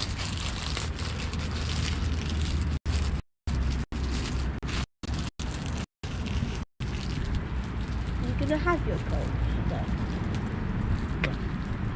Right. Have you drunken anything? Drunk a whole flask of tea. Oh right, yeah.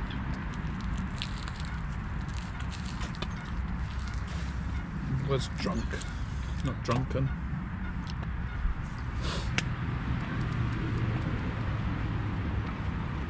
Sausage roll. This is cool. I was wondering, I was watching one of those totally awesome fishing shows, and Graham was fishing at, I think it was Old Berry Hill Lake, trying to catch zander. And what he was doing was mixing ground bait with chopped up fish in it and putting that out. He was claiming that it would help because of the scent of the fish in mixed with the ground bait would help attract the zander, but I'm not convinced if that's a good idea or not.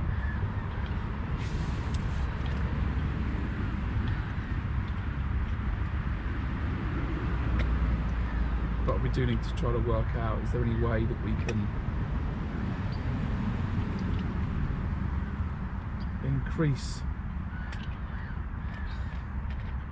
the potency? But I think that would just be injecting oils in the fish. Is that a bad thing? No, not necessarily. Because I don't know anything about it. That's why.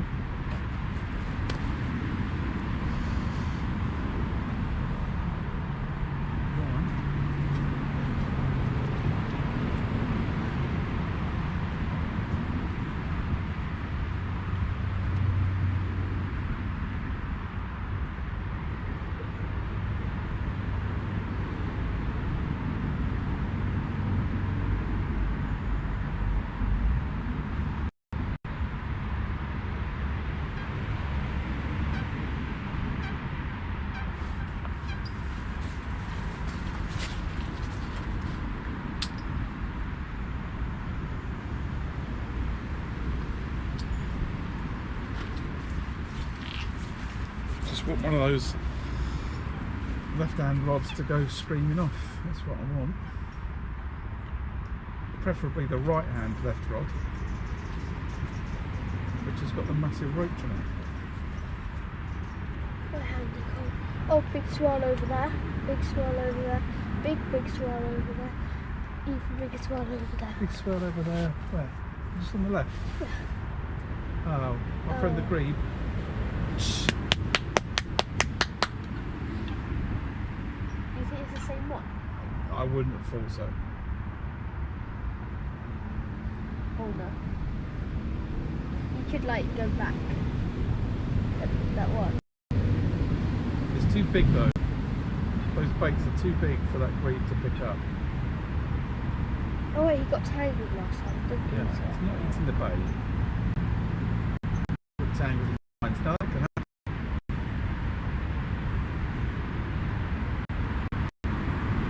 Yeah, just off to the right.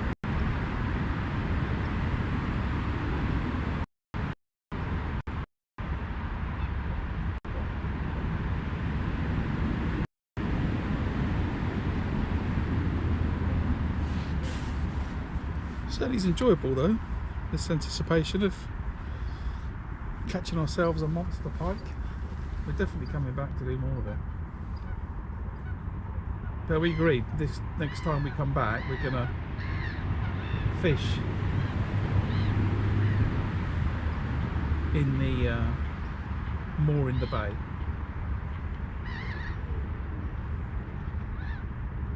Yeah? We've come here, we've caught fish now.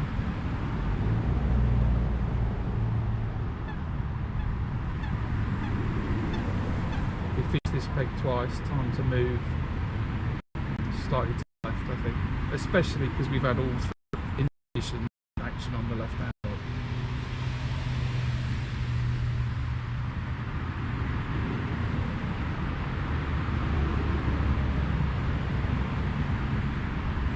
Because the first time, you know, when we had the indication and then we caught the fish on the left hand rod, you could have argued it was the same fish. Now another.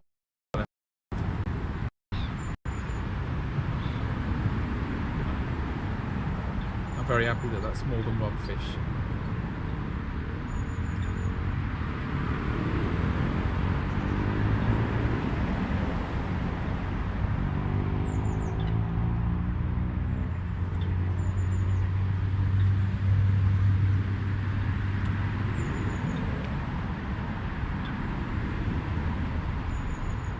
I think the float works better on one of the rods. We'll have 3 bottom baits, although that bait's clearly on the bottom, sitting there. It's nice to have it to look at, I think.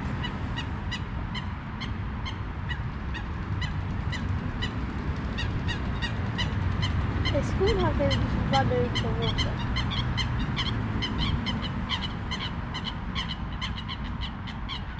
Those things dive, right? Which things? Coots? Yeah. They can, but they're not as effective as grebes. If that's not a, has that got a white front or is it got a red front? Red. Red and yellow. It's a moorhen. What were the white ones then? Coots. Oh. But then all the coots were getting attacked, not more. The white, yeah, that's a moorhen. Oh, I thought that one. The white ones were totally.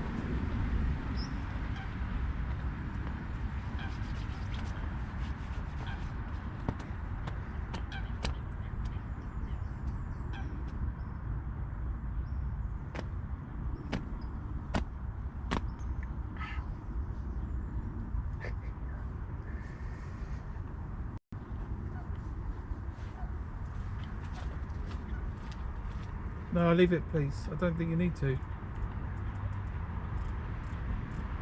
No, if you don't do that, because you just drag it along. If you're going to do it, lift it up and mend the line.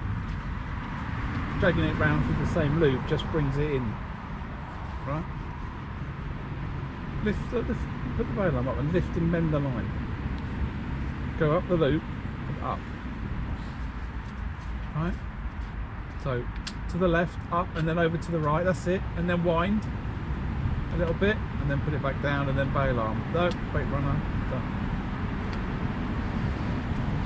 That's it. Oh, do you have a... Yeah.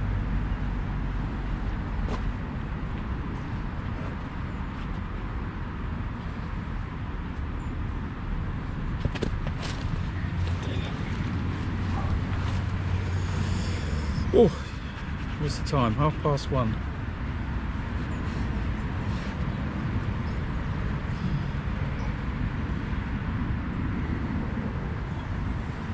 I don't think he's there anymore.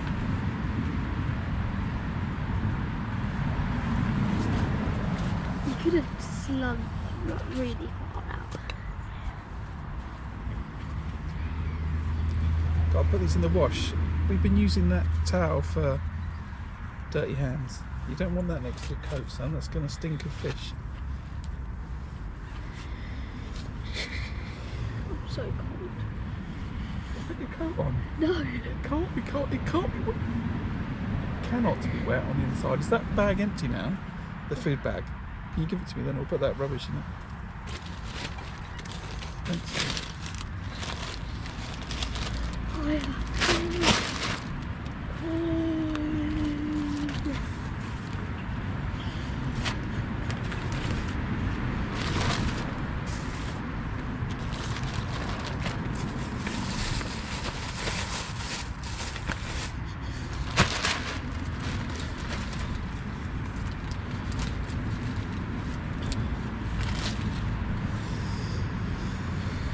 Come on, pike.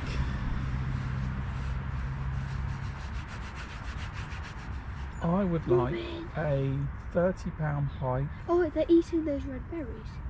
on the float.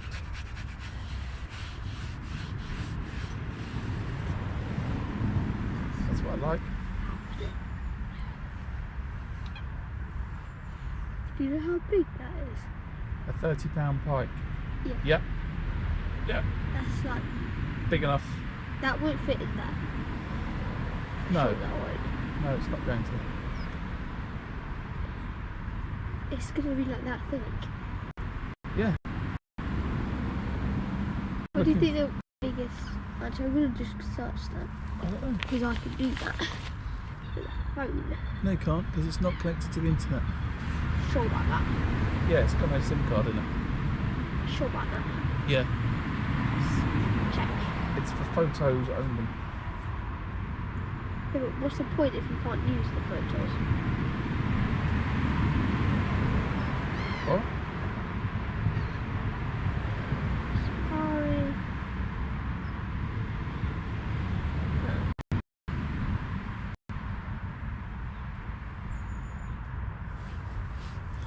Biggest pike. Come on, pike. Damn it.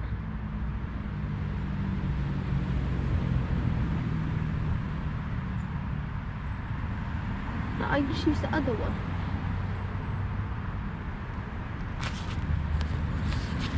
You don't need to see that, do you? Huh? No one's had a No. comment in ages. Yeah, I do. Yeah, I do. Put it back down, please. Thanks very much. Right. Think should positive thoughts. Left hand rod, yellow bobbin. Zzz.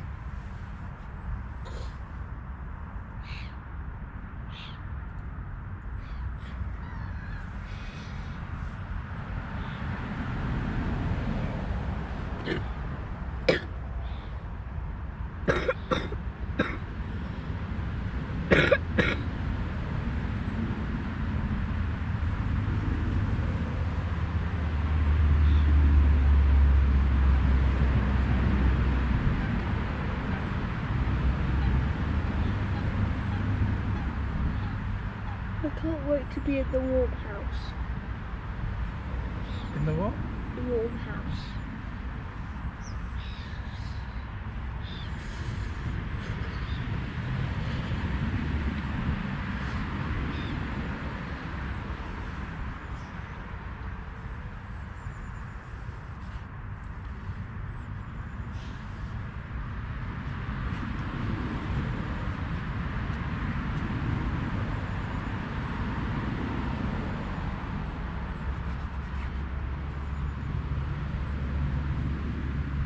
Come on, doubles only. No, I call Papa. Yours was not a double.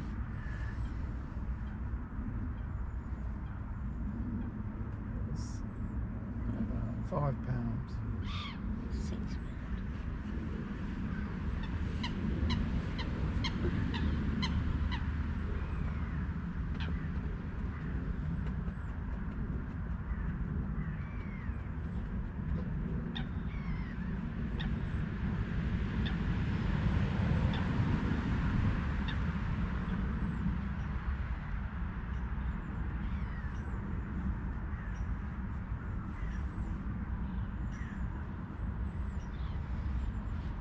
Someone to our right, knocking a pole.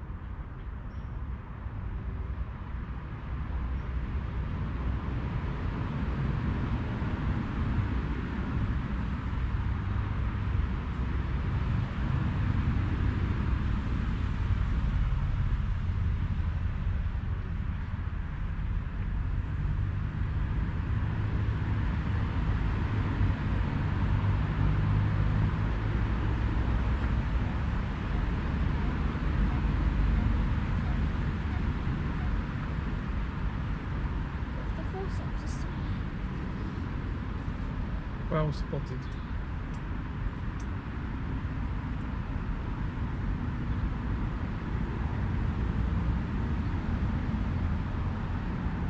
Got to remember to go over those rigs,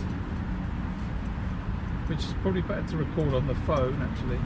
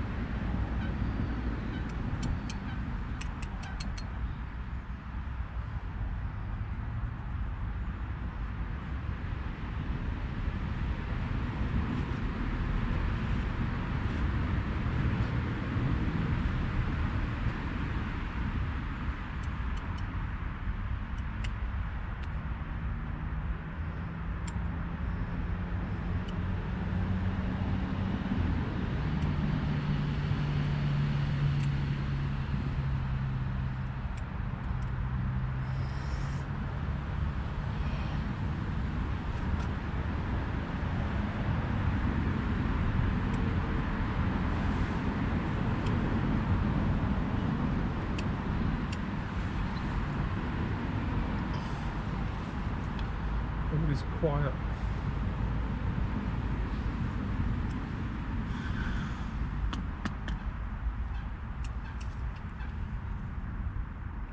What's that?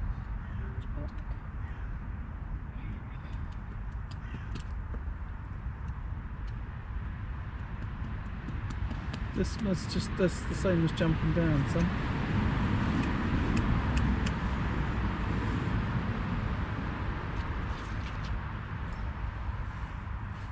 Same as jumping down. Put your coat on.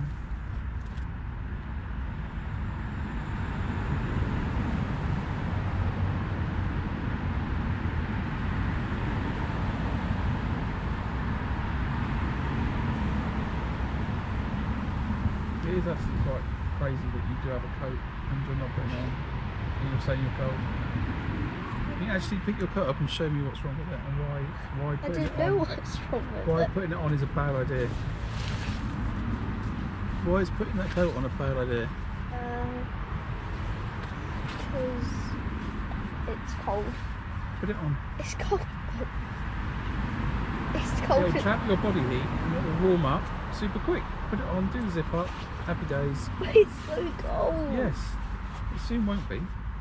But it is now. Put it on, do the zip up. It's really cold. Oh, it's wet. That's gonna keep it cold. Now do the zip up and you'll be toasty warm in minutes. We'll see about that.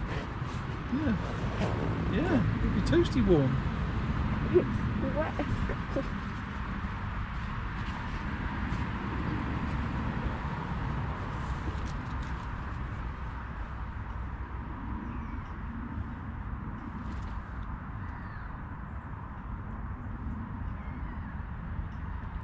You have to think positive thoughts because you want me to catch a pike before the end of the day.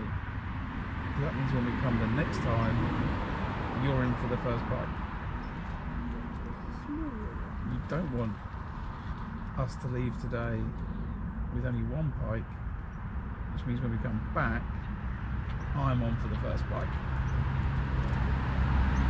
And if you only catch one, that means the entire session you might catch nothing. So, just think positive thoughts to those two left-hand rods.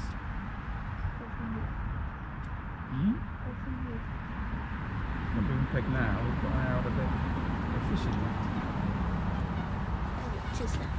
Just think of all those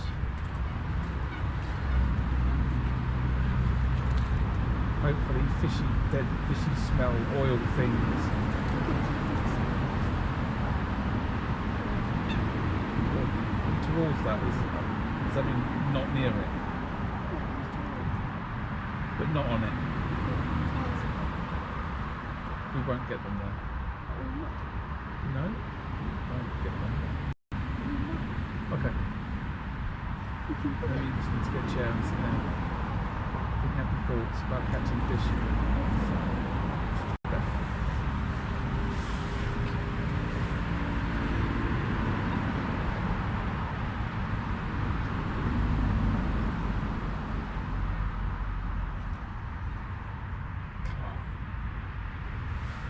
Come on, Pike, where are you? Just let everyone know, we're still here. Still here. Trying to catch another pike. Maybe we need to recast.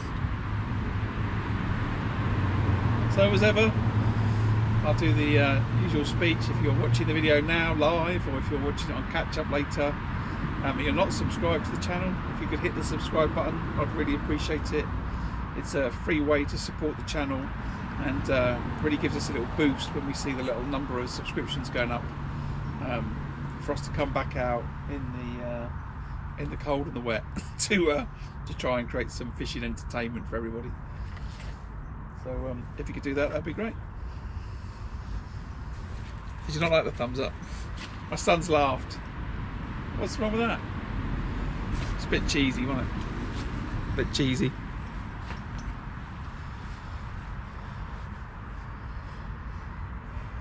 Come on, the fish. You see all those leaves I've got stuck on that line? Yeah.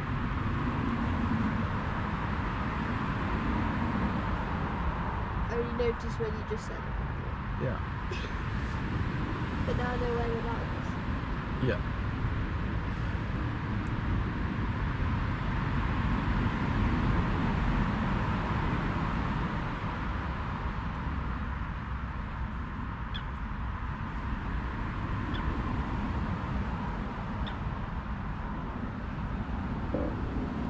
So perch hunt towards the end of the day when light fade.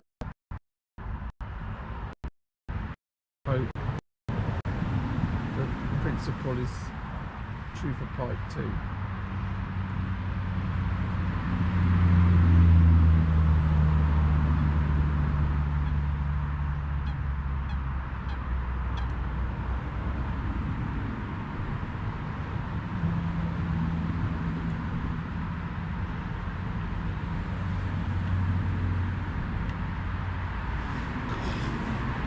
Starting to get a bit chilly. Starting to get a bit chilly.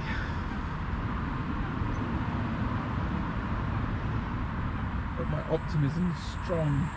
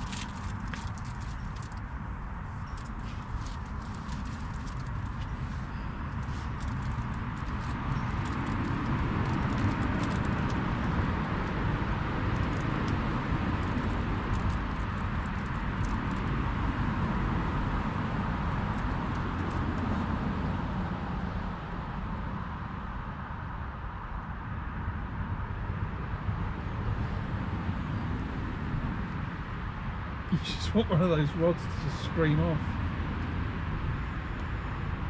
Just scream away.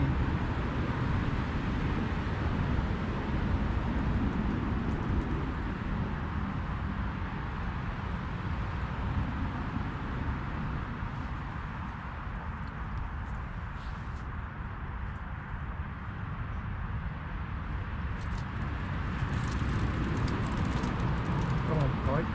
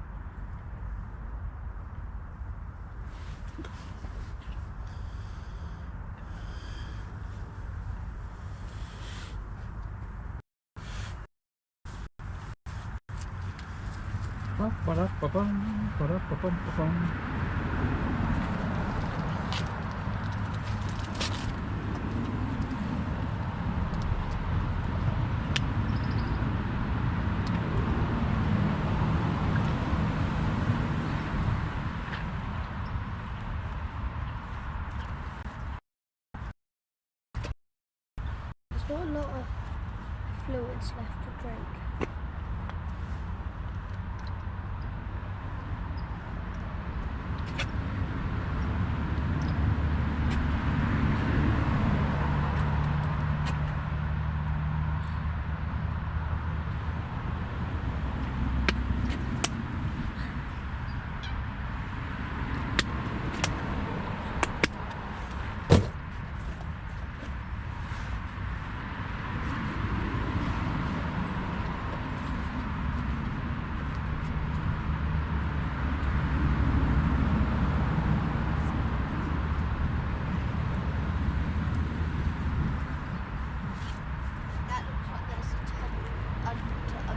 Yeah. What's in the ice?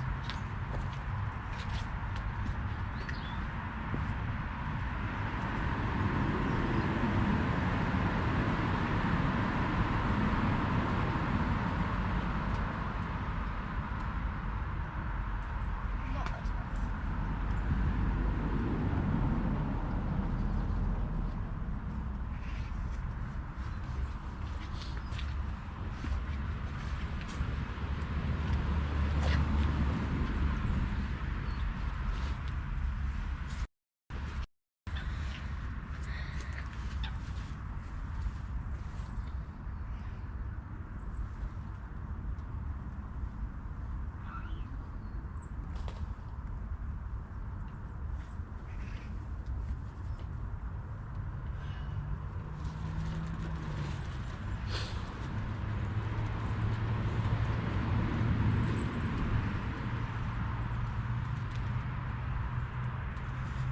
What do the kite print?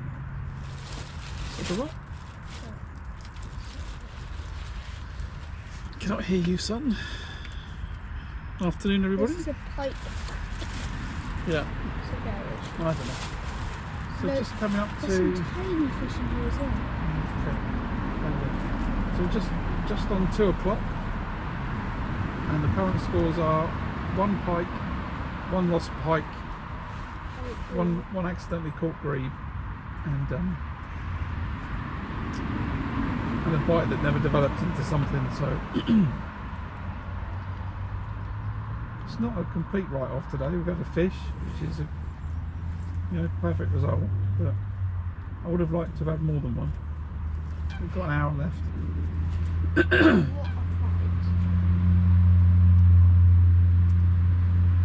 the little bait stops, you break them there. You know when I say go and get a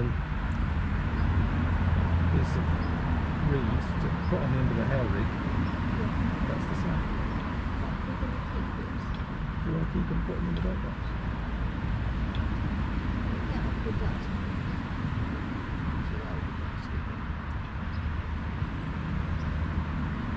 Yeah, they're pretty soft though. Anyway, they're bait stops.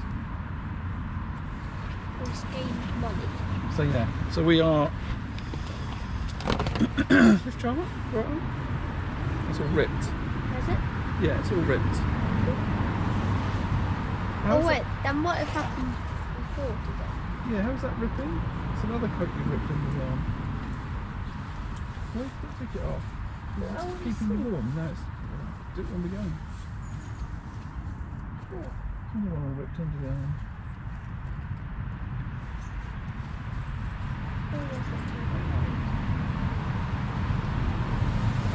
Maybe you're hanging it somewhere or you're doing something to rip. Oh, I think it's really What?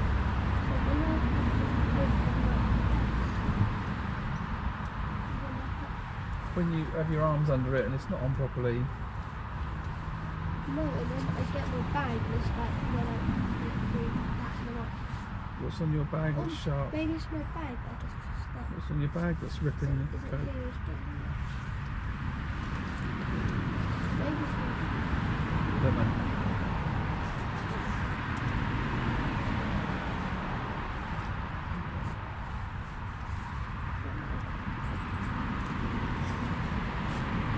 Right, anyway, as I was saying, I'm going to bring them in and then we'll just do the rigs.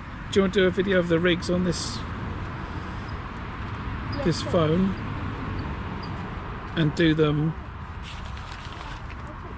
No, son, hello. This is the video. Right, I'll do the talk about the rigs. Yeah, I'm the one that's going to do the next rig, so that's going to go. So, me bringing in the rigs and I'm going to talk about the rig. Just video.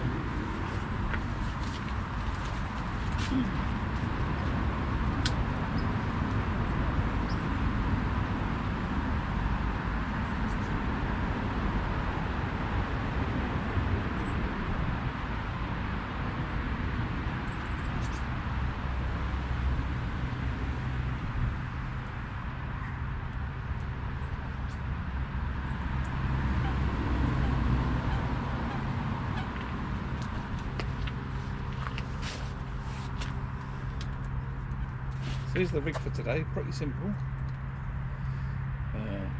Just using a shot bolt trace to a float stop, and a running float up on the line to another float stop. That's the rig, that's the float rig. Pretty simple.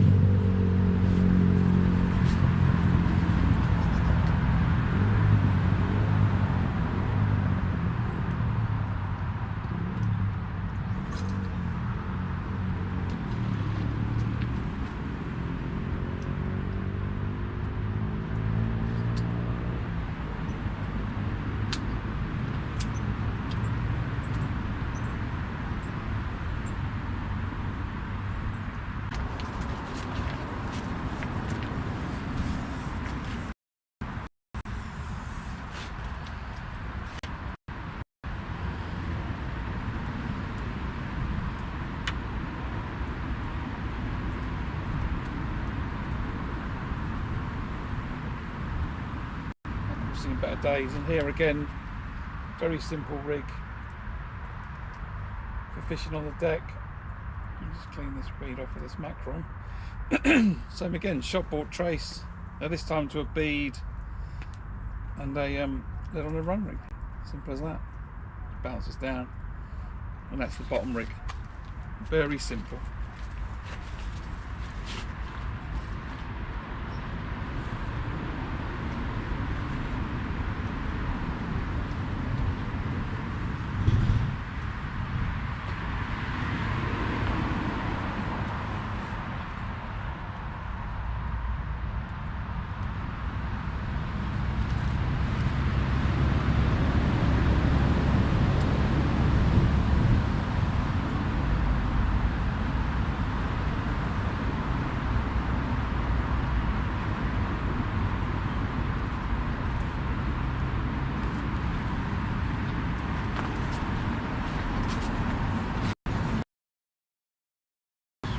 Hours, no, hour to go. Maybe I'll push it out a little bit, but here we are at Orchid Lakes today. Coming towards the end of our pike fishing session. We've had one pike on the bank. I've lost a pike, unfortunately. I had it on for a while. It kited round to the left and then the hook pulled out, so that was a bit unfortunate. We had a bit of an indication on a float earlier, but we may have caught that fish. We chucked a lead towards it, so not too sure. But all the action's come on the left hand side today. It's making us think that next time we come we're going to fish in the peg to the left, which is called the bay swim here at Orchid Lakes. Either there or we'll push even more to the left into towards the bay. There's a Pickle Smithies, which I think is the one after that. So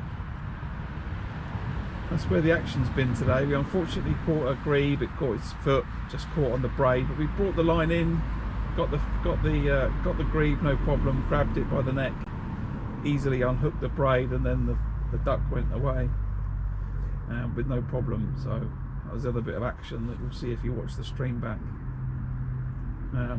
Just shows you've got to be calm when you accidentally hook a bird. Just wind it in and make sure you grab them. I was going to say gently but firmly by the neck, and that's all good. Notice that rod's sitting on that. Most properly. Right. So we're into what's probably going to be the last hour of the session today. And hopefully, well, there's still time, still plenty of time to have a pike or two.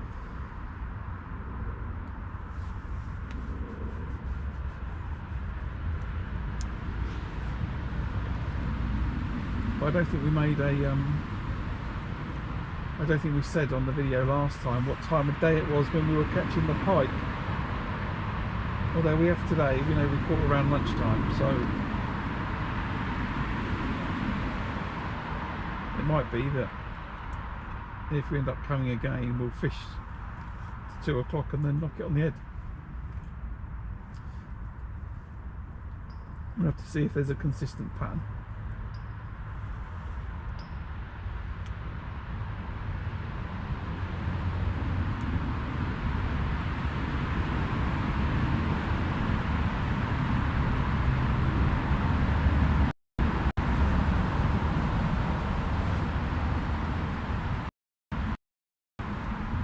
Still hopeful.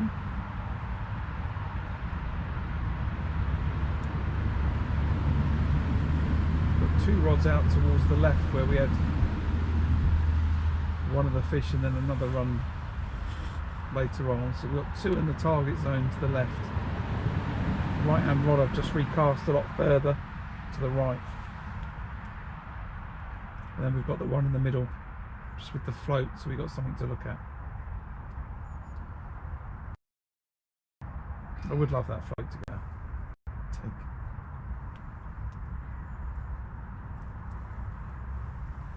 But the temperature is starting to drop. I can feel that for sure. We've got an hour to go.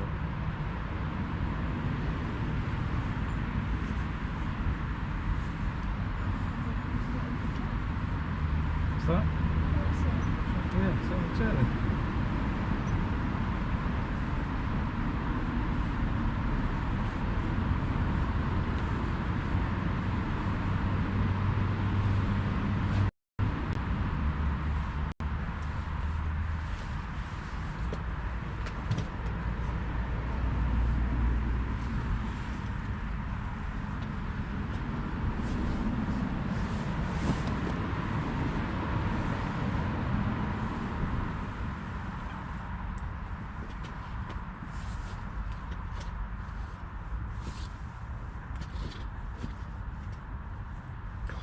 Come on, pike.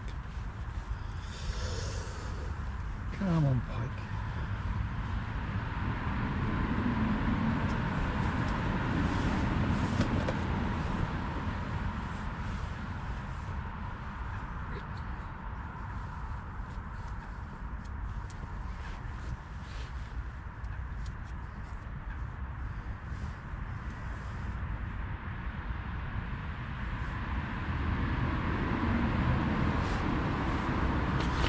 I'm going to check, did you manage to get my head in the video?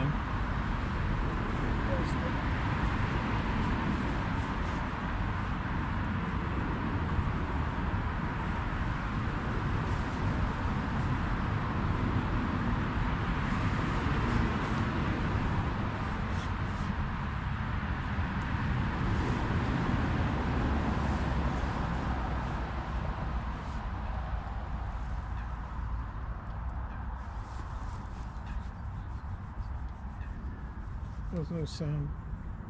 The line. It's another float stop. That's the rig. That's the float rig. That sounds very bad, doesn't it? Huh? The noise is very bad. Come on, Rods. Scream off. Hmm?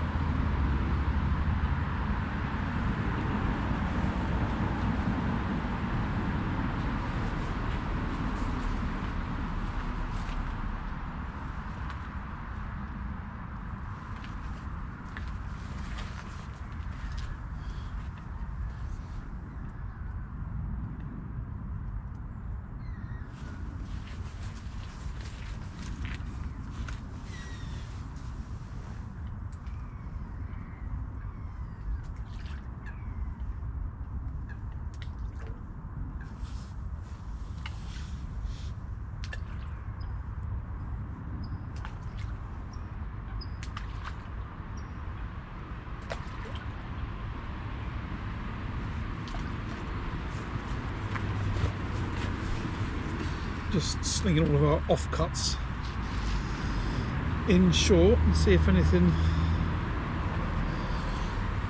decides it's going to swim along and munch them on the inside line, just a metre or two out. If it does, we'll see them. So just see a pike come along, start munching on those bits of fishtail.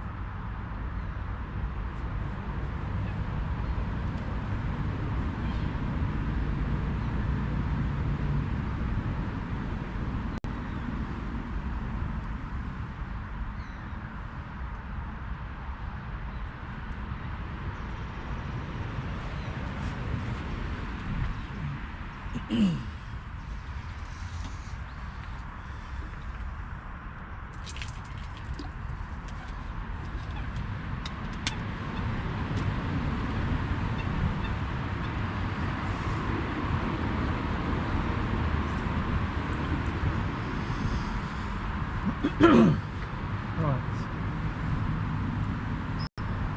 How on fish? There's a lake with loads of pike in it. 4 lovely dead baits. All presented beautifully for the fish to eat. And I'm ready to catch a 30-pound pike from Orchid Lakes.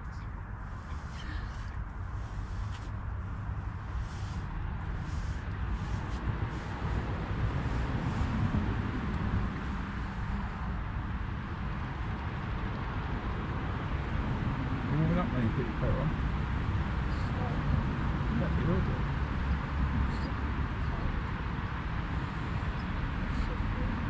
Well, we've got to work it out because we're going to come fishing in colder temperatures than this.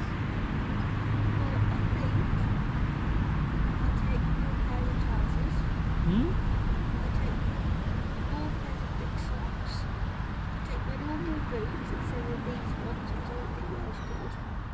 What's the normal boots? What do you mean your normal ones? Because my normal shoes also have black grips and they're also water resistant, but they just don't go up to not up to over it.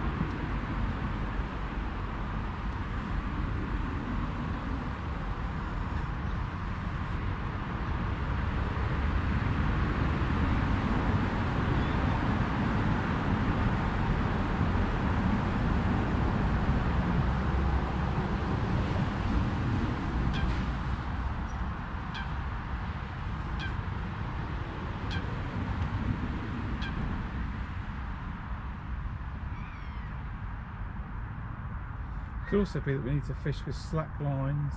Might help. Fishing for pike because I'm feeling resistance.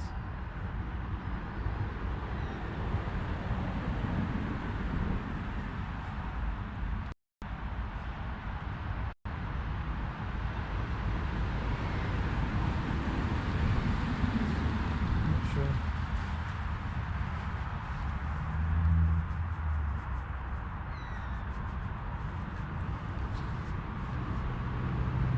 Not sure.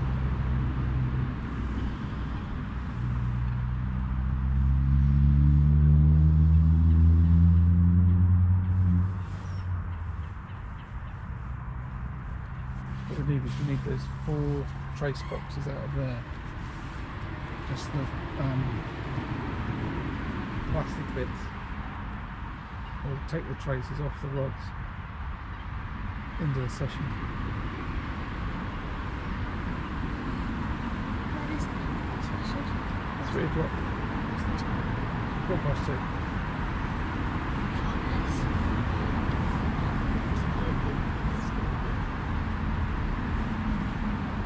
I am.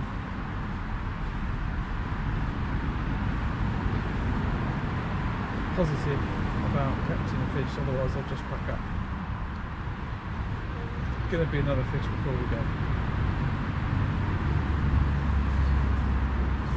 As I said, you should definitely be wishing another fish before we go. Otherwise, next time we come, it's my fish first. And what if we don't catch a fish at all? Then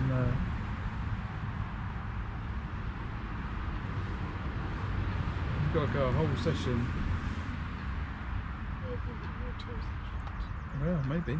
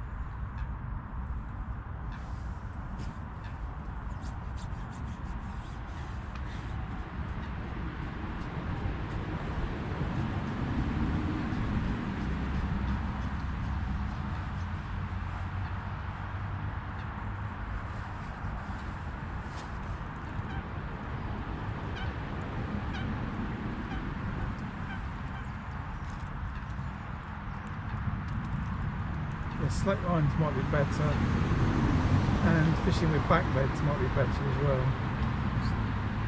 So you'd have the rods back here, further back, so you can attach the end of the rod, and then once you cast out, I'll explain, once you've cast out, you clip another lead on, which just goes down straight to the bottom, so it holds all of the line at the bottom of the lake. So there's no line cutting through the lake, which could upset the fish if they come in at an angle, you know. Just to improve your chances. So fishing with back leads might help. Just a small enough weight to take that line and hold it to the bottom. No, it just sinks straight down in front of you, off the edge of the peg. You slacken the lines off. Yeah, but what if you get a fish? Wouldn't the legs destroy yours? No, it's just going to slide down the line, isn't it? It's just a little bomb on a run ring. A little 1 ounce bomb would do it. You just need to get it gone. You could do it then. No, so I don't have any little leads. We'll put some. And not a run ring, you need something else to clip it on the line. Yeah. Run ring doesn't do it.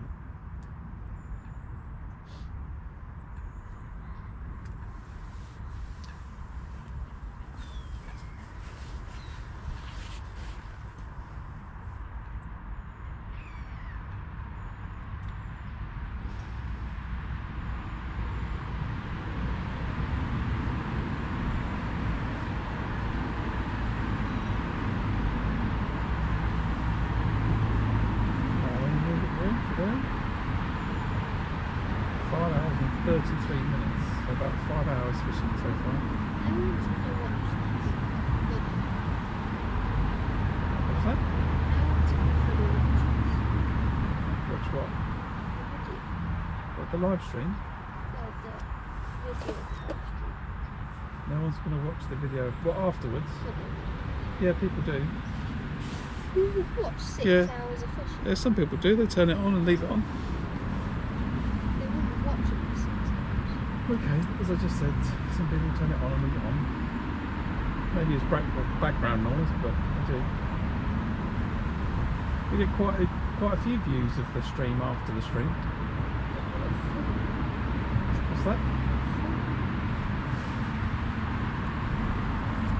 As I said, we get a few views of the stream after the stream. Fully or not fully? Some of them are fully, yeah.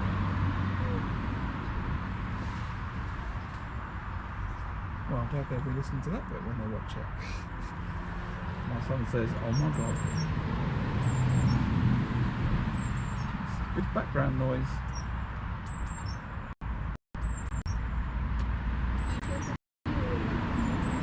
I'm talking about our stream is good background noise. If you're busy doing something and you want some noise in the background to entertain you during the day, just chuck on one of the fishing streams and leave it to go. I'd certainly be watching my streams if I wasn't me.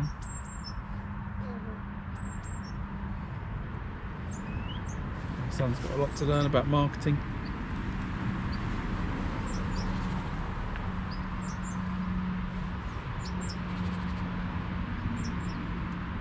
Come on, fish. There's 4 baits out there. I just want a pike. And a massive lake up there. Huh? And a massive lake. In a peg where we caught before, let's talk about all those things. In a place where we've had 2 takes and a bite indication.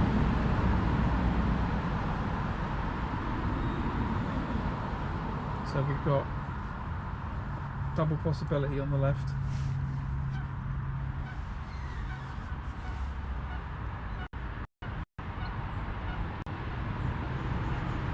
What it is that £30 pike is just waiting to the last minute, thinking that we're going to go, and we're not. We're going to catch it. What if that really does happen? Well, fantastic. And then Orchid Lakes will post a picture, because I'll send it to them, of a £30 pike and stick it on their Facebook page. I'm sure. More people will try. Yeah. That means I'll take this one. We'll go this page. I don't know what you classify as a good or a bad peg. We've come fishing for pike twice.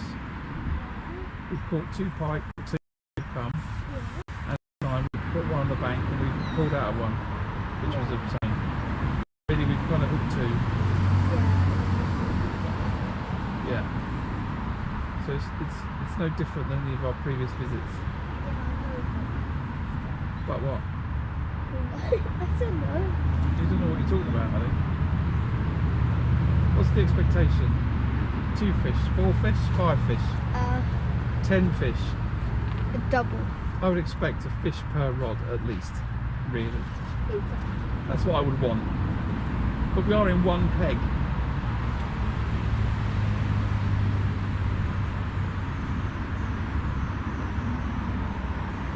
It's starting to get cold.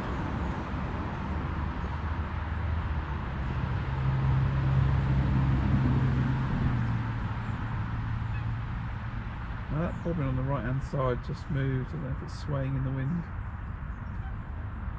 Yeah, I think it's swaying in the wind. I'm being ultra positive that it's movement in the line.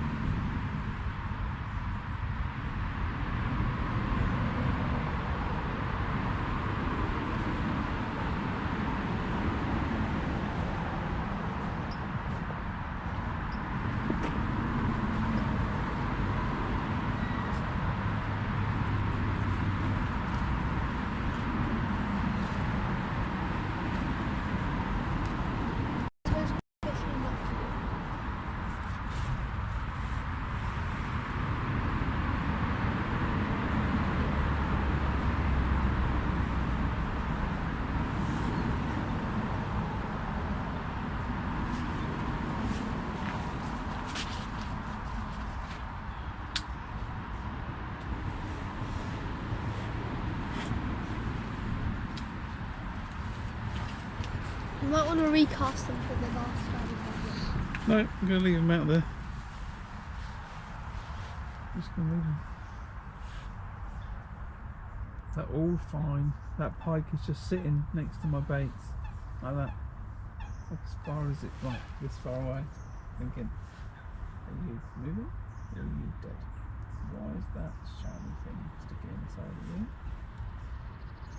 Am I going to eat you or not eat you? That's what the pike's thinking. Would there be pike that eat the £40 carp? What about 20?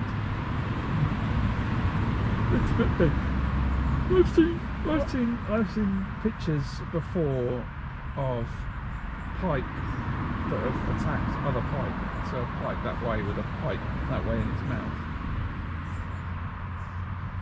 In excess of £10 in a big pike. What for person £40 pike or £20 carp? I don't know.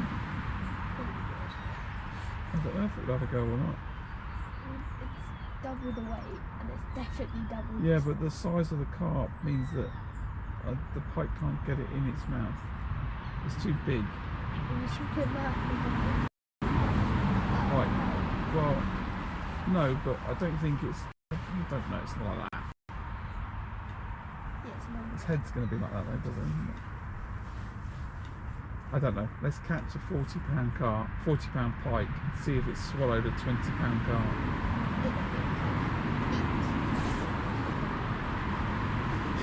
It's getting a bit chilly. Put your coat on. Where's your coat? Did you take it? Look, Yeah, it's fine. That's it's getting a bit chilly. That's it. That's all my comment.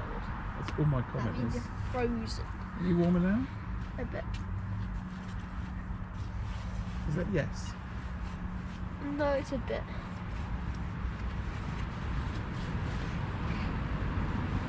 Right. See, I'm barely moving in all the clothing that I've got. So usually I might even jump this from the floor with my feet without using my hand. Now, You're jumping it like Miss B. What are you doing that for?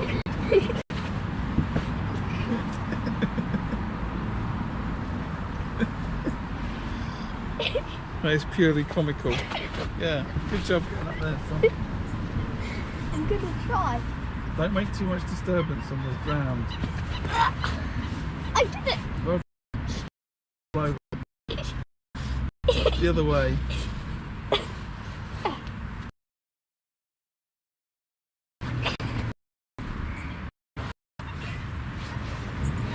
Come on, Pike. I can't have a fishing trip that gets us one fish. Yeah, even the catfish trip didn't get us one fish. No? There's a tench as well. Yeah. Well, I mean, we have black. So Huh? I don't think we've ever had a fishing trip where we've. Oh wait, no, we've never had one. Even the £18 pike, I was catching tiny fish.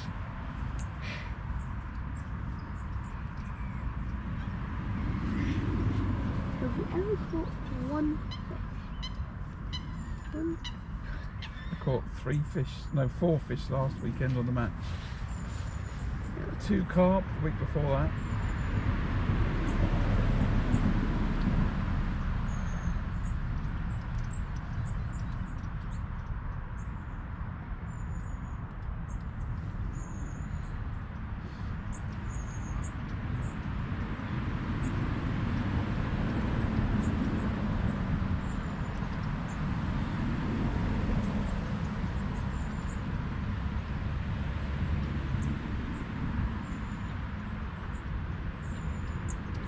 What's the actual colour of the lake? Because most of it's reflection.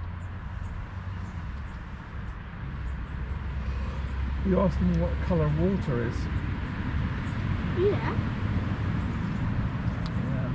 Do you not know the answer to that? Yeah, but what about this water? But water, This water is clear. that's not a colour.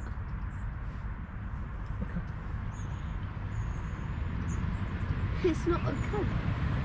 Water isn't blue because that's rubbish. It's transparent, but that's not a colour. So those videos of all those people shark fishing or with sharks, you're saying that water's not blue. That's different. Because How? I got a blue sky. And it's reflecting. Yeah. Is that right? We've got white with like the trees. So it's clearly the sky with the trees around the lake.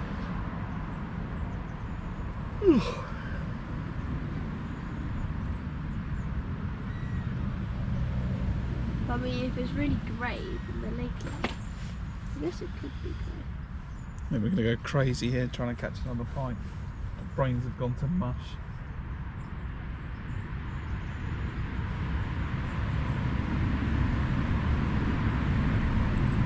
"25 minutes.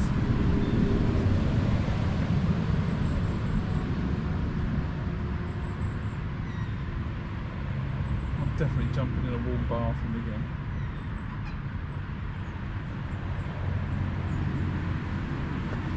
Which I need to with hands stinging with dead fish. I don't. My hands only sink of a live fish. Is that some little "I've caught a fish" comment? Yeah. I thought it was.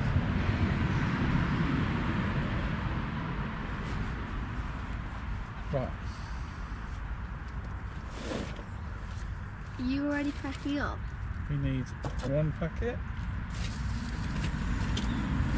You're already packing up. 2. Put the hooks in there as well.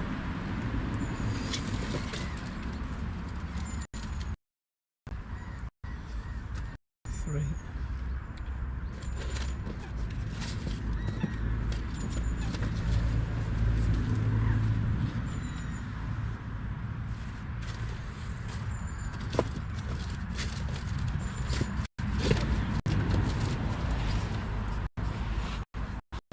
Do big carp top?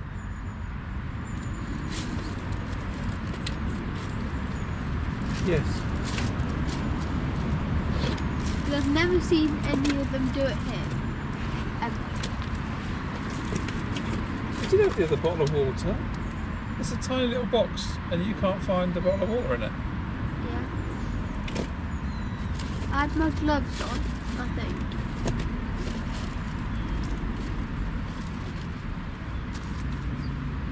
Right, and there's the 3 bits for the other one. Right, I'm going to walk over here and then the rod's going to scream off. And then what? The rod's going to scream off. Okay, just like walk away and let me get fish.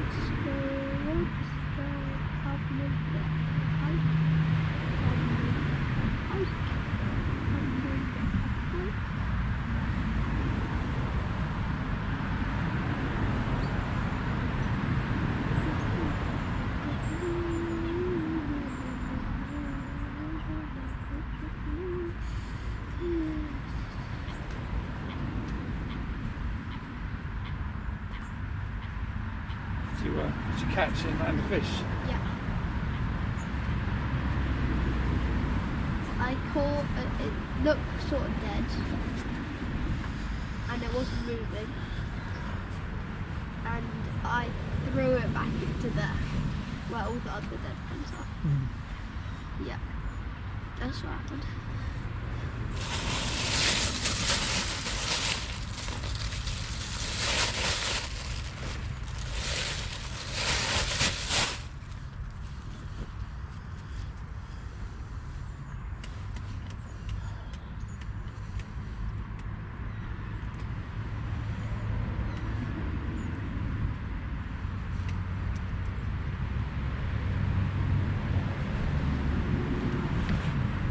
Every now and then I realise I've not looked at the float for a while, and I always think I'm going to look up and see the float's just doing this, shooting across the top of the lake.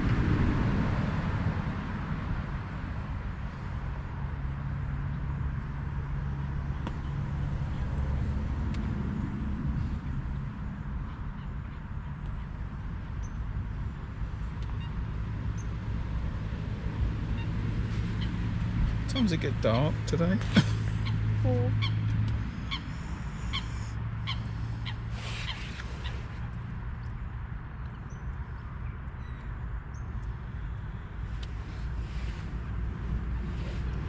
Since 4 AM.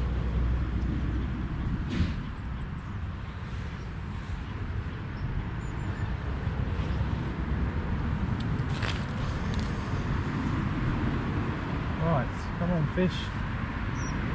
20 minutes and then we are packing up. And then we'll get like an extra bonus 10 minutes. Oh, by the way, you're pushing the trolley because I pushed it here. My hands are staying in my pockets. But you can wear my gloves then. Why do I need to push the trolley? Because I pushed it here. Right, so? Yeah, that means you push it back. Is it? Yeah. It's downhill, so it's better for you. I'm not aware of any such agreements. No, I forgot to say it. Well, I might have said it and you just forgot, and I forgot as well, but... They were looking at their bait boat. People over there.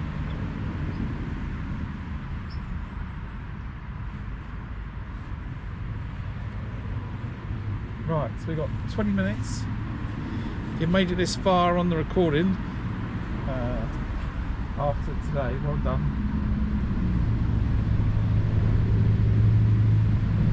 I think what I might do is I might put in the commentary of the live stream if I catch towards the end, or whether we just get more action after the fish that I missed or pulled out of. Just let people know you're now watching 3 hours of no fish. But we'll see. So we're nearly at the end of the session. We've caught, so that's all good. Just the one pike, lost a pike. I think we're going to head towards the pegs to our left for next time we come. All the action's been on this left-hand rod. And I thought that we should fish, or I was thinking about fishing the pegs towards the left anyway, but now it's sort of sealing that deal for me. We couldn't really get 4 rods into the peg to the left. It's a bit small. It's a bit tight, but the peg to the left of that we probably can, but we're well in the bay at that point. We're definitely committed to the bay, but I don't see a problem with that, so I think that's what we're going to be doing.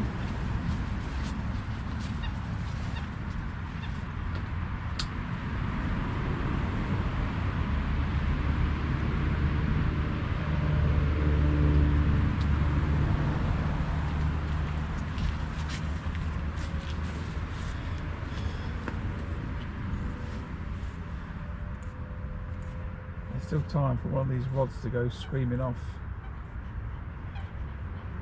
but maybe the pike are feeding at lunchtime, I don't know.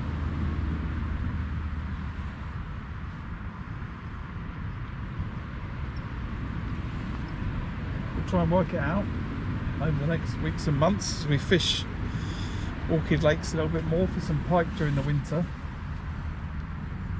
We didn't get here till March last year, or this year, last season we didn't get it till March, so we hope to do some more before then. We've got to solve a few issues out with clothing, make sure we're a little bit warmer, and we should be all good. I don't know what to take as to be warmer. Well, we've got to get some more thermal socks, maybe, you know? Do they even exist? Does that even exist? Yeah. Thermal socks with thermal boots.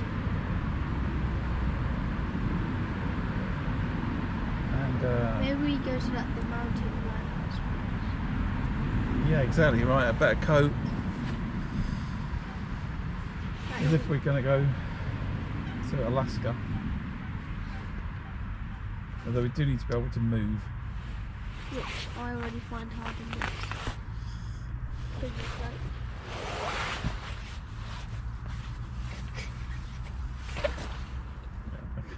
Situally.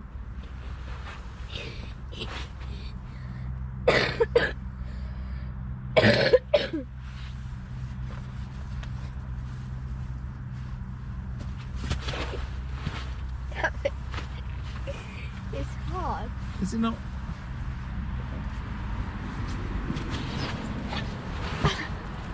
Like chicken and pot.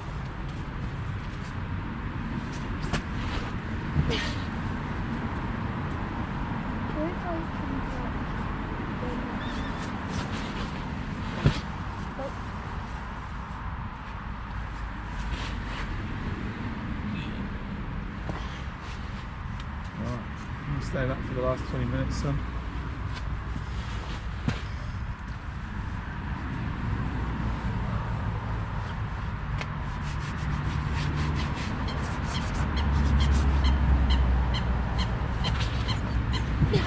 Oh, well, I want to check the speed. I want to see if we can boost up the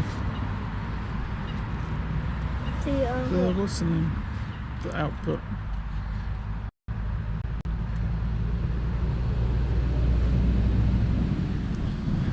What's the connection like here? Okay, downloads rubbish. Like really maybe bad. the upload speed's alright then. Oh, it's been a really horrible stream. When is it going to be done?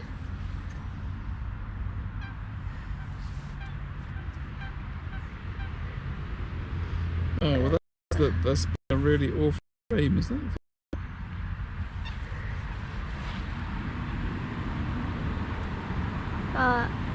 That doesn't say the same. That doesn't say the same at all.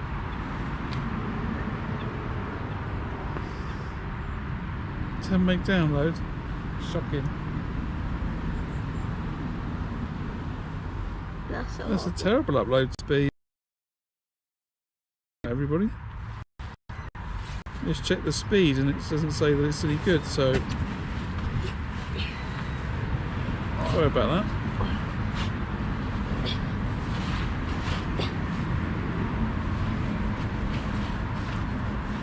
If that's the case, next time we come, if we're in this peg, we won't stream, we'll just do straight up video.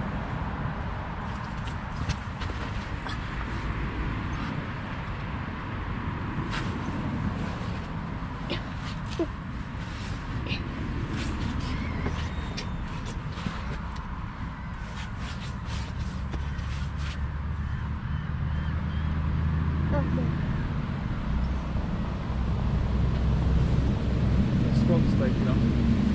So, missed the swan's taking up.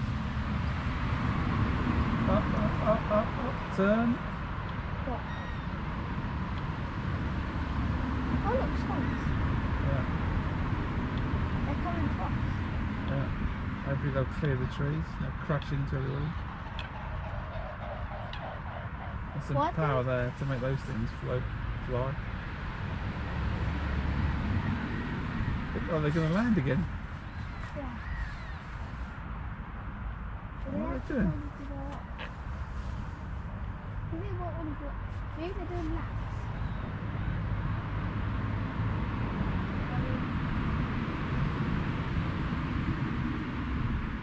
That was very close.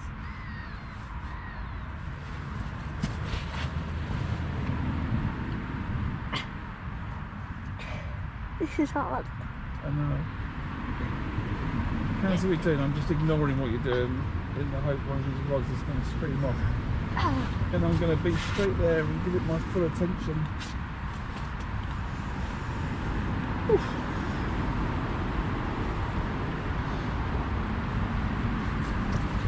I don't know what you're doing. You need to launch yourself. Maybe you shouldn't do that anymore. Ow. Right. I just went like I that. think. So we can't pack up till we pack up. There's no sort of pack up. I don't want to start packing the rods up until 3. When do we need to be going? Huh? When do we need to be going? Off by 6. It's dark at 4, so if we pack up at 3, we'll be back round to the car for 4 o'clock, no problem. Let's do a bit of homework, so I suppose.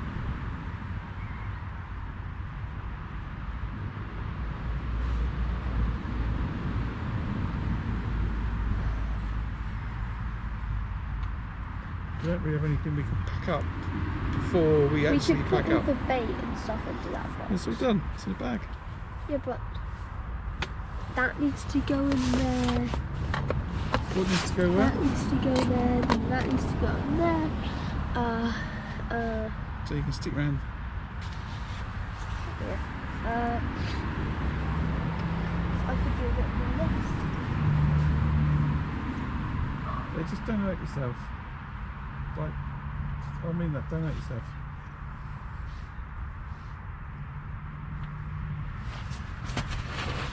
There you go. Perfect. No, because it wasn't the right way. Because I went on the side. You're getting your coat filthy. I am. Yeah. And go in the wash. And serenity.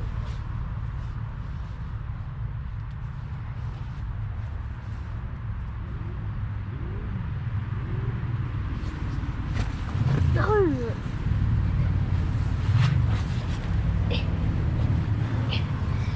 Come on, Pike.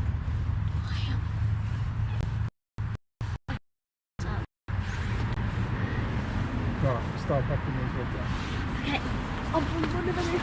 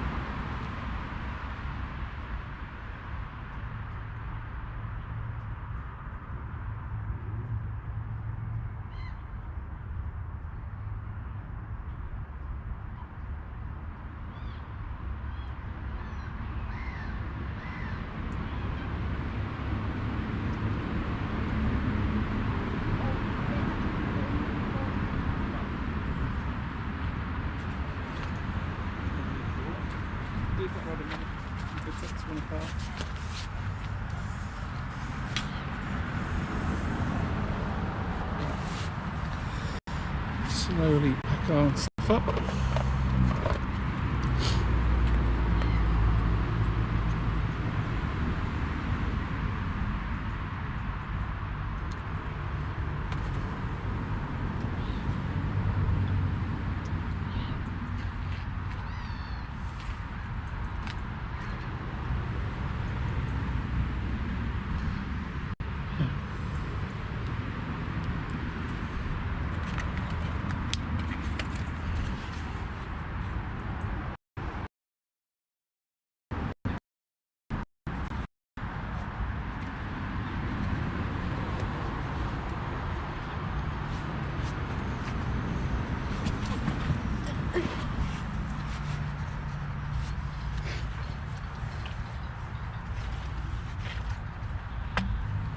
Just be able to put those traces back in those boxes.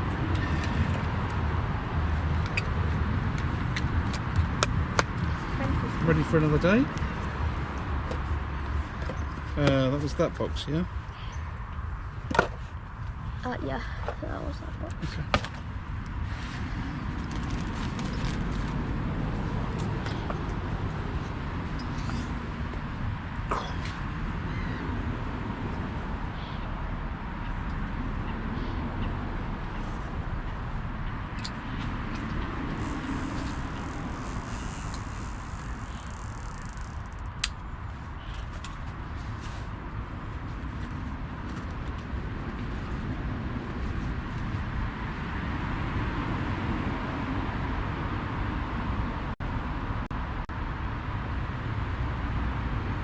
The rigs are pretty simple, they just run on a wire trace and the float just runs between two float stops.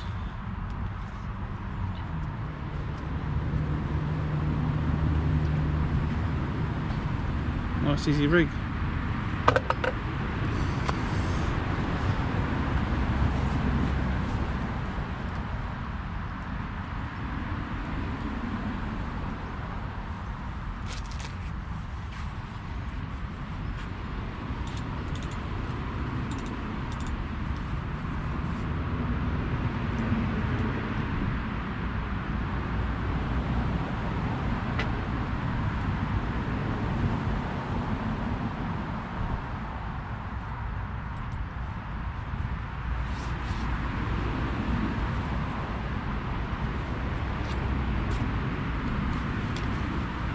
Right, do you want to pull the rod bag out, and then you can put the rod in the rod bag. We'll have these two big ones on the inside.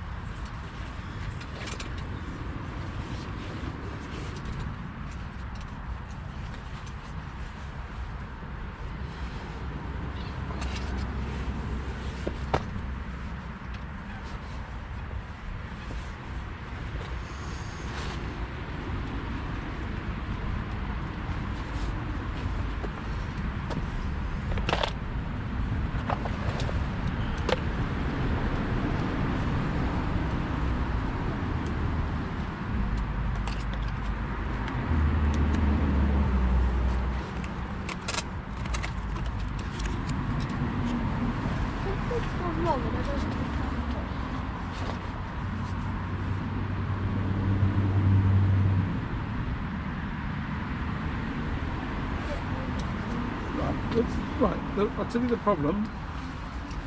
You don't put it down on the ground. And then what's the problem you're trying to solve? Stop going.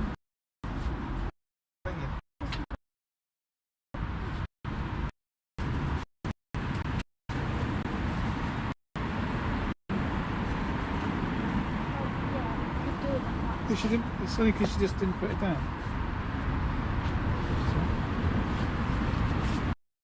Pack the crane block. Pack the actually. The rod block.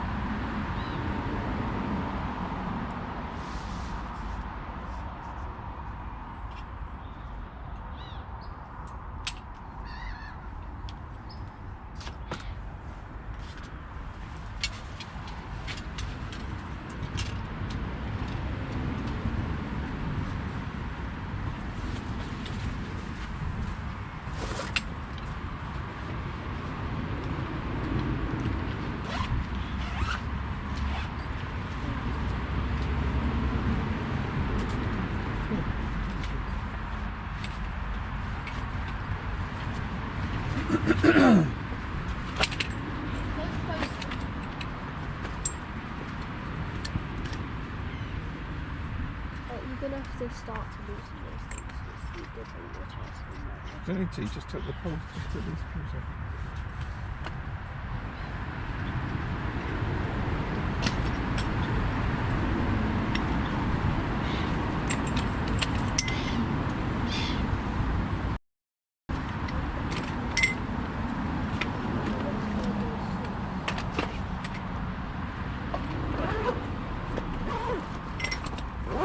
Other rod. Other rod.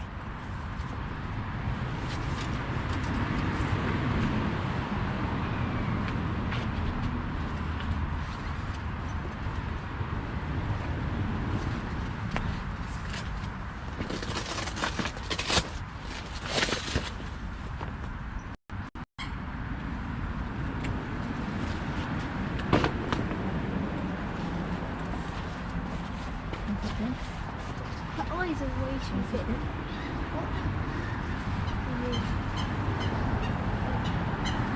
You need to take these things.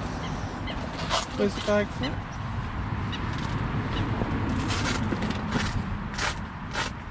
Where's the bag for it? Bag.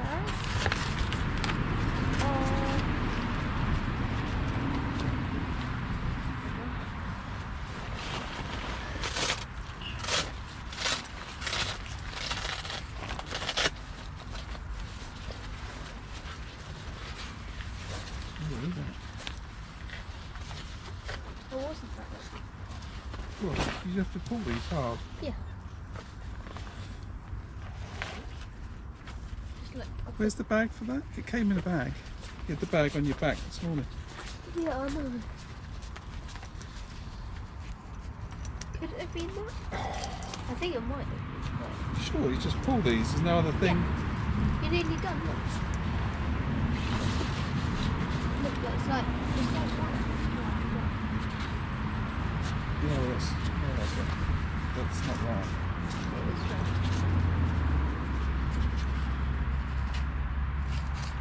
Oh, that was right. I thought we should go like that and then we could turn it up. Very cool. See? Why the flag? Check the trolley. What? Check the trolley.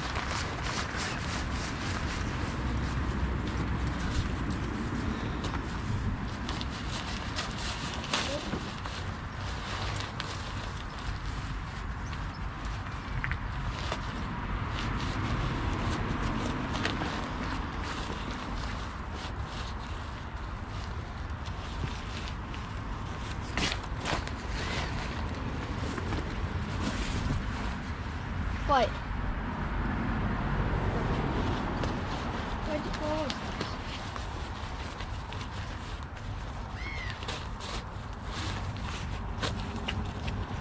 Oh, it's a slow pack up this, isn't it? Looking for time. That goes in there.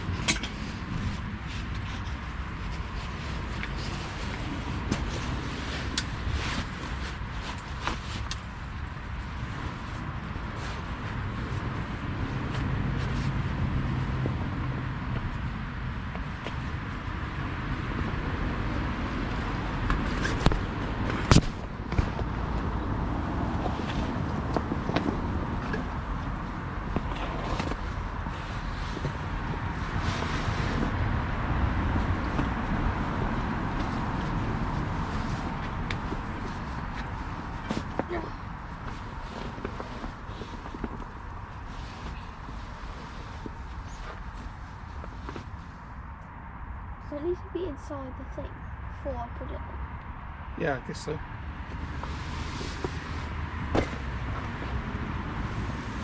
Oh, I guess so.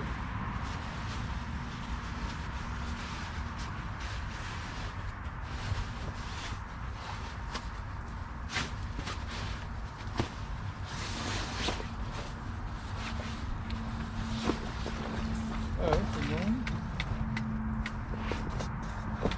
Snowstorm.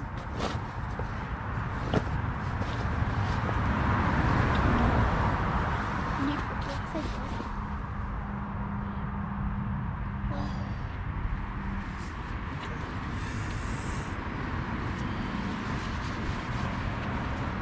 You took it up. Why not?